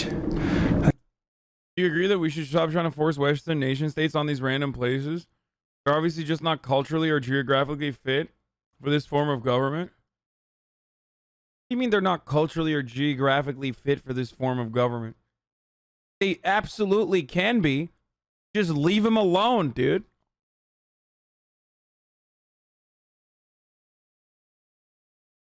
Yo, liberals are so weird.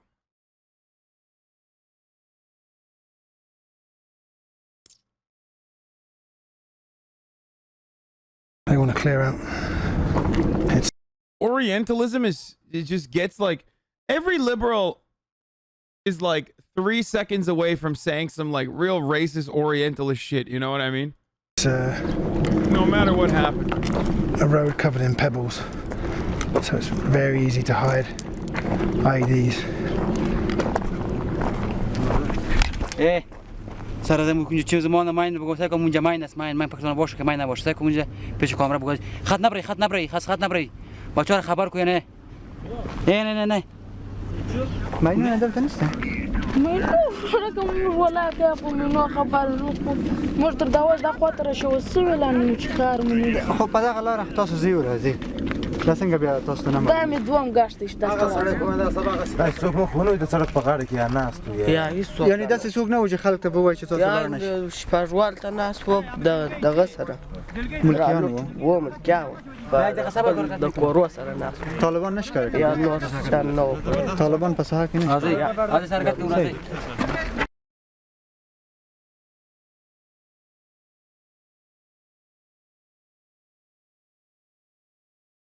I want to show you guys something. The golden age of Afghan history. The era between 1963 and 73.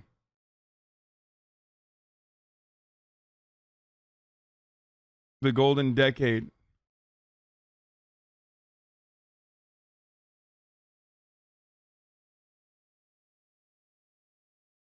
Pog. Now, don't get me wrong. It wasn't the entirety of Afghanistan that had this kind of attitude.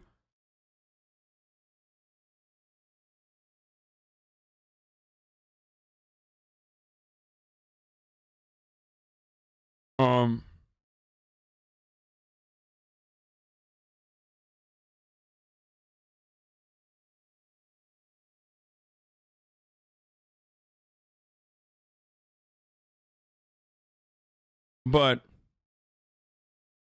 ultimately,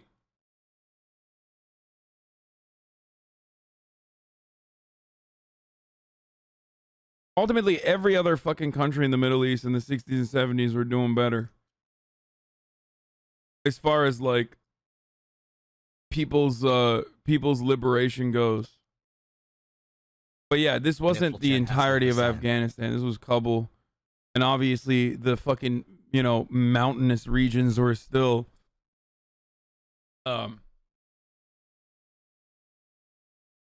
Kuma's weird champ. The mountainous regions were still like repressive. But it's the same with Turkey. Like Turkey used to be less religious than it is now, or at least the way it presents itself now. A lot of the religious people in the country, a lot of the religious people in Turkey literally fucking are more religious now than the way that people used to operate back in like the 60s and 70s. Sure, people, you know, covered their hair in villages and stuff like that. But never to the same degree of like wearing full-blown burqas and shit like that. And for a lot of and the same is consistent in like North African regions too. North African nations too, because unfortunately with imperialist expansion in the region, there were a lot of reactionary people that were able to utilize the growing hatred towards the West as a way to, you know, destroy, squash secularist attitudes. Do you see what I'm saying? And I don't care if people want to wear the hijab. Don't get me wrong. I don't personally give a shit. But the irony is that, like, there were people who used to, you know, cover their hair and whatnot, of course. It's understandable. It's a part of the religion. And it's up to every woman if they choose to do so or not. Right? But burqas are, like, ridiculous. Like, you are incredibly restrictive. You are ridiculous. You are absolutely being a fucking asshole. And even in the Ottoman days, like, it was, you know, it was never as aggressive as it is now in, like, Istanbul and in other places all around the world, in, like, a lot of these Muslim countries.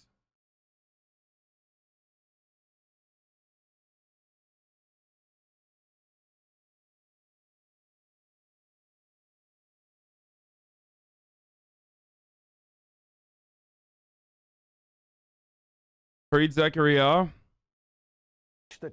Wait, Fareed Zakaria had a good fucking take on withdrawal? Wearing the hijab was literally forbidden in Turkey. Why are you defending that? It's not true. Wearing the hijab was not forbidden in Turkey, dude. Wearing the hijab in public places, like in public office, was forbidden. Motherfucker. Under laïcité. Yes. But it's not like it was fucking forbidden if you want to wear it, like, when you're going to the goddamn bazaar or some shit.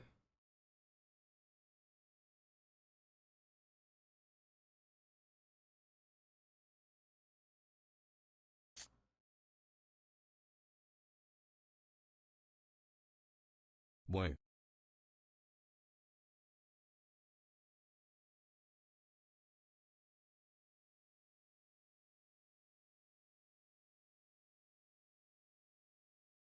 And that was like a massive fucking point of contention.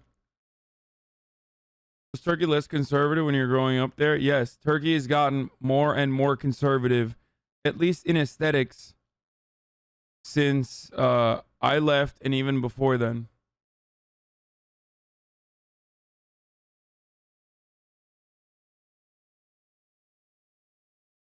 It's a gigantic point of contention for Muslim men and women.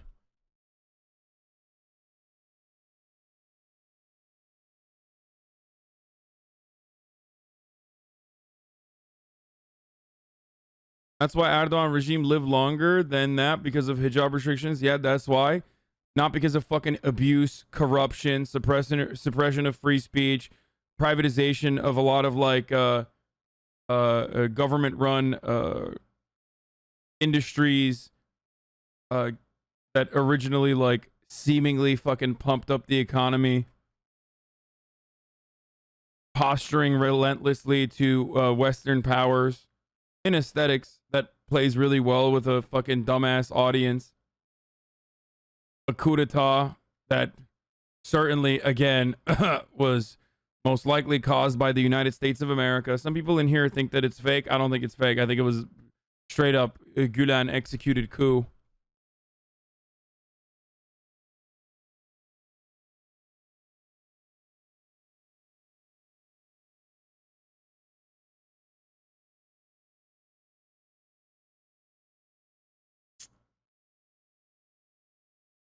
Yeah, he will fall at the next election, but I don't think he'll go without a fight. Anyway, let's finish this.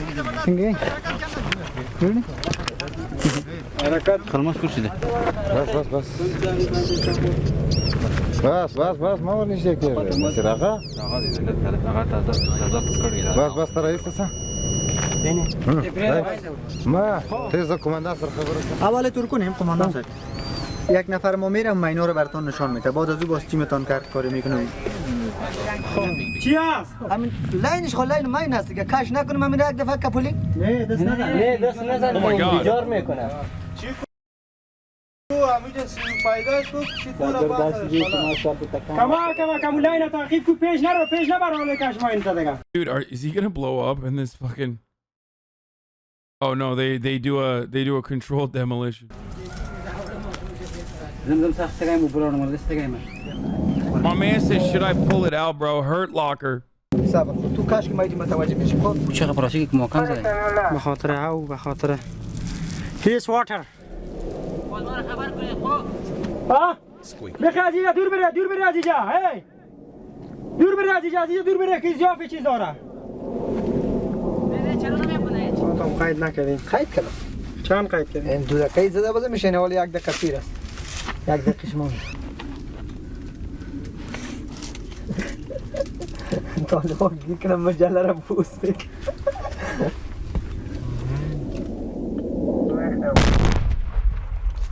Fuck off! Fuck off! No problem. بیا بچه که دیگه گشت کجاست بیا اگه قنبایی که نشون دادید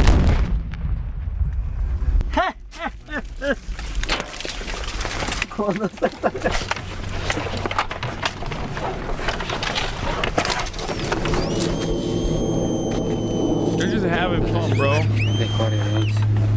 Too high. Dua dani mai. Dua.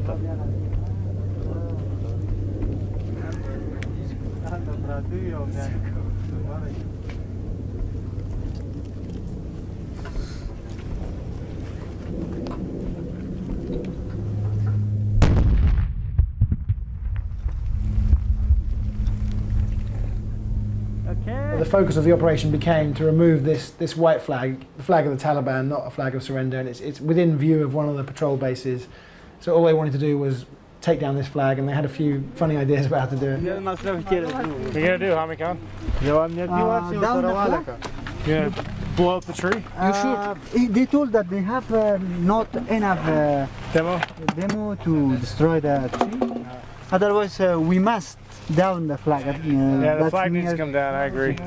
That's near to our PV, and that shows the Taliban power. But they have no power, they only up their flag here. البته این ولکن میشه یک دو دور دگرد درخت میزنیم دی کی راکت دیده بیخ درخت دی چپا میشه راکت دینش کجا تو هدف زن داری میزنه راکت اون نزدیک شه اون از جای از اون دیادش لامبر کنه دیاده بغلک نمیتونه زدن نمیتونه شما استقامت شرق ما را ترصد کنید که بیرق پایان میکنیم که کسی سر Bro, like just come on, shoot it with a bazooka from the side. And the guy's like, we don't have anyone that has that level of skill, dude. That's awesome. سری بچه انداخت نکنه. Appreciate the work you do.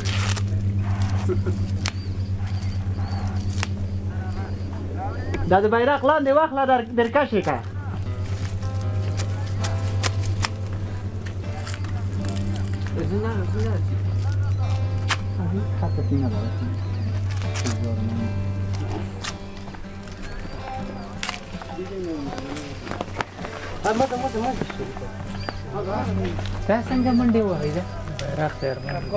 Pretty funny that they like were trying to blow up the fucking tree and almost decided to use a bazooka when it was that easy to fucking take down the flag.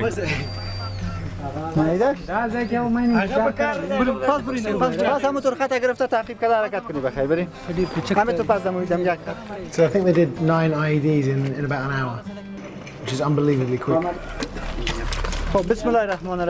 Yeah. Yeah, it is unbelievably quick when you're fucking when your standard like operation protocol is literally just like no gloves, roll up to it raw, fucking being like, all right, it's beeping right here, blow it up.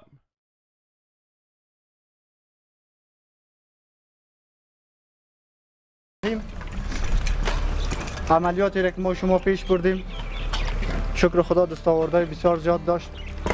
در قدم اول همی که دشمن در ابتدا بالای ما انداخت کرد پرسنل ما تانستن کم دشمن از ضربه بزنن و هم با یک مصرف مهمات کم بدون تلفات ما تانستیم که دشمن از سایه ما را دور بکنیم. که ما Dushman is the same word in Turkish, by the way. تانستیم با کمک مردم محل نقطای مین تثبیت بکنیم. همو 8-9 مینی که بود 8-9 مین ما از ساحه خنثی کردیم. بیرقی که دشمن بالا کرده بود به خاطر نشان دادن قوت و قدرت خود ایران تانستیم پایان بکنیم. با یقین که ما بر مردم خودم نشان دادیم که ما انشالله توانایی از این داریم که پیش از 2014 پیش از این که خارجیات افغانستان به اصطلاح تخلیه بکنن ما توانایی از این داریم که مسئولیت امنیتی افغانستان به دوش خود بگیریم. همین که ما امروز میپذیریم با همه کمی و کاستی خود داخل ساحه میشیم، برای خارجی میگیم که شما را دیگه ما ضرورت نداریم. دیگه شکر خدا از نقطه نظر تشکیلات، از نقطه نظر تجهیزات، از نقطه نظر مورال، از نقطه نظر فعالیت. I have no fucking idea what language they're speaking, by the way. It sounds a lot like Farsi, but they're speaking Dari. Pashtun. It's Pashto.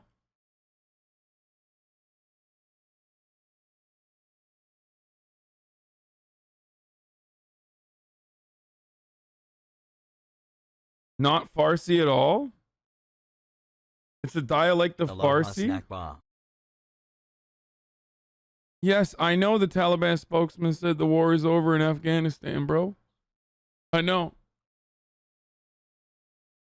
Yeah, thank you, Captain Rico, for the 5 gifted subs. Dari is the Afghan dialect of Farsi. They're speaking Pashto.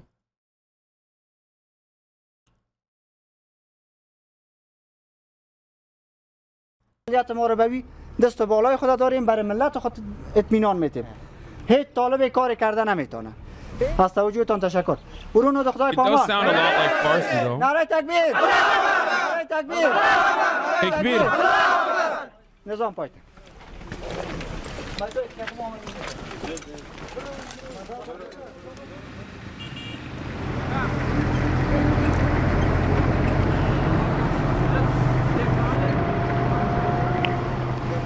Okay.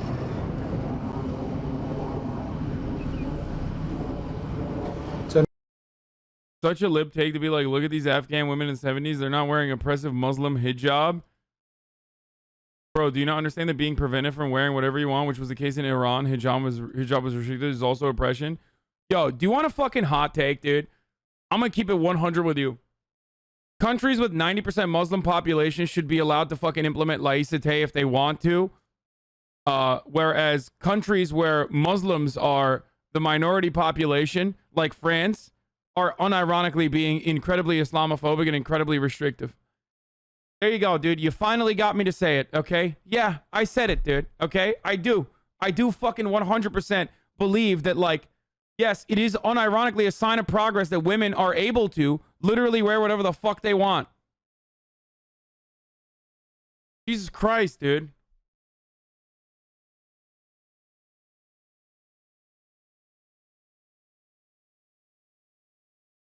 Especially as it pertains to, like, so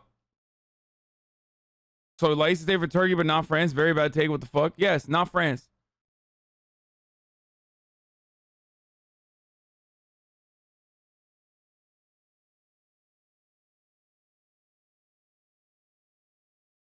And not Quebec either. Isn't that the inverse? I don't see it being consistent. Can you expand more? At Hassan Abi, how many languages you speak, brother? New rule. France isn't allowed to do anything. That's the second rule. Okay, first rule, not allowed to do laïcité. Second rule, not allowed to do fucking anything. Fog.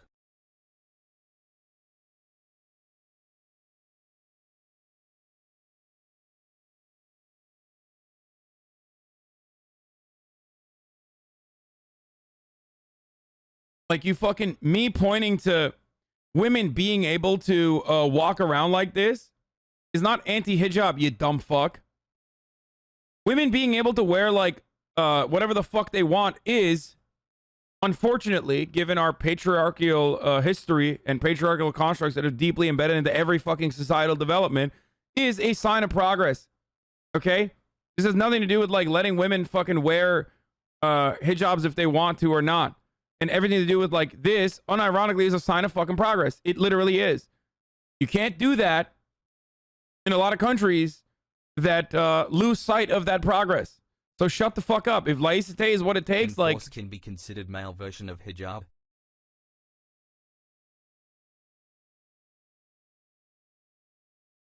Regarding your take on women in the 70s, it's precisely this utopian nonsense cultural imposition that led us to seek out invasions in order to save the other. I've never First of all, that's idiotic considering the fact that that didn't happen in fucking Turkey, where I'm literally from. And two, I've never been an advocate for Orientalist Westerners coming in and being like, oh my God, I can't believe, I can't wait to fucking liberate these people. And lastly, that's not even what happened in fucking Iran, for the record. Half the time, it's like Westerners that are coming into already fucking liberated countries that do offer a lot of fucking civil liberties to its citizens, and then, you know, killing fucking or trying to overthrow democratically elected socialist leaders that want to do the big no-no thing, like nationalizing their oil production, okay? You know, using their own natural resource for their own good, for their own fucking people, going, oh, that's not going to happen. And then the alternative is seen as like the liberators of Western imperialism. And those liberators oftentimes are unironically just utilizing and weaponizing Islam, or their version and their understanding of Islam, incredibly restricted understanding of Islam, to say like, this is who we really are. Fuck this Western elitist nonsense. Also kind of weird that like you as like American Westerners are trying to educate me on Orientalism when I live it. Like, what the fuck do you mean? It is really weird. It is really weird when you try to educate me on you know, Western understandings of the Western understanding of Muslim, predominantly Muslim countries.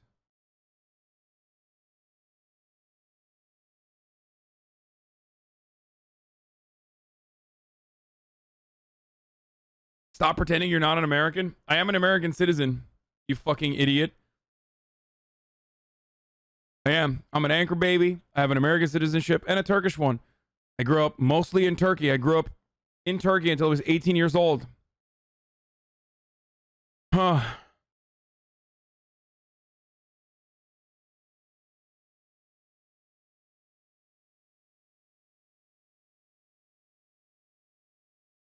I don't understand your point. France can't do secularism, but 90% Muslim countries allowed to do the hijab requirement. You tell him.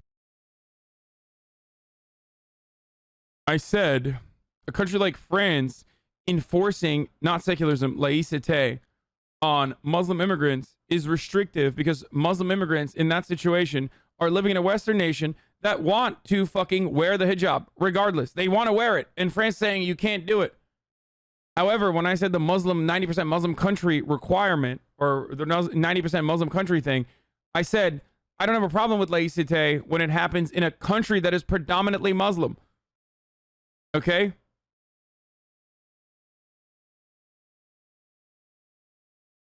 Because in that circumstance, you're functionally offering people the liberty.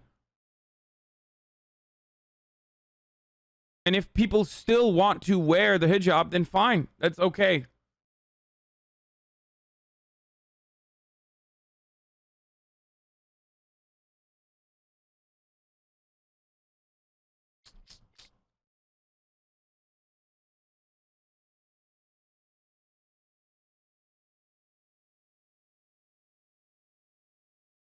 You just have a problem when white people do it? Yeah. How about that? I do. So what?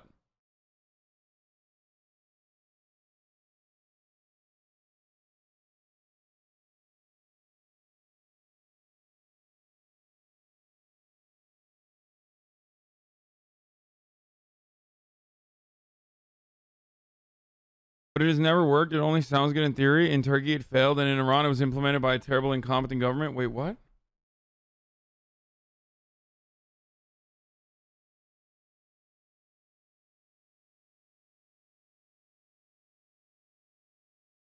Turks are Arabian, right? So Taliban is same thing with your people. Dude, haha, lamo. This guy's Turkish. This fucking idiot is literally Turkish. You know how I know that? Uppercase I.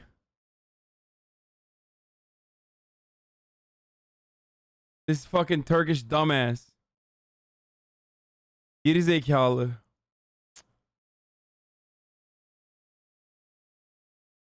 That's not a thing in English, dude.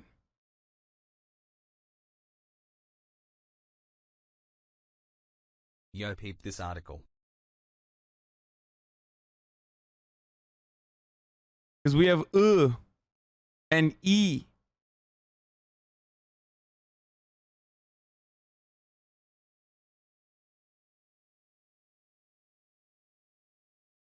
So secularism, which is intended to undo the oppression of religion itself, is oppressive. Secularism, when weaponized against specific groups of people who already have the option to not wear a hijab and still choose to do so, is oppressive. Secularism in a country where, it might be a little bit more frowned upon to not wear a hijab so that women can have the opportunity to, if they want to, not wear the hijab, is not as bad.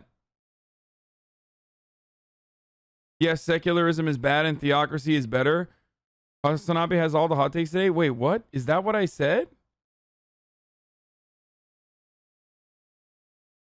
Oh, I was repeating that person. Wait, you think I'm saying theocracy is better? Is that what?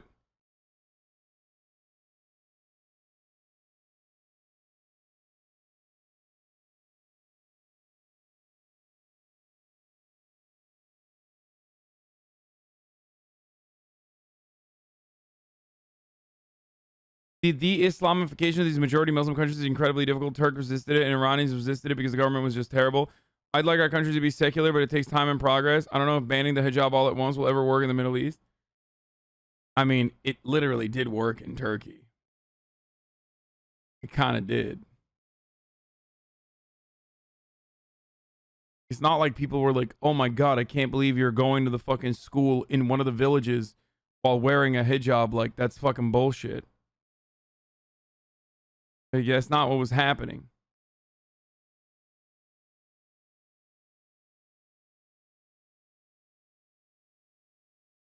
I'm also 100% without a doubt in favor of a burqa ban. Like, fuck it, I'll say it.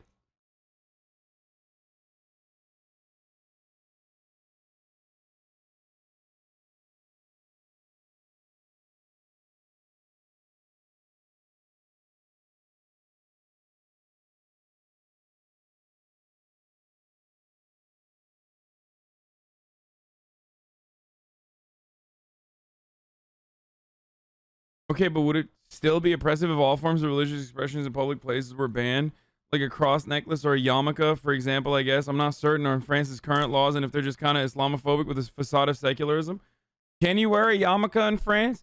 I mean, French people are kind of anti-Semitic too, so I don't know if some French people are. Not all French. So I wouldn't be surprised if they fucking banned yarmulkes too, you know what I'm saying?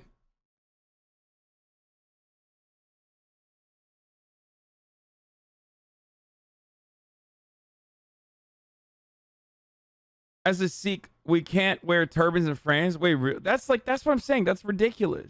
That's literally fucking ridiculous. And I don't have a problem with women that want to wear a niqab either, by the way. Don't get me wrong. I just want to be able to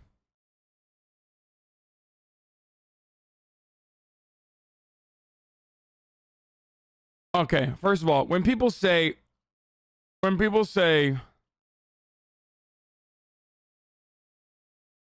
what about nuns of the Amish law? I don't know what you mean by the Amish, but when you say what about nuns, like that's like a uniform, dude. We're not talking about that.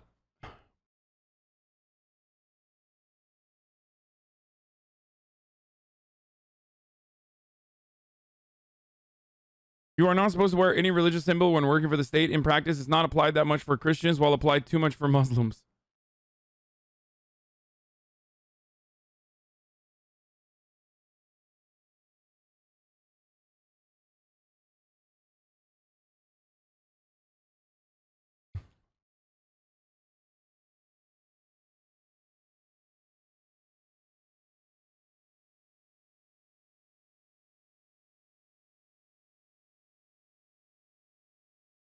Yeah, but in a lot of cases, not the women choosing to wear the hijab / burqa, is the husbands and fathers forcing them to. Yeah, you've literally never talked to a Muslim woman, I don't think.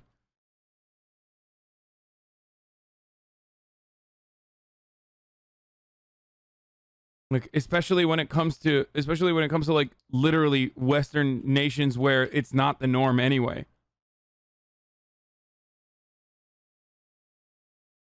This motherfucker said, "Have you?" You're joking, right? Like when you say stuff like, "Have you talked to a Muslim woman?" Like that's a joke, right? Like you're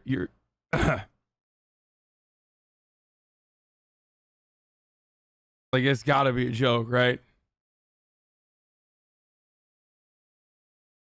It's like telling an American, have you ever talked to a Christian woman?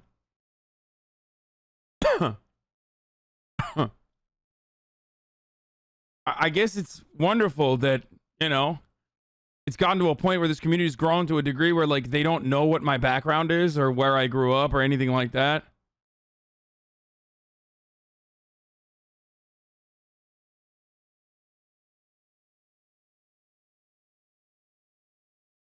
All the power to all the people. Oppression is oppression, hassle to everyone.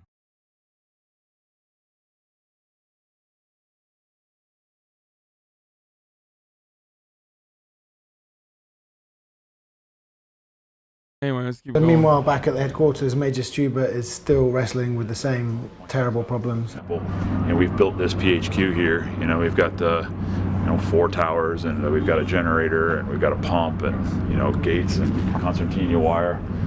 But it's empty.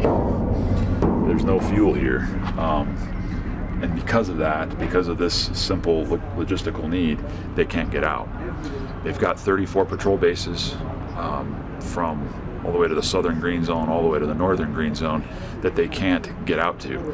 If there's anything that's out there that's going to really jeopardize the security here, it's not going to be a lack of fighting will. It's going to be something as simple as this: not having any fuel to be able to get anywhere. Where the fuel comes into is Lashkar Gah, which is generally a 2-hour drive away. And the southern part of the southern green zone there, known as the Page area, is still controlled by the Taliban. So you can't get a fuel truck up here. It's just too dangerous for them to bring that much fuel to try and come up here and get. We should, baby, please reconsider what you said. Nuns, the uniform, and Muslim women who wear a burqa don't fit under the definition of a uniform law. Yes. A uniform is something that you put on for like your job. It can have a religious it can have a religious thing on top of that. But yes, the burqa is not applied to exclusively like religious workers. It's literally everyone. The whole point is like giving women the liberty to be able to make their own choices on whether they want to wear a fucking hijab or not. Well, not the burqa anyway. Like, unless you think everyone that wears a burqa is like working at the mosque or something. No, go to the Oxford definition. I don't give a fuck about the Oxford definition, man. Shut up.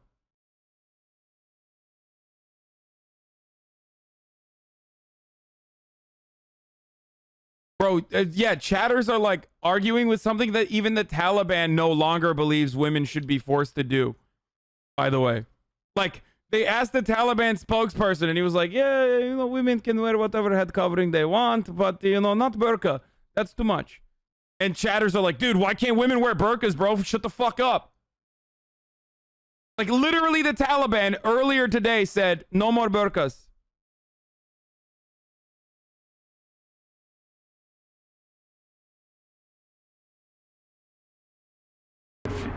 To refuel their tanks or refuel their vehicles. So what they have to do is they have to sell the fuel down there in Lashkar Gah, and they sell the fuel, and anytime you start selling fuel or selling those types of things, you open the door for corruption to be able to enter into the process. And unfortunately, this particular PHQ used to get about 20,000 liters every month, and the spigot has literally been turned off on them. And the Afghan government announced it was going to stop sending fuel down here, and it gave a figure of how much was stolen. How much was it? I don't remember the number. It was it's nearly $1 million worth of fuel. So whatever $1 million US will buy in fuel. The government of Kabul was saying because the police are stealing so much fuel, we're no longer going to give it to them. So they can't move, they can't go anywhere. There was a big fight the night before and they couldn't get to it because they had no petrol. And the thing is, they just assumed that the Marines would... No, the niqab is not the same as a burqa. And like in Turkey, dude, there are so many different sects under Islam and so many different understandings and interpretations of Islam that every single different kind of head covering can signal to, okay? I don't know if you are unaware of this or not. There are very, very different, varying degrees of varying degrees of repression associated with each, all the way up to just absolute liberty, like the choice to be able to wear it. What is this? Yeah, here, this. A niqab, a veil covering the head and face, but not the eyes, usually worn with a loose black garment, abaya. I don't, this is not what I mean when I say niqab. I mean hijab. And even then, there's like different ways of wearing the hijab as well. Burqa is like full-blown veil that covers the entire body and face with a mesh window and grill across the eyes for a woman to see out of.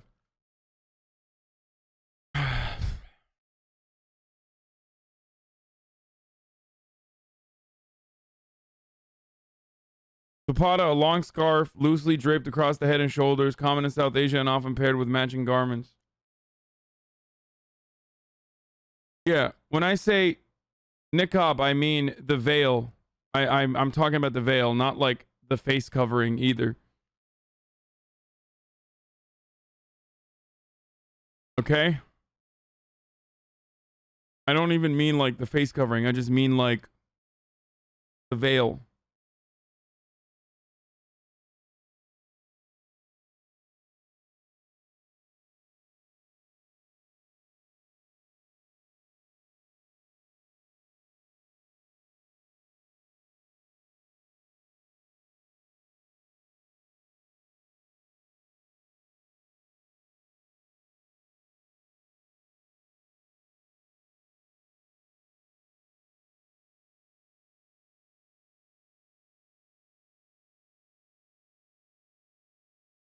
Burqa looks like some Assassin's Creed shit, with all due respect. No, it is like, it's literally like the most. The people that wear burqas are oftentimes coming from like very more oppressive, more repressive Muslim cultures.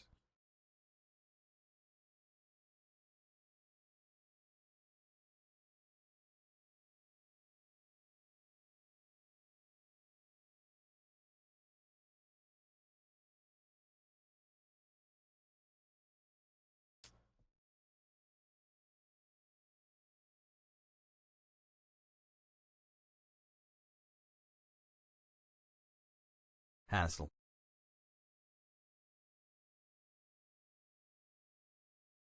I mean, there are women who literally choose to wear the face covering. Do you just attack them for that? Yes. Jail them. No, dummy. You can wear whatever the fuck you want at the end of the day. I have to say but thank you for babysitting when I'm my talking about fiancé like every day for me. Predominantly Muslim countries, oftentimes the choice is not offered, okay? So you have to offer it at the government level. That's why I make that distinction between Western nations that decide to enforce secularism, hyper focusing on Muslims for some weird reason and not other religious choices, And have never seen a burqa in my life. versus in majority Muslim nations westernizing Islam. Yes, I think, dude, you want to call it westernizing, then yeah, I'm fucking on board with that kind of westernizing. I think it's ultimately a good thing.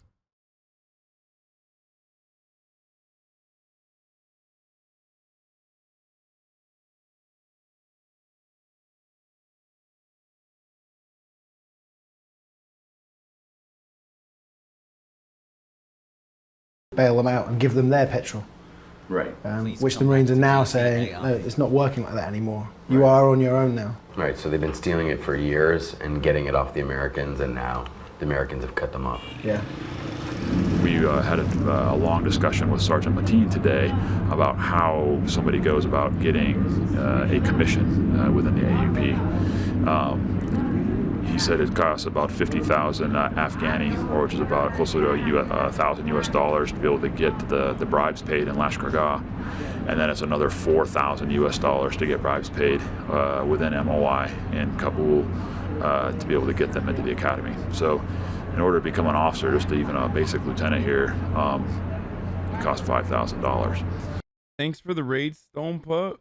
Did you raid me? I didn't see it. People are fucking saying that. So that's quite a steep price for an Afghan. And these are big issues. Do you think they can be resolved by the time we leave?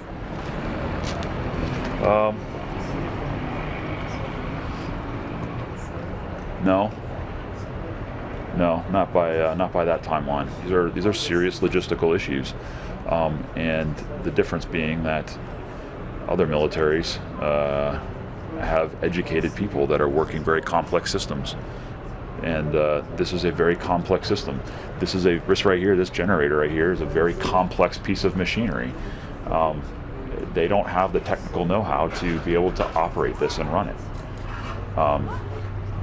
They don't have the systems or organizational know-how to be able to get fuel from their, through a distribution center to be able to fill up this tank. I only have basically 5 months to be able to teach them how to do this stuff, and then the next team's going to come in, and then we're going to spend a month trying to get. They're going to learn the AO for another month, and then they're going to have their time here and driving the bus, so to speak, and they still have to learn all this process and how it goes. So our actual amount of time that we have. Motherfucker, you had 20 years to teach him. This dude. This video is from 2012, probably shot in like 2011. Okay. 9 months. So no, he didn't have 20 years. This isn't from like last week, bro. I know it seems like it because, the problems persist until this moment.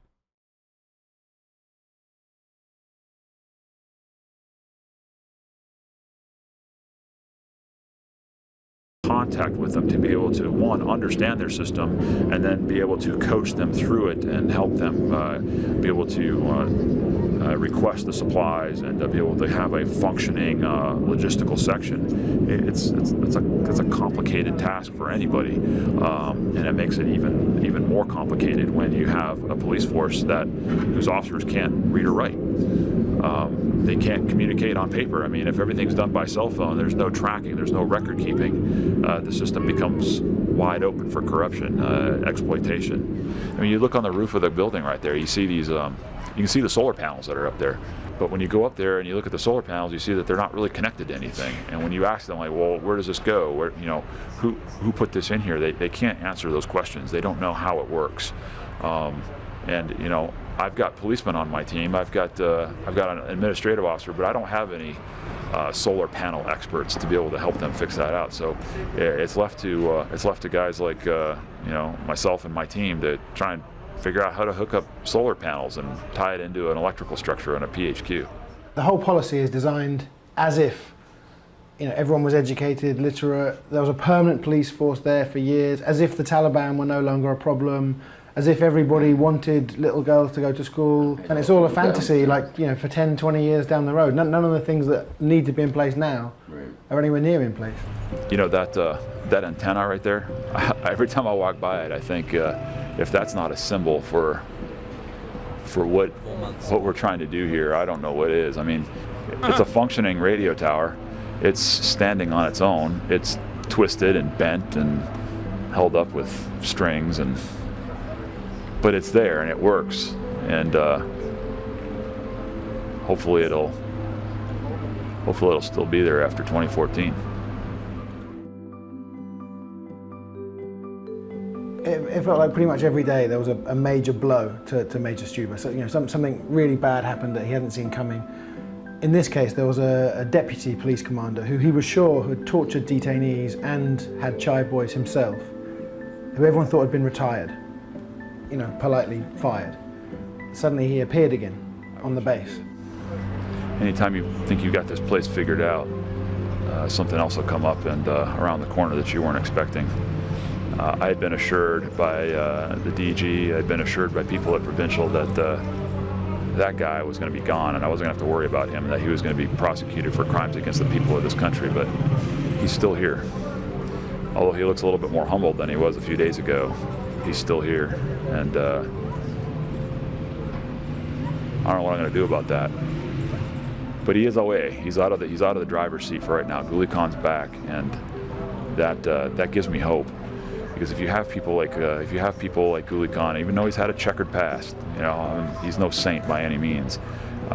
You saw it today. He's working with the Sarin Wall, and you know, the guy that's sitting across the table from him right there, right now, that was one of the guys that was telling the Sarin Wall that you know, I'm gonna, you know, him and the CID officer were telling him, I'm gonna kill you if you come over here. I'm gonna kill you if you try and do these, if you try and prosecute people. But how does it work when people have got very serious evidence stacked up against them seem to somehow get back into positions of power?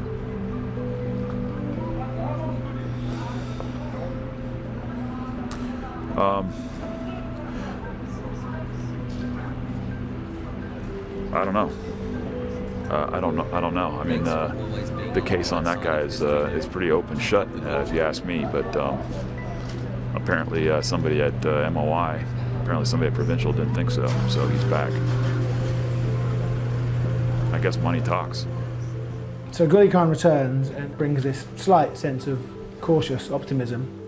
A few weeks after I left, he was fired for no apparent reason. He was replaced by an illiterate 24-year-old who the Marines were told had paid the right bribes to people in the government in Kabul. I came in a few nights after this to the little area where they sit down and have coffee, and he was just laying on his back with his eyes closed, and I thought he was asleep. He'd got a call and 4 kids had tried to pick up an old Chinese rocket, I think, right by the bazaar, and it had gone off. And they all died? Yeah, the 4 died. And again, it wasn't reported anywhere. I didn't read about it anywhere. Yeah. But he had to go and pick up the kids.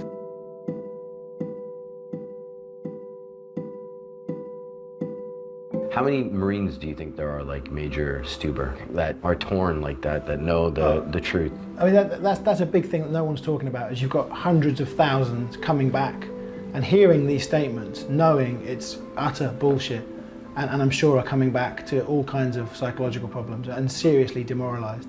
At least 4 guys I've met in Afghanistan have committed suicide since they got back. Wow. I really expected to have some problems with some of the guys that I was with.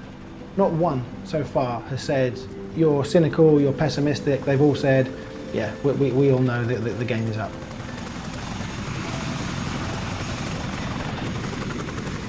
That's all you hear now is it's a success because 75, 80, 90% of the country is now in the hands of the Afghan security forces. Let's not talk about what those security forces are like. Let's not talk about their behavior. The fact well, no worries. Now 100% is in the hands of the Taliban, so. Taliban control, unironically, over the course of the past 20 years after the 20-year American occupation has increased. Back there in the lead and we're coming home is success. I mean, Taliban attacks are up, civilian casualties are up, the fatalities for the Afghan soldiers and police are up. 310 a month is the latest estimate, every month. If that's not civil war already, you know, I don't know what is.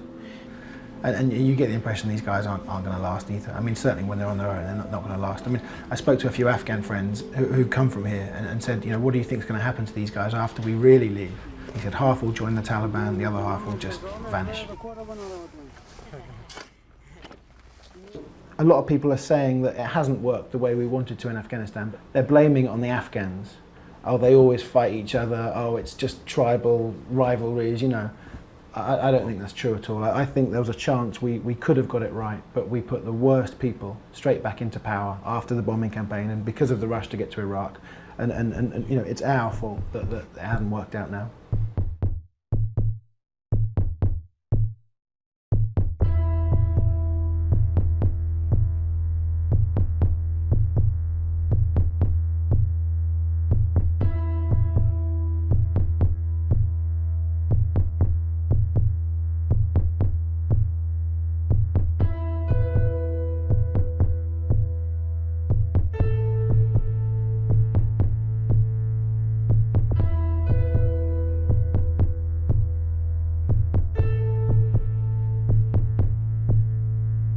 #1, baby. #1, baby. When's the MSNBC thing? No longer. So, Daddy Bezos money. it took like fucking 8 hours to watch that. Oh man. So what happened to Major Bill Stauber is he got fired, or Yeah, but he was also doing what he thought he was sent there to do, which is help the Afghan people, and not have their why does this guy sound like Adam Curtis? their family members killed and raped and abducted. I mean, anyone would think that's what you were sent there to do. Yeah, like the worrying thing that I kind of, one of the worrying things, there's a lot of worrying things. Like I obviously we mentioned there the Chai boys, and like I know that when go back to 22 minutes or wait until the right moment, launch an attack, and they actually. Thanks for showing this documentary that made a good case why the U.S. Army is #1 and Afghans can't do shit. That's what you got out of this documentary?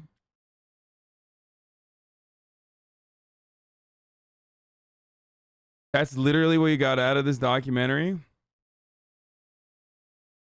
We literally fucking trained half of those motherfuckers, okay? We trained the same people that became the Taliban, okay, to purge out the Soviets in Afghanistan. Then they turned around and overtook, once the USSR left, they overtook Afghanistan, okay?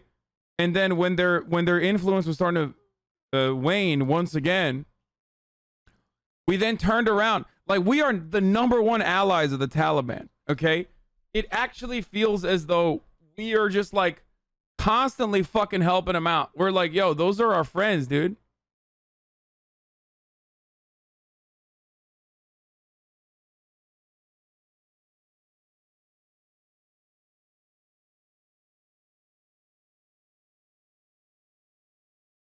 If you want to see more from Ben Anderson, he has a documentary called Battle for Marshall that followed my platoon / company in Afghanistan. Really?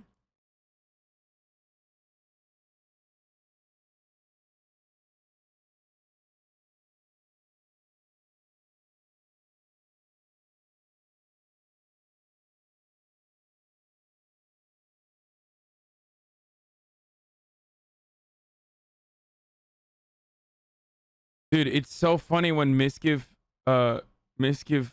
come in here. It's like, I don't care, man. I'll see it clipped on fucking LSF later if it's like funny, okay? Like, I promise you it's not that big of a deal. I promise. You feel me? Dude, you literally have to fucking go. You literally have to go and fucking watch the Misgift stream, dude. Oh my God, you're getting raided by Misgift's sister, dude. Fuck, dude, you have to, dude. You fucking have to, dude. Oh my God, you got rated as a C, dude. What? Oh, I guess I should just fucking. I should just hang it up, dude. Listen, Misgift's sister had sex with Adam 22, okay? I do not care about her preferences. It's clear to me that her preferences are unfortunately not great. You could say it's salt, That's Chefy. but I'm fine being categorized as a C.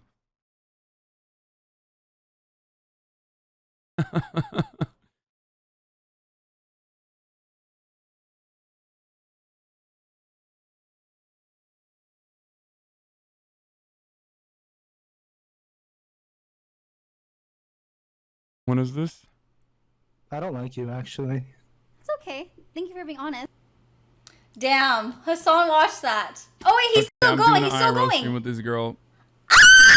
Poggers from Texas. We got to do that. Nice. Okay, so what can Oh you my do? god!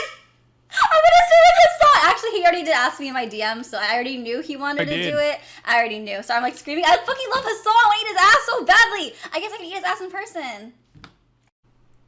I don't like you, actually.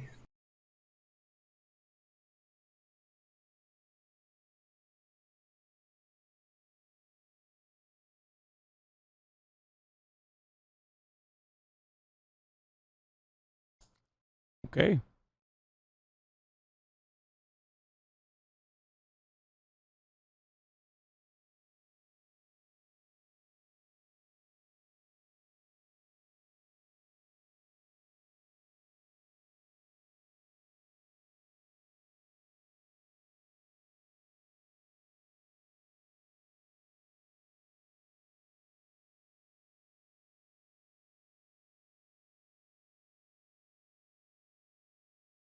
I think I'm gonna be all right. What? I'm getting older. Like, at least I acknowledge that I'm hot and, like, I could totally get it, you know, from a couple of people. So I can has mods. And, like, that, like, I'm not struggling to go and find a partner right now. Like, I probably could pick one up if I wanted to, but I'm not, like... And I'm not, like, sitting here and going, like, oh, I just can't get any... I can't get any play. 0 play. No play for me. Like, if I ever say that, like, I'm literally being sarcastic. I'm getting older. And Twitch and Twitter girls am very insecure about my body count, and clips like that are a trigger. What? I think it's a little bit easier for her to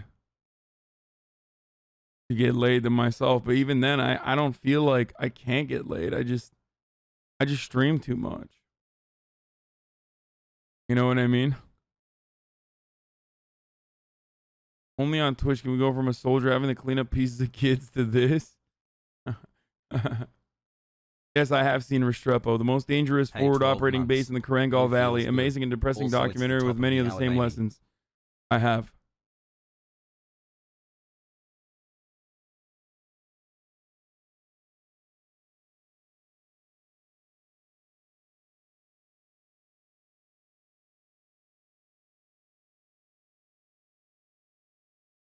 You stream much more reasonably now? No excuse. Motherfucker, me streaming much more reasonably is literally 8 hours a day instead of the usual 10. Like, Chatter said, oh, dude, you stream 7 days a week and 8 hours a day. So that's, like, much more reasonable, dude. Like, yeah, you know what I do when I'm fucking done streaming? I sit there, eat some fucking Quest chips, make a protein shake for myself while I watch a little bit of TV, and then literally go to sleep immediately after. Sup, baby.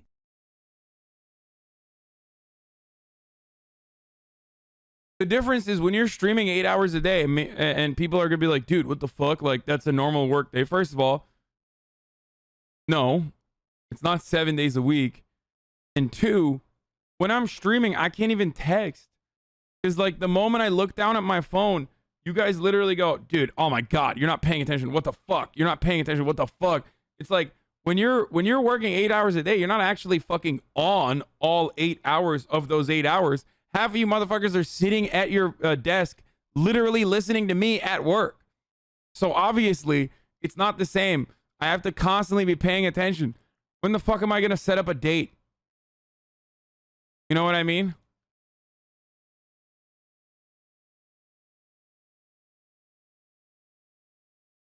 Not before liking certain pics on Twitter, sir. Also, yeah, that's what I'm saying. Like, yo, I swear to God. That's what I mean. Like, it's a perfect example. I will like some, sexy photos on Twitter or whatever. And immediately, even when I do that, when I'm off the clock, motherfuckers are like, wow, dude. You know your likes show up on my timeline, right? It's like, dude, I'm off the clock, okay? When I like shit off the clock, I don't want you to fucking, give me grief for it. Tragedy that is unfolding in Bruh, retail, what? Even in retail, you get breaks. Afghanistan. Why is this audio so low? The fantasy that the United States was maintaining the peace there with just a few thousand troops, and that the situation could have been managed with this small commitment.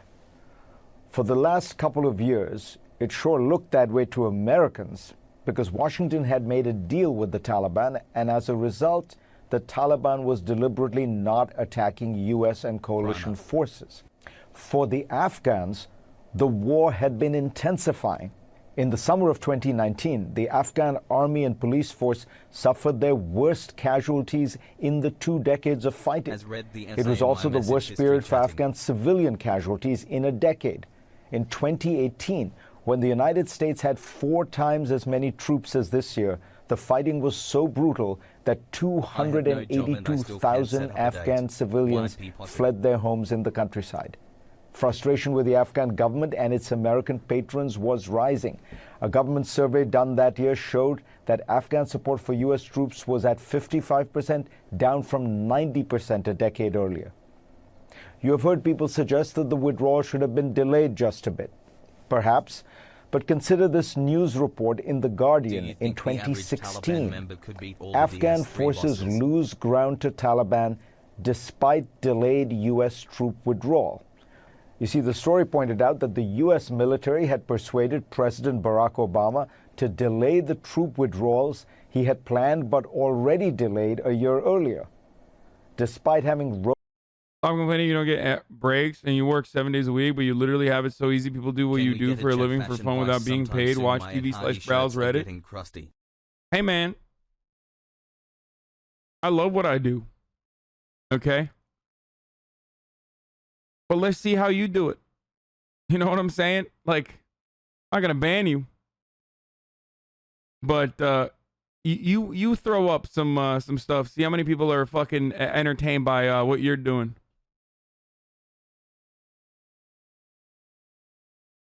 You know what I mean?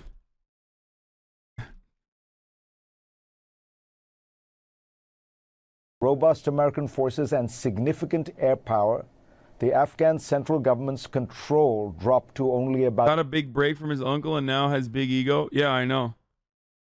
Dude, it's so wonderful that Cenk was able to, you know, give everyone 45,000 people to watch. It's so crazy. Like, it's actually crazy.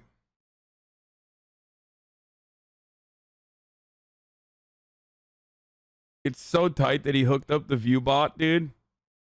Because, you know, like, you know, Jimmy Dore has the same audience. Dave Rubin has the same audience. Everyone that's left TYT has had the same audience. And it was really cool that I got fucking...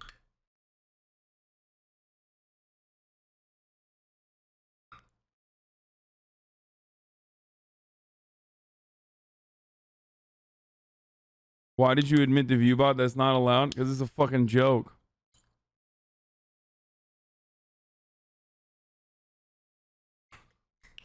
About 65% of the country's districts. Some of the data I've cited comes from a powerful new book, The American War in Afghanistan. Can't compare your struggles with retail struggles when you make 1,000 times their money. Yeah, no, I'm not. I think retail is significantly harder than this. Although some Twitch streamers who used to work retail disagree, I think retail is way harder than this. Because when I get fucking annoyed, I could just click on someone's head, drag him out to the fucking public square, and just clap him. You can't do that when you're in retail. You know what I mean?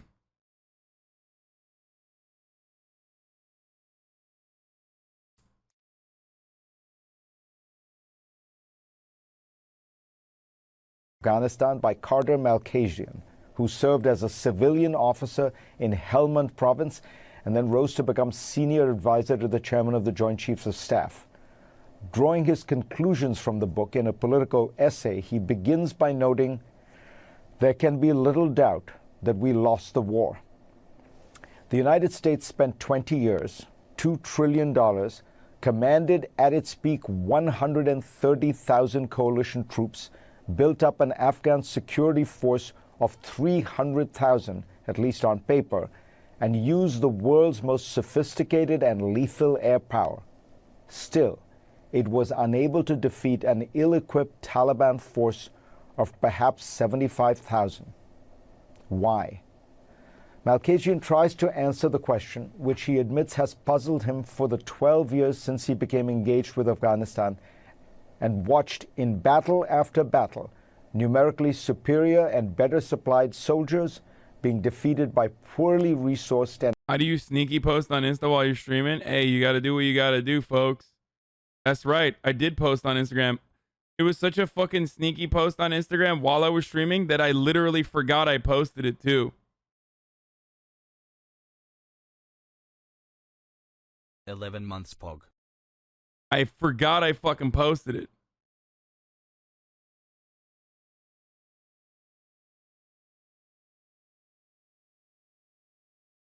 Love you, sexy beats.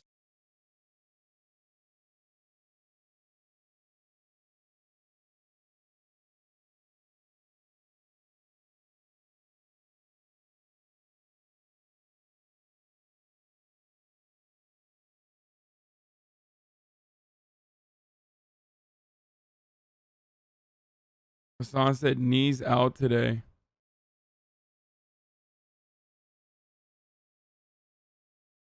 I just posted that.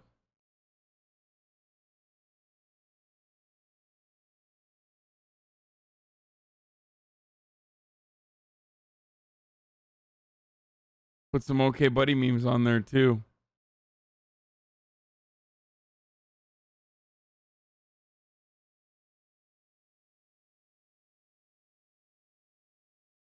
Go like it.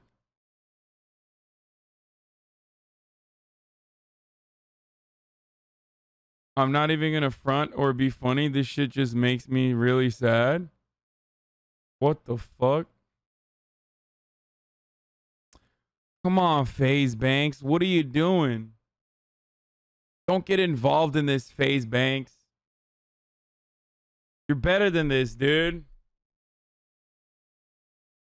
I mean, he will do that. He's awful.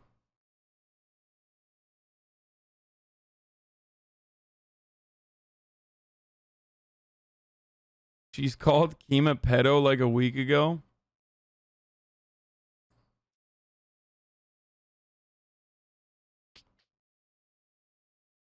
FaZe been involved. He's so bald, dude. Wait.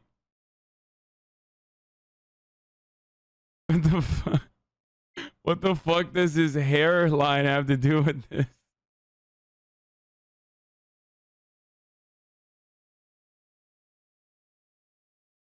Donkey has finally had it with capitalism.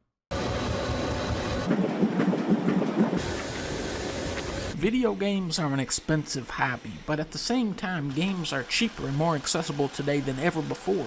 When the Atari 2600 launched in 1977, it cost $200, which doesn't sound too horrible until you adjust for inflation and realize that was like it costing $900. Imagine paying $900 to play this.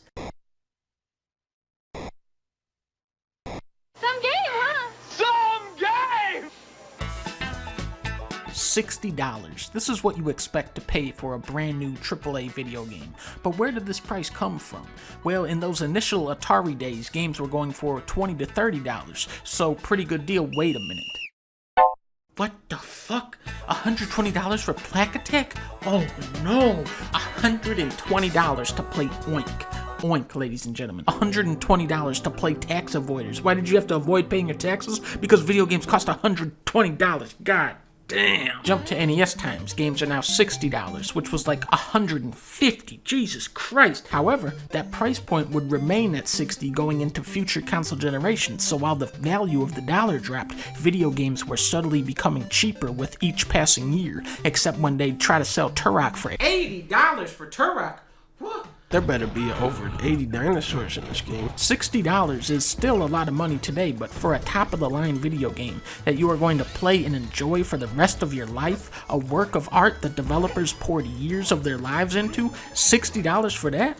That's just a good deal. The joke is, how many $60 games meet that criteria? These dumbass games out here, you should be paying me $60 to play this bullshit. The price of a game has absolutely nothing to do with the quality of a game. Madden costs as much as Mario Odyssey, Assassin's Creed is $60, and Red Dead 2 is $60. Cyberpunk is an unfinished game, doesn't matter, $60. Doom Eternal is one of the best shooters of all time, also $60. It's like if you walked into a car dealership and you could buy a Rolls Royce for the same price as a used PT Cruiser. Where it gets even more absurd is when you take into account indie games. Well, that's the Nintendo pricing.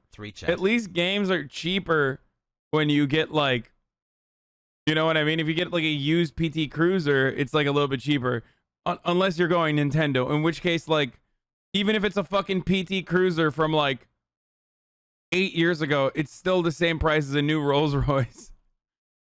Celeste, Cuphead, Sonic Mania, Inside, Gungeon. These are some of the best games you can play, and they cost $20. Meanwhile, Metal Gear Survive is $30, Sonic Forces was $40, Balan Wonderworld was $60. What the fuck are these prices? They're just picking an arbitrary number out of Balan's golden hat.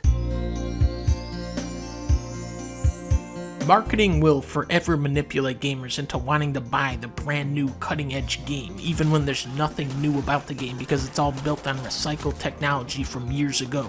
My question is, why is everyone in such a rush to play a new shitty game that isn't even finished yet, that cost a lot of money, when you motherfuckers haven't even played any of the classics that have been out for years? Why are you Okay, well, you can't fucking play like old games now, dude. You know what I mean? Like, that's like,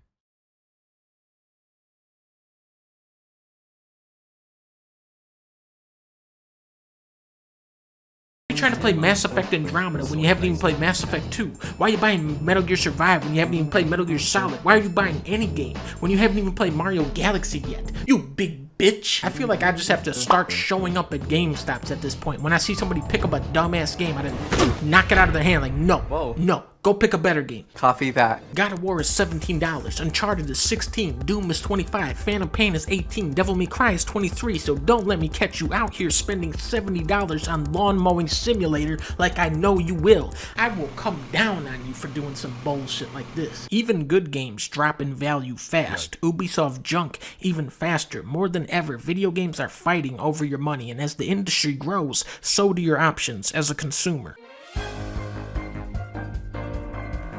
Now, when I said games drop in value fast 2 seconds ago, I was talking about every game that isn't made by Nintendo. Nintendo games are expensive. Skyward Sword is a 10-year-old Wii game, $60. Mario Kart came out in 2014, doesn't matter, $60. Why are they so expensive?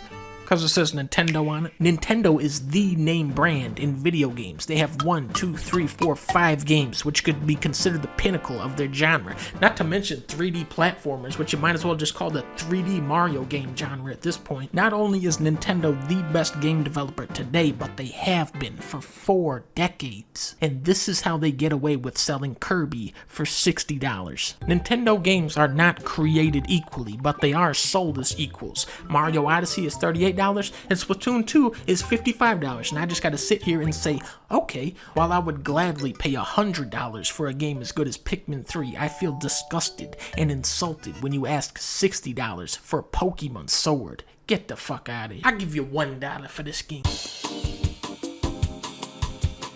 Have you ever heard the expression, the best things in life are free? League of Legends, Valorant, Fortnite, all of the best video games are free.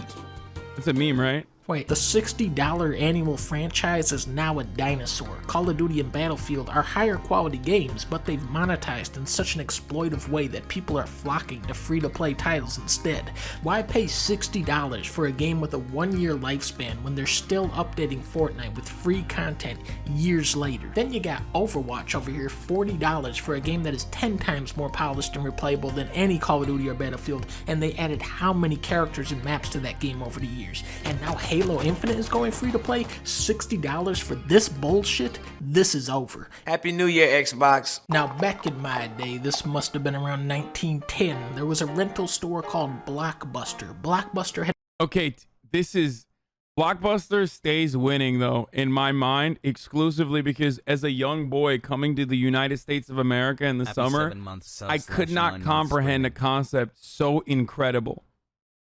Okay?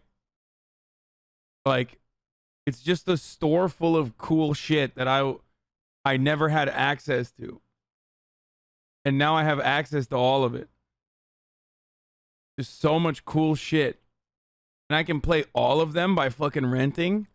Had a deal called Game Pass where you could pay a monthly fee to keep out 1 or 2 games, and you could come in whenever you wanted and swap them out for another game. Back then, this was the best way to game the system. 100%. I remember Blockbuster always had that movie Pirates, and it didn't have Johnny Depp in it. I think this was a different version. I'm jerked off to this, dude.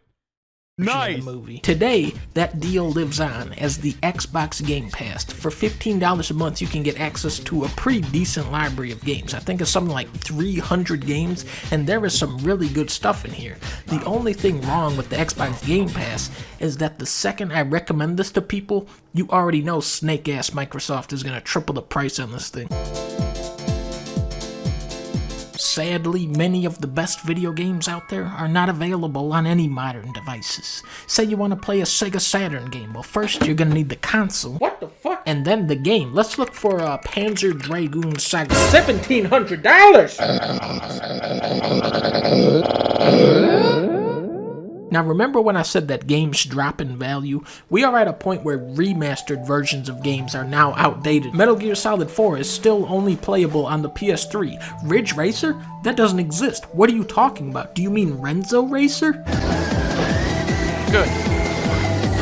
GoldenEye? What the fuck is Golden? Are you talking about Golden Tee? That's not a real game. I think you're thinking of the Watch Dogs 2 Golden City bundle. Oh no. Tekken 3? Huh? Are you talking about the Tekken 7 Season Pass 3? Beautiful Joe. What? You mean Joe's Diner? Emulation is pretty much the only practical way to get at classic games. If it's on arcade, NES, SNES, Genesis, PS1, Game Boy, DS, PS2, N64, or GameCube, you can probably emulate it. Now this may or may not technically be legal, but this is just a straight up fucking crime. And what's nice about emulating games is that they're all free. Remember, back in the 70s, this was $150. Today, it's a 7 kilobyte file. 11.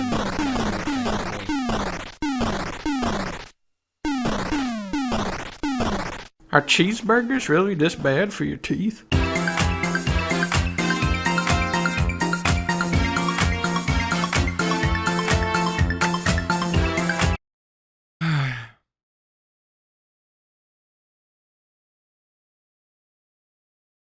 Retro game stores exist for a reason. Bro, I know the problem you have with gaming viewership because you usually don't play fun games. When you play entertaining games like Pico Park, your viewership stays strong. Just my theory, though.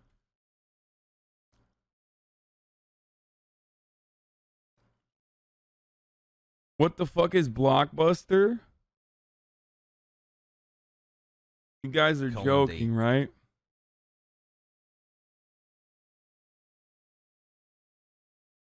Yes, I saw. It says Nintendo 64 9/11.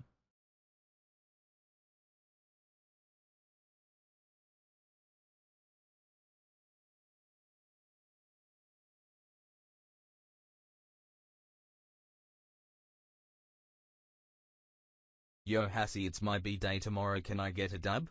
Hassel. Wait, did I fucking forget to run an ad at 5? At the top of the hour?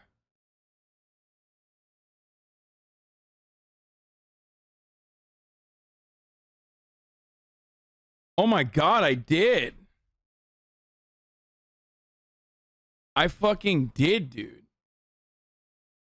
It's top of the fucking hour, dude. Yes, I do remember when Netflix mailed you video games. I do remember that. That is a thing I remember.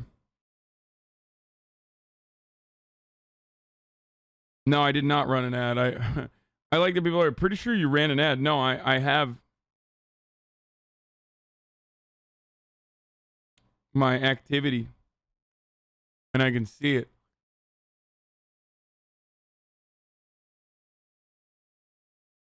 Okay, dude, it literally says last time I ran a fucking ad was 2 hours ago, dude. Look. I have my activity, bitch. Top of the fucking hour. It's not, but...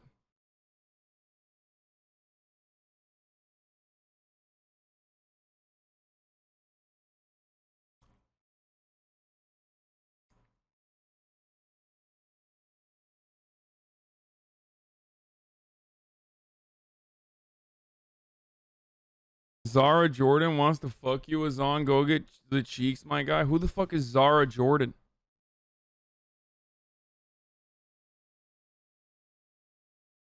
Let's Google it.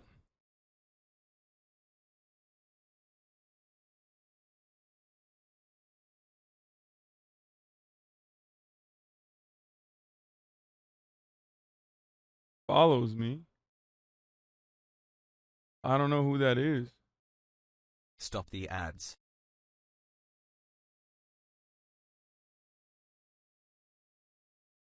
Oh my gosh, she's really hot.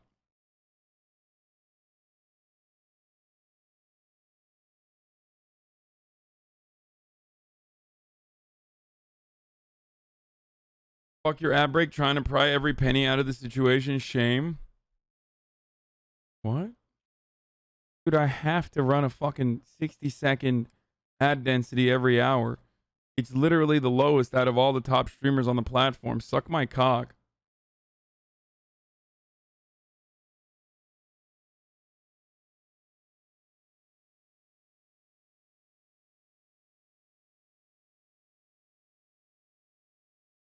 I'm running it right now. She has an OnlyFans. She's hot, bro. Yeah, I'm looking at her.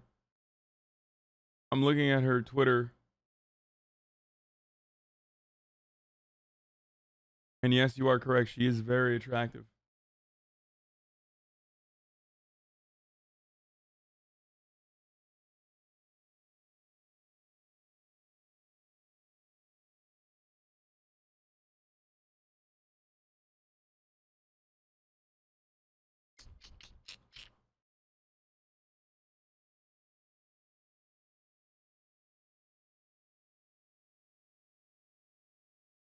Okay, I'm running an ad. I'm not even gonna do the spiel. I don't care. I'm so tired. Your baldness makes meds make your caca no worky though. That's not true. There's the Miss Kids and the Juicers. What are we, the communists? No.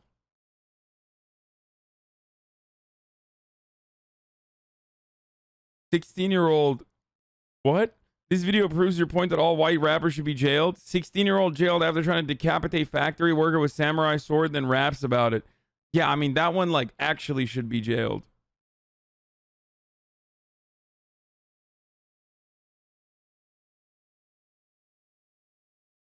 Nice gift you got, Pokey Keg W. What is this? I cannot believe 6 years into streaming. Almost 2 years. Over to the new... What? The fuck is this? I'm not touching that. I don't know what that is. Hassanaya Productions, you're wilding out.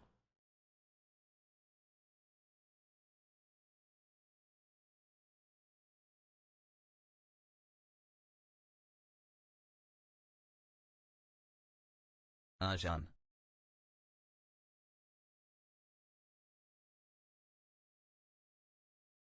Wait, is that the one? Is that the clip channel that's down abysmal, dude?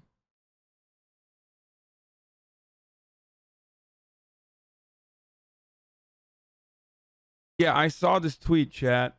I know I saw this tweet.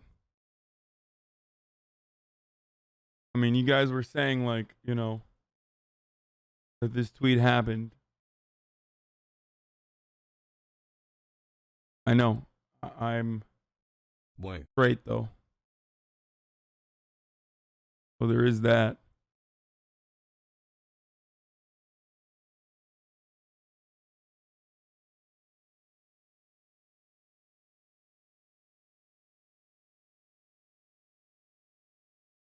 What is this?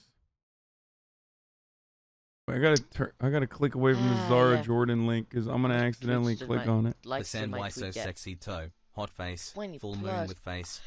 Who the fuck? I'm catching whoever the fuck did that. Hassan! Hassan! Two in a row! 2 in a row! Bro, how am I? Yeah. How many tweets did my... Wait. I gotta see this. I don't know if it's... Yeah. 20 plus. Oh, no! It's not NSFW. You can't see anything, but still. Oh no. Not gonna lie, your Twitter made me go into that girl's pics hard. Horny liking tweets tonight, shaking my head. Listen, motherfuckers, I'm off the clock, dude. That's a good tweet. What are you, not gonna like it? What are you, my fucking girlfriend, dude? What is this shit? I'm dating chat now. Oh my god, I can't believe you're liking these photos. It's like, what the fuck, dude?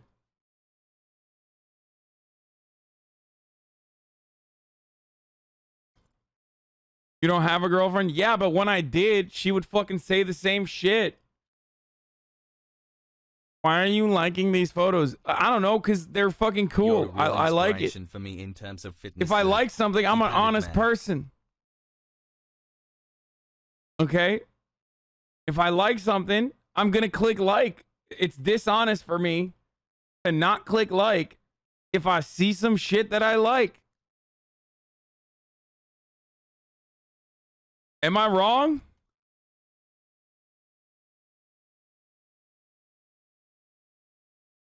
Why would you like something if you have a girlfriend? What, like, when you have a girlfriend, do you just all of a sudden no longer have the same bodily functions and shit?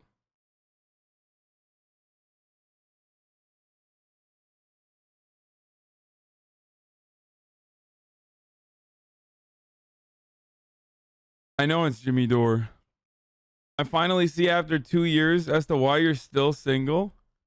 Why?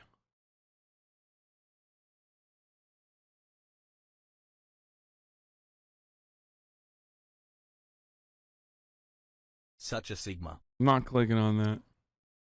Nah, you just gain this thing called respect from your partner.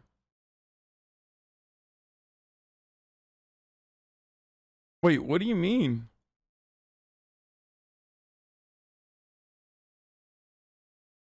I'm not gonna police my partner's... I'm not gonna police my partner's fucking likes, dude. She can like all she wants. You know what I mean? If she wants to like thick dudes and shit, fuck it. Who cares? Look at this amazing rad lip.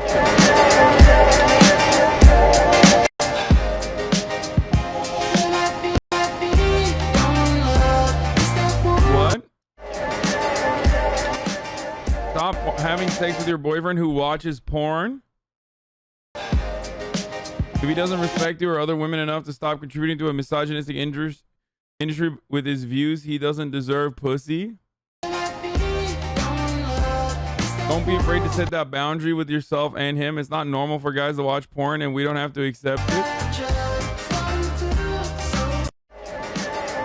I mean, who's fucking her, dude? What the fuck? Provided for free. Hassel has raid.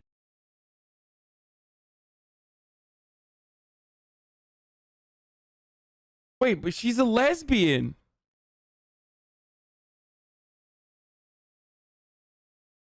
Why is she policing what like men and women are doing in their heterosexual relationships?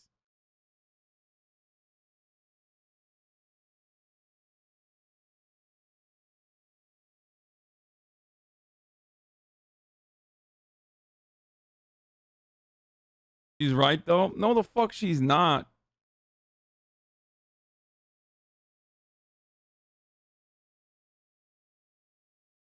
I just don't understand. It's like, stop having sex with your boyfriend who watches porn. Like, why didn't she just say your partner? You know what I mean? Also, women watch porn too. Why is she like not? Why is she making it seem like only boyfriends are the ones who are fucking watching porn? Yeah, feminism is when no porn, dude. Feminism is when you're not allowed to, you know, engage with sex work in any capacity.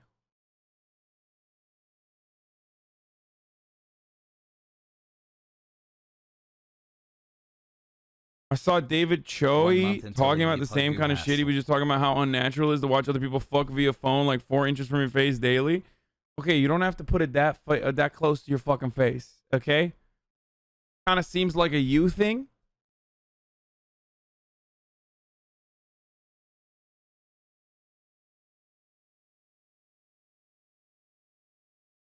You do enough unnatural shit and you start thinking it's natural and it changes your purview.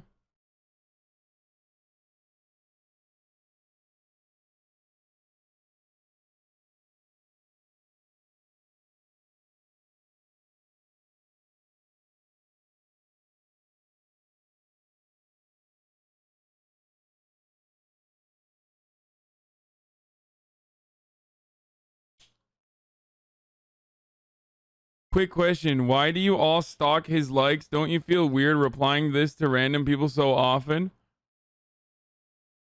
Answer. No, they do not. Twitch chatters do not care. They have no capacity to understand.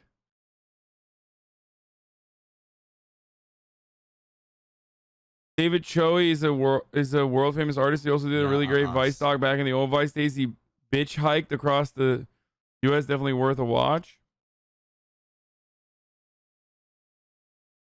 They're still on Motorola Razrs. That's why they have to do it that close to their face.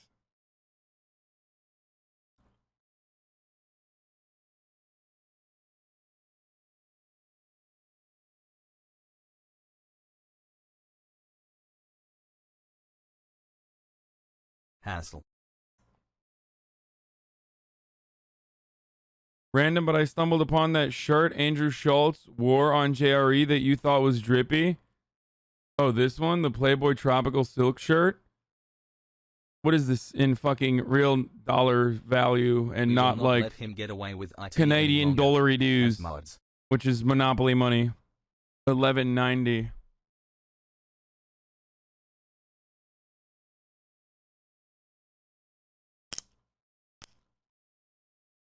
You gotta set boundaries like you do when you tell your boyfriend to stop watching porn.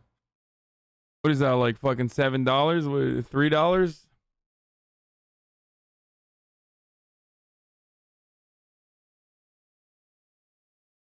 I need a headband like yours. Where did you get it? P.O. Box, baby. Motherfucking P.O. Box. That's right.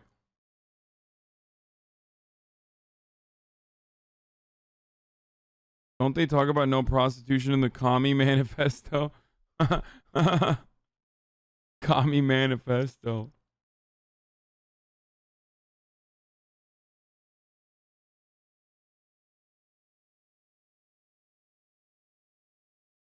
Don't wear the headband too tight. The tension can cause hairlines to recede faster. I don't think it's that tight.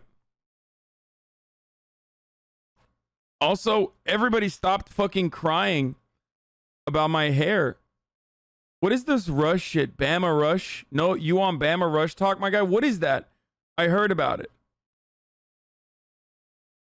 What is that?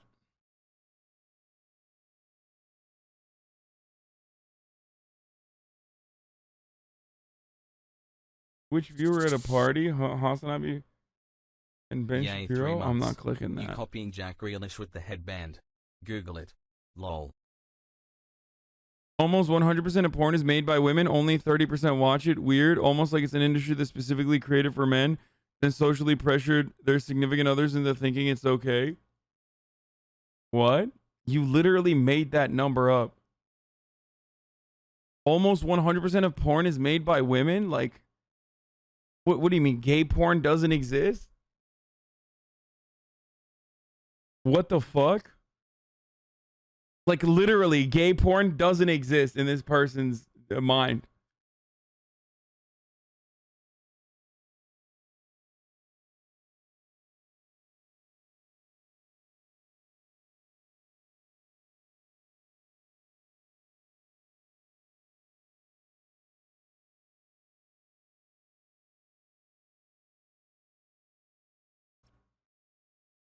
What is Alabama Rush talk? In honor of What is Alabama Rush? Alabama Rush going viral, let me present to you the Doors song.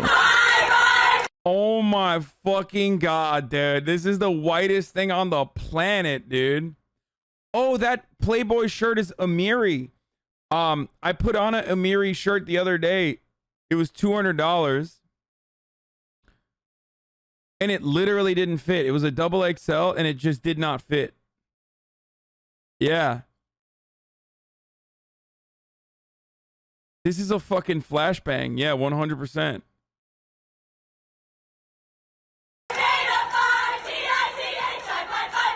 Look at that hair.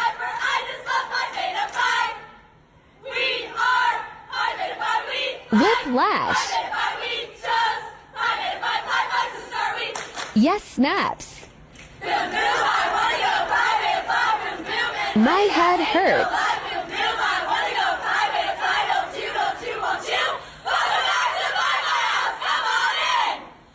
So you found yourself on Alabama Rush TikTok, or you're on people who are on Alabama Rush TikTok, and you're wondering what in the world Rush is. Welcome to History Class, I've got you covered. This is a summary of just how National Panhellenic recruitment works. So the rush that's going on right now is for the National Panhellenic Council organization. And while they are at least technically and legally integrated, none of the historically black or historically Asian, etc. sororities and fraternities are included. And this isn't going to be exclusive to Alabama, it's just going to be a summary of how recruitment works. So when you decide you'd like to join a sorority, the summer before is actually... Alabama Greek life was segregated until 2013. Oh, I know.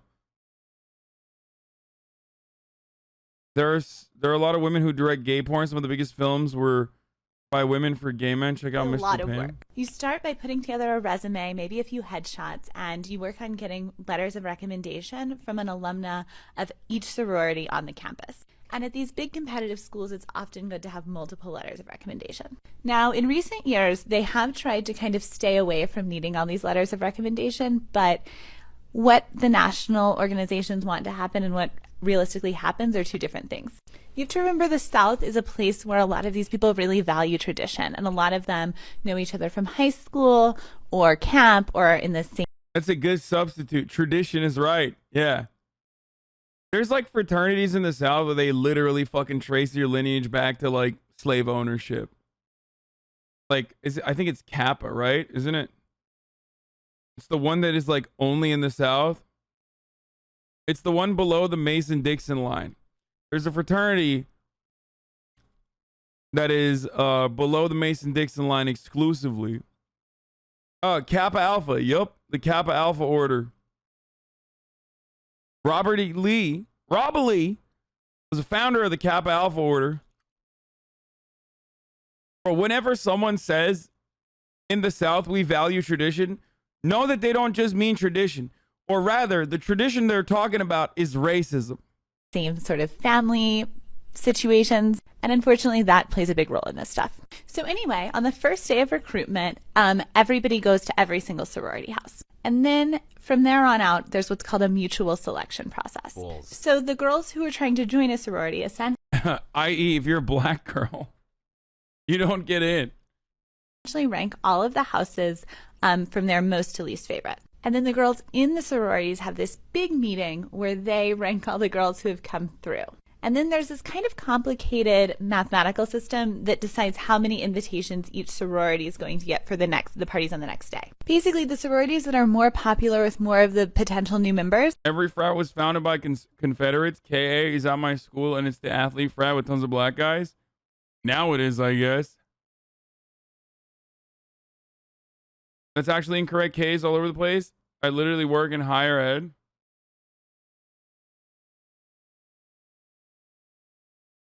There's one fucking Southern frat that was incredibly fucking racist. Like more than regular racism. Are allowed to invite back fewer girls to make it more fair. They try to make it as nice of a process as possible. They usually do like a pro-con-pro thing, but it can be kind of brutal. It's unfortunately a little bit of a superficial process. Or not always superficial, but just, ranking girls, it's kind of mean. But there's really, I don't think, another way to do it.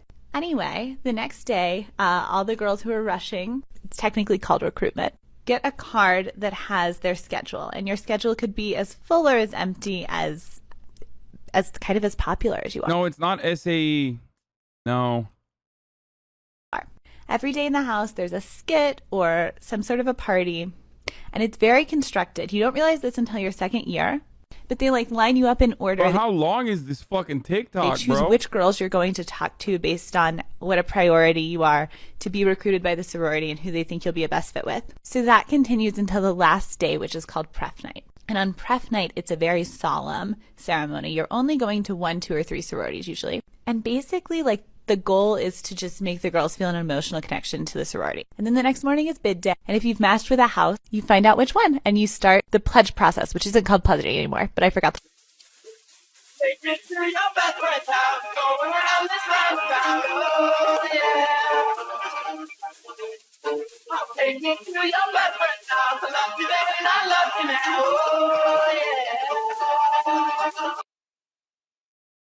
Kappa Alpha, fraternity that reveres Robert E. Lee faces revolt over racism. How a racial awakening unfolded in a white-dominated brotherhood known for its veneration of the Confederate general. The Kappa Alpha Order Z chapter. Z, I don't fucking know. Yo, what up, Hutch? Thank you for the raid. I hope you had a good stream, brother.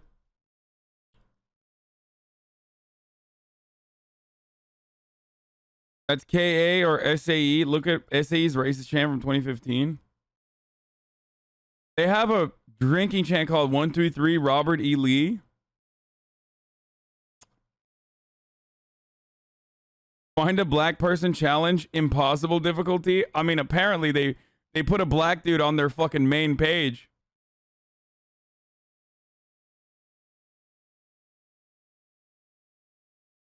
My fraternity in Alabama wasn't racist at all. We just never had any minorities express interest in joining. People think.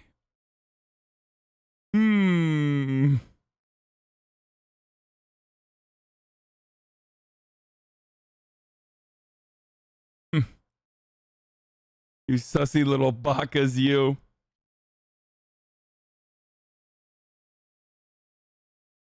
Alpha Delta Pi's terrifying recruitment video. Oh yeah, this. I'm Caitlin, chapter president. I'm Jean Marie, formal recruitment chair. We've been waiting for you all summer, and we're so glad you're finally here. Open the gates of hell.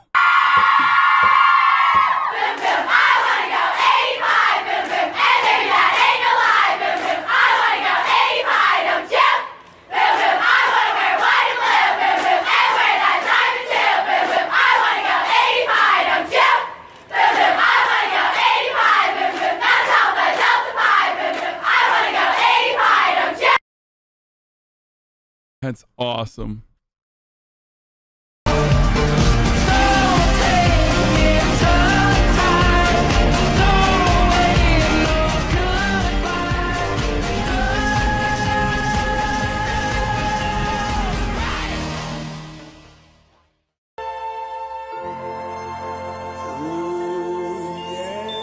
Aiden, I found you a fucking American girlfriend in it. Look at that, Aiden. It's called diversity. I found a girlie from the other side of the fucking pond, bruv.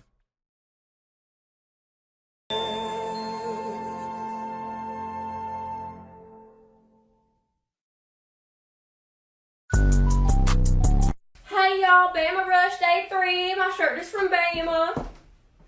My skirt is from a boutique down the street from my Meemaw. My shoes are Golden Geese. My bag is Balenciaga. My earrings are from Shein. My necklace. You go to Bama, you have a perfect dress. I can borrow? Let me know. Choose your character.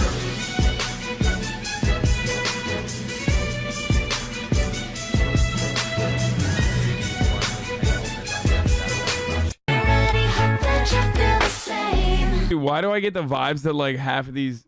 I mean, this is Alabama, so like I don't even feel bad saying this, but why do I get the vibes that like half of these girls are absolutely calling the cops the moment they see a black person?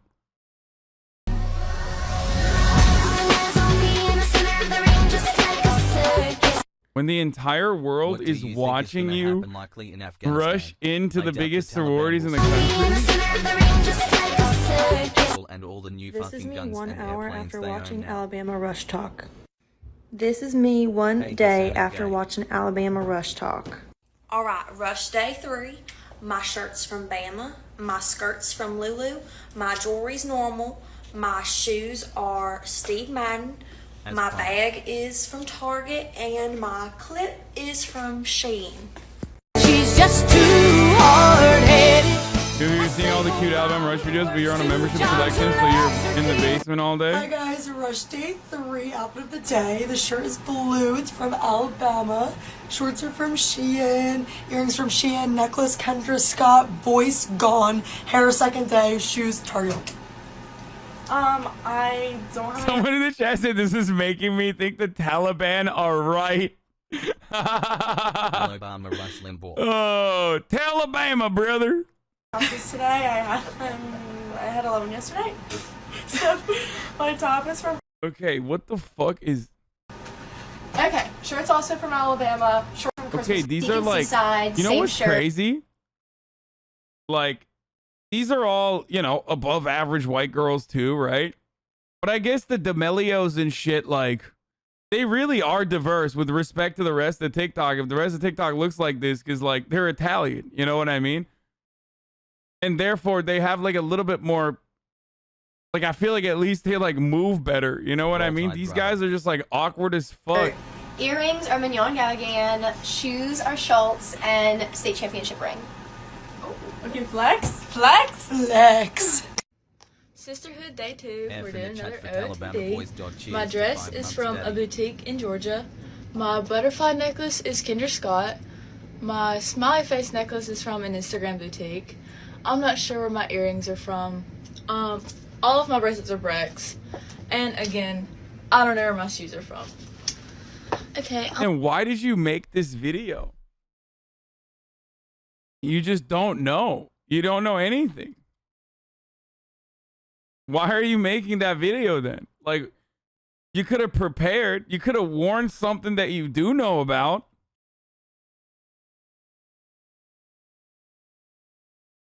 I only have one house today, so I'm not looking my best. I'm skipping on it. There's nothing. Is Dude, there anything bracelet. like fun or interesting? Or is it all like this? And You are Elastica! Oh my god, pull yourself together! Hi, my name's Nicole. This is Sisterhood Day 2. Dress, altered state, badge, and necklace from Pie Fi. Shoes, Lena's. Hopefully I didn't flash my cooter. Hair, curled. Okay, this one's cool. She's funny, at least. She said cooter. Who says cooter, dude? Okay, this one was funny. Hopefully I didn't flash my cooter. I'm such a fucking idiot, dude. Jewelry, normal. Hey y'all, I'm Allison. Hair curled. Earrings are from Shein. Rest of the earrings, wear them every day. Y'all know what's going on. Dresses. Is this made up? Like, are they acting like this, or is this just like how they normally sound? Please, someone from the South, explain this to me. Like, do they just straight up sound like that? What?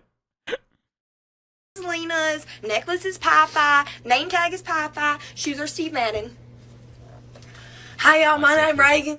My outfit is from Nicole. My badge, Pie Fi. I'm skipping this, dude. What the fuck? Me after one day of watching Alabama Rush Talk. Alright, my shirt's from Alabama. My skirt is from... Why are they so quiet? Like, they literally don't know how to... Like, they don't know how to say words. Why are they flexing Steve Madden? That's some real working class shit, though.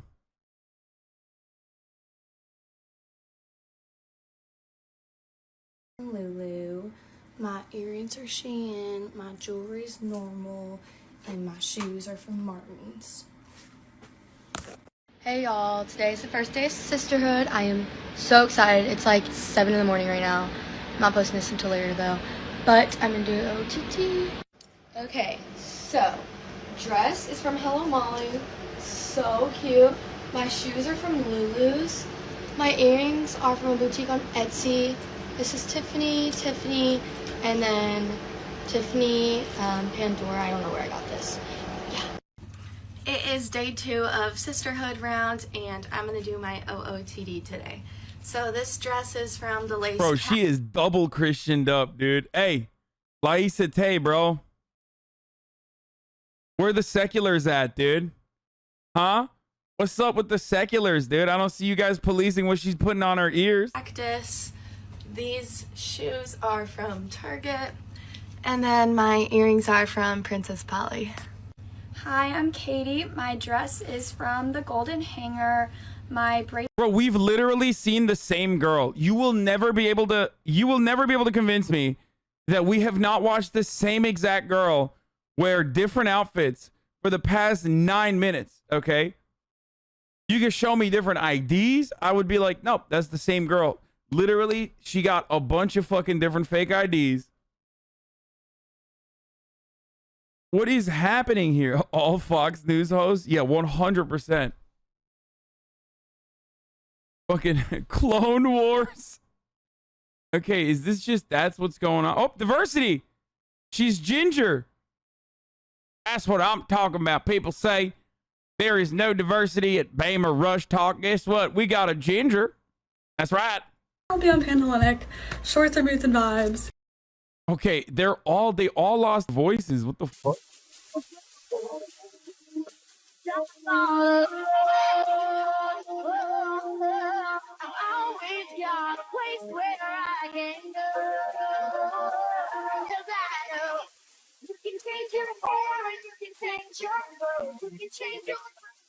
Bro, this is literally, this is insane. I'm losing my mind. Why?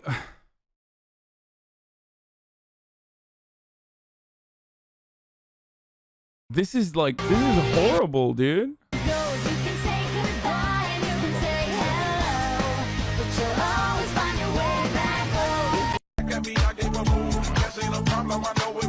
Bro, what is this? The fucking White House?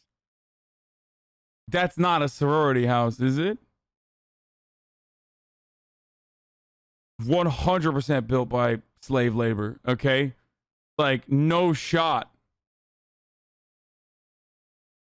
This is 1000% a plantation, okay?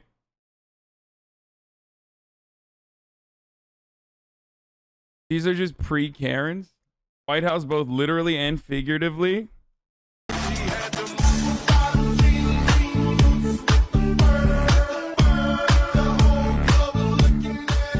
You know how last week everyone was obsessed with like Olympic TikTok and whatever? Well, I thought that was kind of boring. I don't really know anything about the Olympics, but there's one thing that I also don't know anything about. I mean, that's crazy. Look at this house, bro. This is actually like, this is actually a plantation house, right?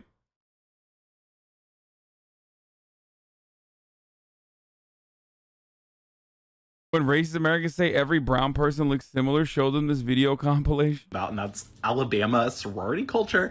And I am just so obsessed. This is so fascinating. Like, I literally have a bachelor's degree, I have a master's degree, I've taught college, but I am so invested in this. Like, their journeys, their outfits, everything is so wonderful. And I'm just so excited for them. This girl is my favorite one. I'm just really hoping that she finds her dream house, her forever home. Rooting for you. Rooting for you. These girls get an honorable mention, but I also just love that there's all these parodies happening right now of like sorority rush culture. And I love the fact that like I can't tell, like, is this a real person? Is this a parody? Like, I'm not sure because they all have the accents. They all. She didn't, and I'm so sad. Wait, really? Wear their clothes from Shein and their clothes from the pants store. I don't know what the pants store is. What is the pants store? I need to find out about this. So I think Greek life is kind of toxic. This is so entertaining.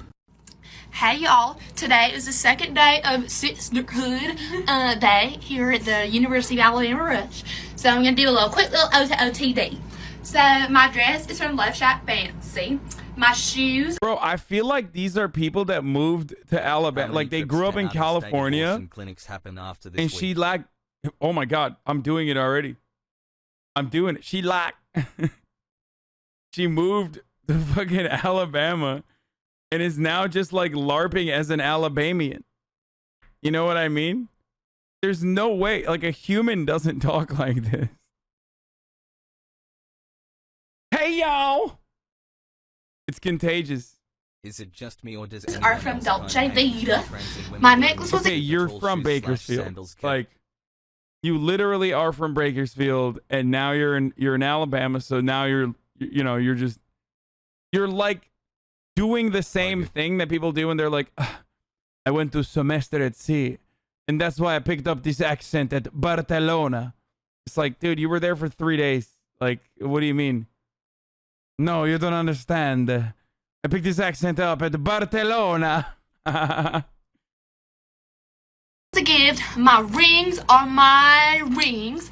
My hair is fake, and my tan is the tanning bed. Hey gals, my dress is a Love Shack fancy. My shoes are Panolavas, and my jewelry is from all over. My bracelets are David Yurman. And that's all today, guys.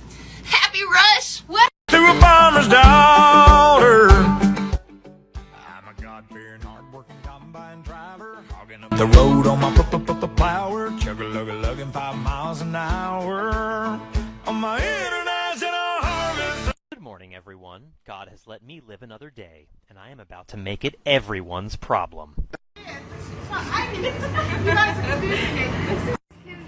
I am from Gadsden, Alabama. Oh. And I am majoring.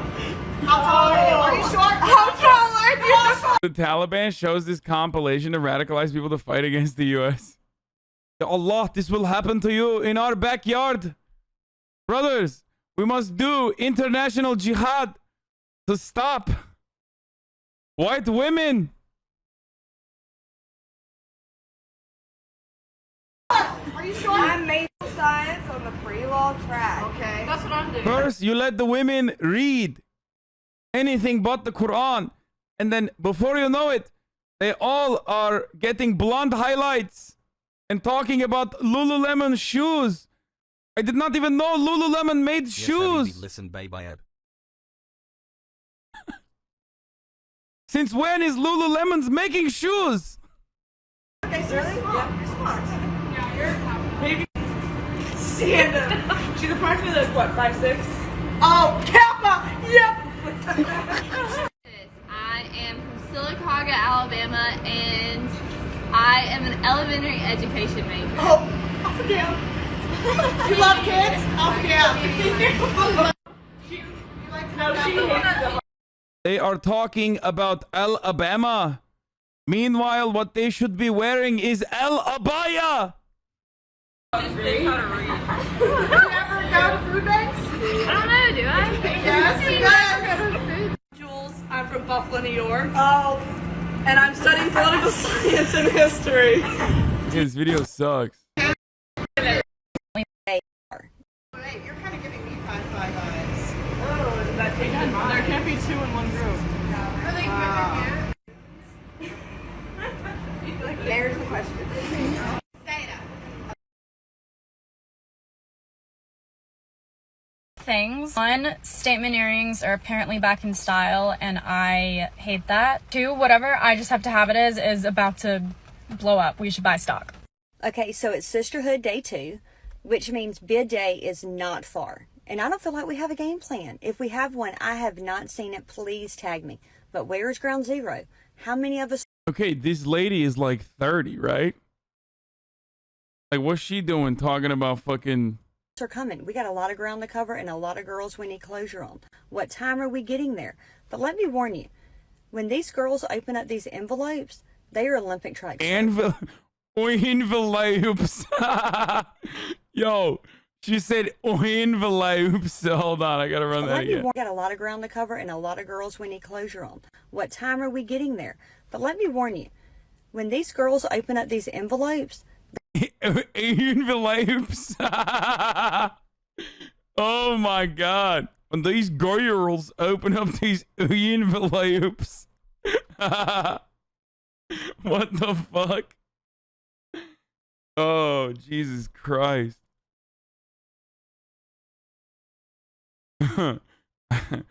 Why does she straight up looks like she's about to be like, don't take the vaccine. I know I didn't. My body, my choice. Am I right? That's what liberals always say. They are Olympic track stars. This is going to be worse than running with the bulls in Pamplona, Spain, or Lululemon doing 50% off. You're so cool for making fun of their class. What? What class? These are like rich ass Southern sorority people. The fuck do you mean, dude? You have to be ready, and you got to have your game face on. We need somebody at the ground zero, and we need someone at the houses. We need the questions we're going to ask. I feel like we're behind, y'all.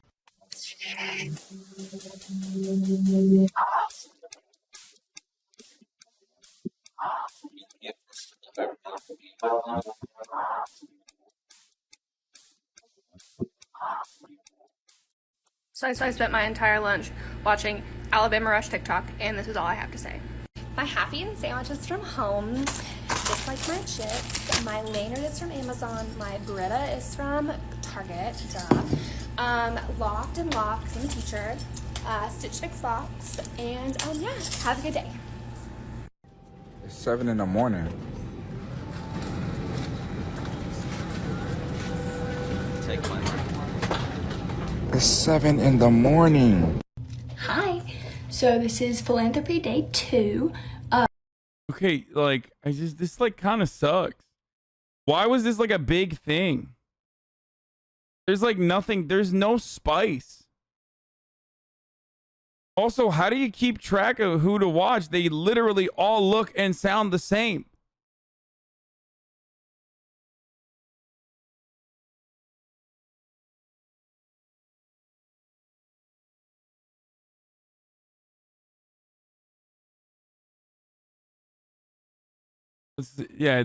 Let's get back to actually. This video is only for the boys. Y'all gotta listen up. And this is my last time talking about this particular type of topic. Stop beating your meat, bro. You gotta understand. When you jack off and watch two people have intercourse, you dead ass having sex with yourself, bro. Why you watching two people have intercourse? Do you think that's do you think that's normal? Then you always thinking within your mindset, why am I addicted to this particular type of stuff? Because you are destroying yourself, bro. It's keeping you from getting all your shit. Plus the stuff that you keep on wasting, the white stuff, it's the most powerful energy that you got within yourself. Your sperm could create human. So therefore, every time that you release, you're releasing a part of you. You are releasing a part of your DNA. So therefore, your brain thinks you got a million kids right now, and that's not normal. Plus you are destroying your mentality. That's why every time your brain thinks you have a million kids every time you jerk off and come.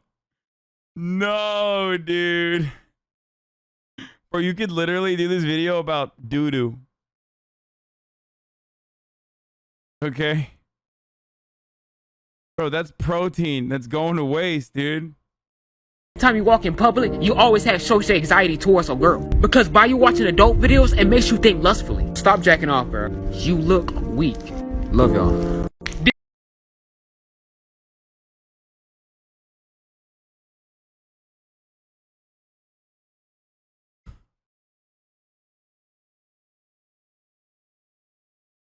Love you, Ajahn Hassel.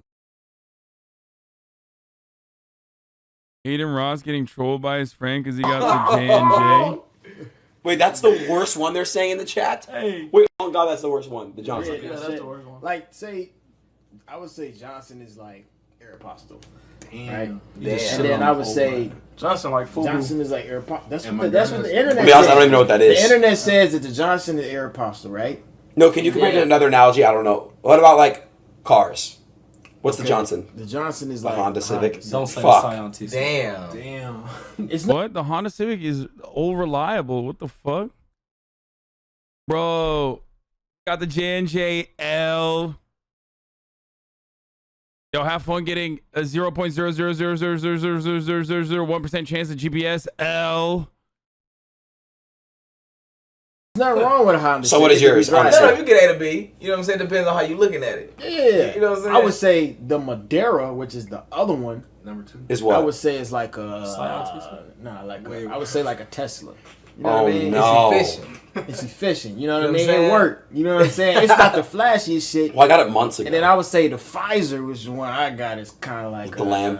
The Maybach. The Lambo Maybach. I know. 81 Maserati. Wait it's like the backseat of a Maybach. Like.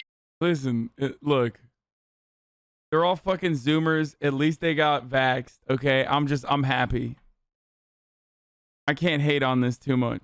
You know what I mean? You don't often have an entire room full of fucking Zoomers talking about how they got vaccinated and shit.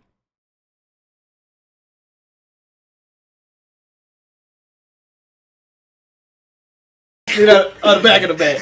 Dude, are you fucking serious though? Oh, so I got a bad one? Yeah, you fucked.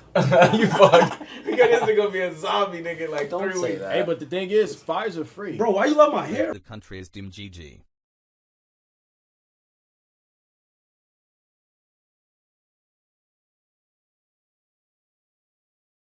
Okay, I'm so tired. This is my anyways, boys. I'm done. I can't go any longer today. I love you guys, but racially motivated? What would the Sputnik be? A lotta? Yes. Yeah, I'm gonna hit that last 3-minute ad break here before I leave and play you off. You know what I mean? Dude, it tired me, dude. Talking about fucking all of our exploits in Afghanistan, it fucking got me real tired. Earlier when I first started, I wanted to play the Japanese Waiting for a Song, but it's not working for some reason. I could not play it. I don't know what happened there. You know? I don't know what that Stunning lo-fi introduction, starting off the day. All the chatter is trickling in. I'll sell people so loud. What the fuck? Anyway, guys. Los Angeles, California. See you tomorrow. There's a lot of news to cover. I'm a new man now with this hairband, like unstoppable. No one has made fun of my hair since I started wearing the hairband. It's kind of crazy. 5 months. You know what I mean? There he is again. The sun is streaming. The sun is streaming. There he is again. The sun is streaming. Once again, love you all, and I will see you tomorrow. As always, okay? Bye. P.O. box, Uncle Euchre's face. Sudden discord agitprop. Gray names take on race. Tiny Bernie Sanders, LGBTQ Air Force. The whole left at your fingertips, and Anya out your door. The H3 Crowder debate, the Young Turks online show. 3 full fucking years of this, and plenty more to go. 90-day fiance, talks of champagne bourgeoisie. A Trump rally live reaction, a mass riot in DC.